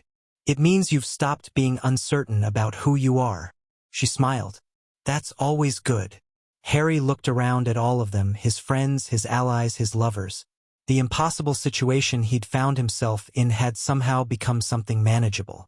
Not easy, not simple, but possible. We still have problems, he said. Malachar isn't destroyed, just contained. Mordecai's faction is scattered but not eliminated. The courts are going to have trouble adjusting to this new alliance. All true, Hermione said. But we have time now. Time to figure things out, to build something better. She hesitated. And you're okay? Really? Being whatever you are now. I'm not the same Harry I was 2 months ago. I'm not even fully human anymore. Harry looked at his glowing hands, then back at his friends. But I'm still me. The parts that matter are still here. The parts that matter are always the hardest to lose, Celestine said quietly. That's how I knew you'd find the third option. What exactly is the third option? Ron asked, looking confused by basically everything. Choosing to be myself, no matter how much power I accumulate. Staying connected to people who matter, instead of dissolving into pure energy. Finding a way to be a guardian without being a sacrifice. And dating 3 queens at once, apparently. That's a separate thing. Is it, though? Harry laughed. It felt strange. He wasn't sure his changed body processed emotions the same way anymore. But it felt good. Maybe not. Maybe all of it's connected. The power, the responsibility, the relationships. Maybe you can't have one without the others. That sounds complicated. Everything about my life is complicated. At least now it's complicated in ways I chose. They held Mordecai's faction for the ministry to deal with. The magical government would have to decide what to do with human supremacists who'd allied with void creatures and attacked sovereign supernatural territory. Harry suspected there would be trials, investigations, political fallout. That was someone else's problem now. The Threshold Compact held its first real meeting in the aftermath of the battle. Representatives from all 3 courts gathered in the Veela Enclave's Great Hall, along with Harry, his friends, and a few mortal witnesses who'd been caught up in events. The seals are stable, Harry reported. I can feel them through my connection to the boundary stone. We have time, real time, not just borrowed months. Centuries, probably, before Malachar can threaten them again. And you? Vladislava asked. What does your guardianship mean, practically? I don't have to stay at the stone. The connection works across distances. I can monitor the seals from anywhere, reinforce them if they start weakening. Harry paused. But I'm not fully mortal anymore. I don't know what that means for my lifespan or my power or anything really. I'm figuring it out as I go. Join the club, Seraphina muttered. The alliance continues, Celestine said firmly. Whatever happens with the seals, whatever changes in the supernatural world, the Threshold Compact remains active. We've proven we can work together against common threats. That shouldn't change just because the immediate crisis is over. Agreed, Vladislava said, though we'll need to work out the details of ongoing cooperation. Resource sharing, territory agreements, protocols for communication. The boring but necessary stuff, Harry said. I'm happy to let you three figure that out. You're part of this alliance too. I'm a weird glowing guardian who's dating all three of your court's leaders. My role in the political structure is probably going to be complicated enough without adding administrative duties. The queens exchanged glances that seemed to communicate entire conversations. We'll discuss that aspect later, Celestine said diplomatically. In private, Seraphina added. When there aren't witnesses, Vladislava finished. Harry's friends were watching this exchange with various levels of confusion, amusement, and concern. So, Ron said slowly, you're like, what, their collective boyfriend? I don't think there's a word for what I am. There probably should be. Feel free to invent one. The meeting continued for hours, working through logistics and agreements and all the mundane details that made supernatural alliances actually function. Harry participated when necessary but mostly let the queens and their advisors handle things. He had other concerns. During a break, he found a quiet balcony overlooking the Alps and stood there, feeling the changed nature of his existence. The pulse in his chest was different now. Not just threshold energy, but something that incorporated void and light, shadow and fire, ice and warmth. He could feel the seals, half a world away, stable and strong. He could feel the connections to the queen's emotional bonds that had become part of his fundamental nature. He could feel the fading presence of Malachar, contained but not destroyed, waiting in its prison for opportunities that might never come. He was a guardian now, a bridge, a synthesis of contradictions somehow held together by choice and love. It was terrifying. It was exhilarating. It was completely unlike anything he'd imagined for his life. Having deep thoughts? He turned to find Fleur approaching, her silver blue eyes thoughtful. Trying to figure out who I am now. That's something everyone does. You just have more dramatic raw material than most. She came to stand beside him. My grandmother asked me to tell you something. She said you've done what she hoped you would do when she first reached out to you. What's that? You've given her people hope. The Veela have been fading for centuries, and now, through you, through the alliance you've built, they have connections they never had before. Political relationships, magical partnerships, the possibility of a future that isn't slow extinction. I didn't do that on purpose. The best things rarely happen on purpose. They happen because people care about each other and act on that caring. Fleur smiled. You care, Harry. That's what makes you special, not the power, not the threshold energy, not even the glowing. You care about people and things and the world, and you act on that caring even when it's hard. It sounds so simple when you say it. It is simple. That doesn't mean it's easy. She turned to leave. Don't stay out here too long. Your queens are looking for you. My queens. That's what people are calling them. Or calling you theirs, the Queen's Guardian. It has a nice ring to it. She left, and Harry stood on the balcony, watching the sun set over the mountains. The Queen's Guardian. A title for something that had never existed before, something he was creating through choice and chance and connection. He could do worse. That night, after the meetings finally ended and the delegates dispersed, Harry found himself in Celestine's private chambers with all three queens. This is awkward, Vladislava said, standing stiffly near the door. It's unprecedented, Seraphina corrected, lounging on a couch. Awkward implies discomfort. I'm quite comfortable with unprecedented.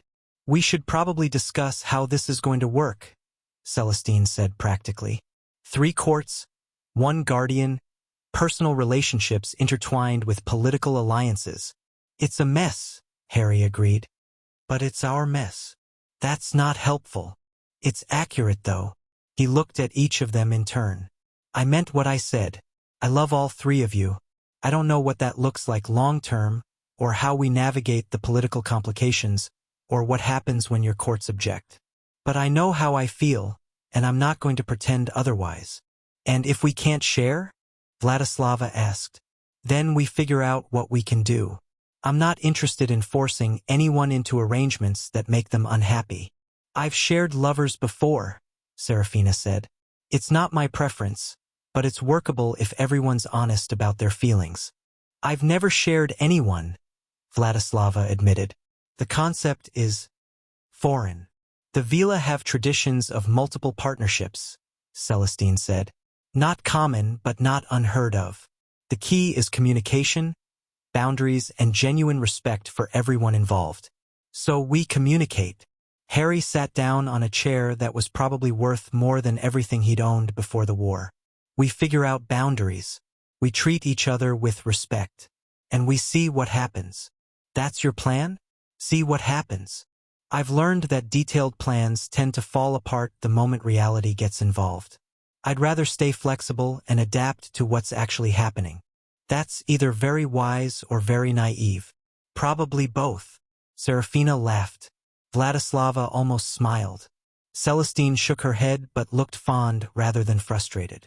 We're really doing this, Serafina said. 3 queens, 1 guardian.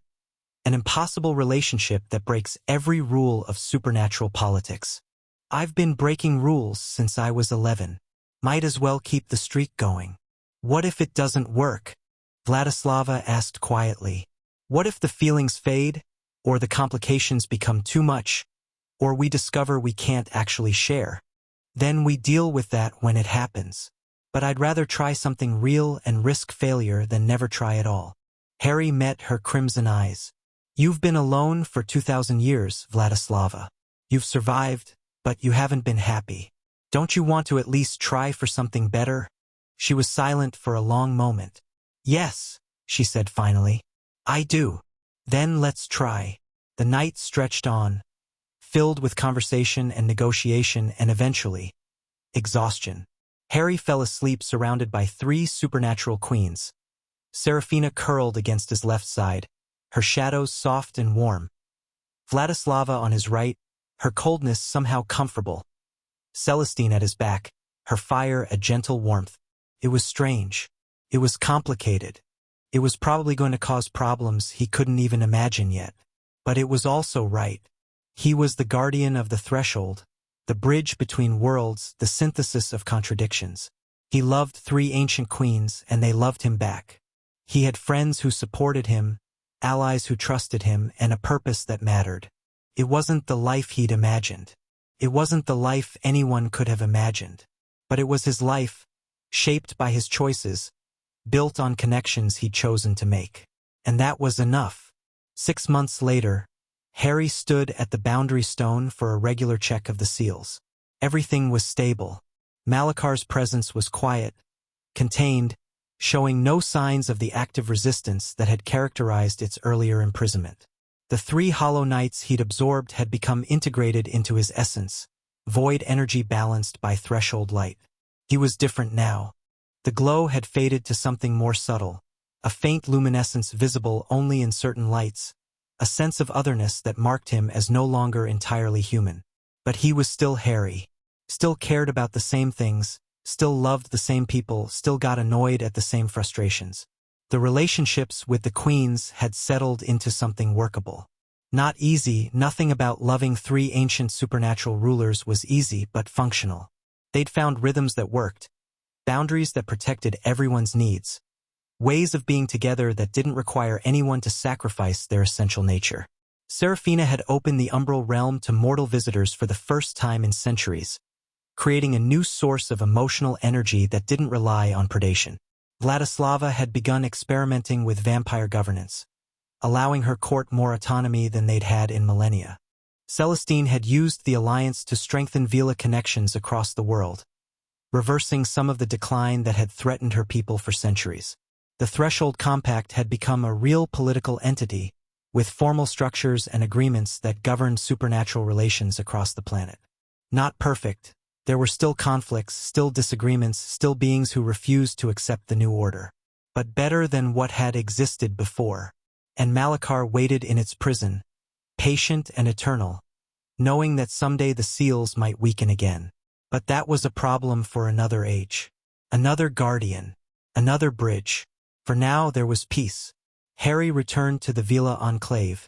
They'd made it his primary residence, centrally located between the three courts, and found the queens waiting for him. The seals? Celestine asked. Stable. No changes from last month. Good. She smiled, warm and genuine. Then you have time for dinner. Dinner sounds perfect. They gathered around a table that had become familiar. 4 chairs. For places. For impossible beings who'd somehow found each other across the vast expanses of time and power. I have news, Vladislava said. The ministry has finally dropped all charges against Harry, apparently saving the world from void incursion counts for something. Only took them 6 months, Serafina said dryly. Bureaucracy moves slowly everywhere. At least it moved. Harry raised his glass. To closed chapters and new beginnings. To the Threshold Compact, Celestine added. To the Queen's Guardian, Serafina said with a smirk. To not being alone anymore, Vladislava finished quietly. They drank together, for beings who should never have found each other, holding on to connections that defied every rule of supernatural politics. Outside, the sun set over the Alps, painting the mountains gold and rose. Inside, there was warmth and light and love. And Harry Potter, the boy who died and refused to stay dead, finally found what he'd been looking for his entire life. A home, purpose, family. Not the family he'd been born into or the family he'd lost, but the family he'd chosen. Built from shadow and ice and fire, held together by threshold energy and stubborn determination. It wasn't a normal life. It wasn't even a comprehensible life by most standards. But it was his, and he wouldn't trade it for anything.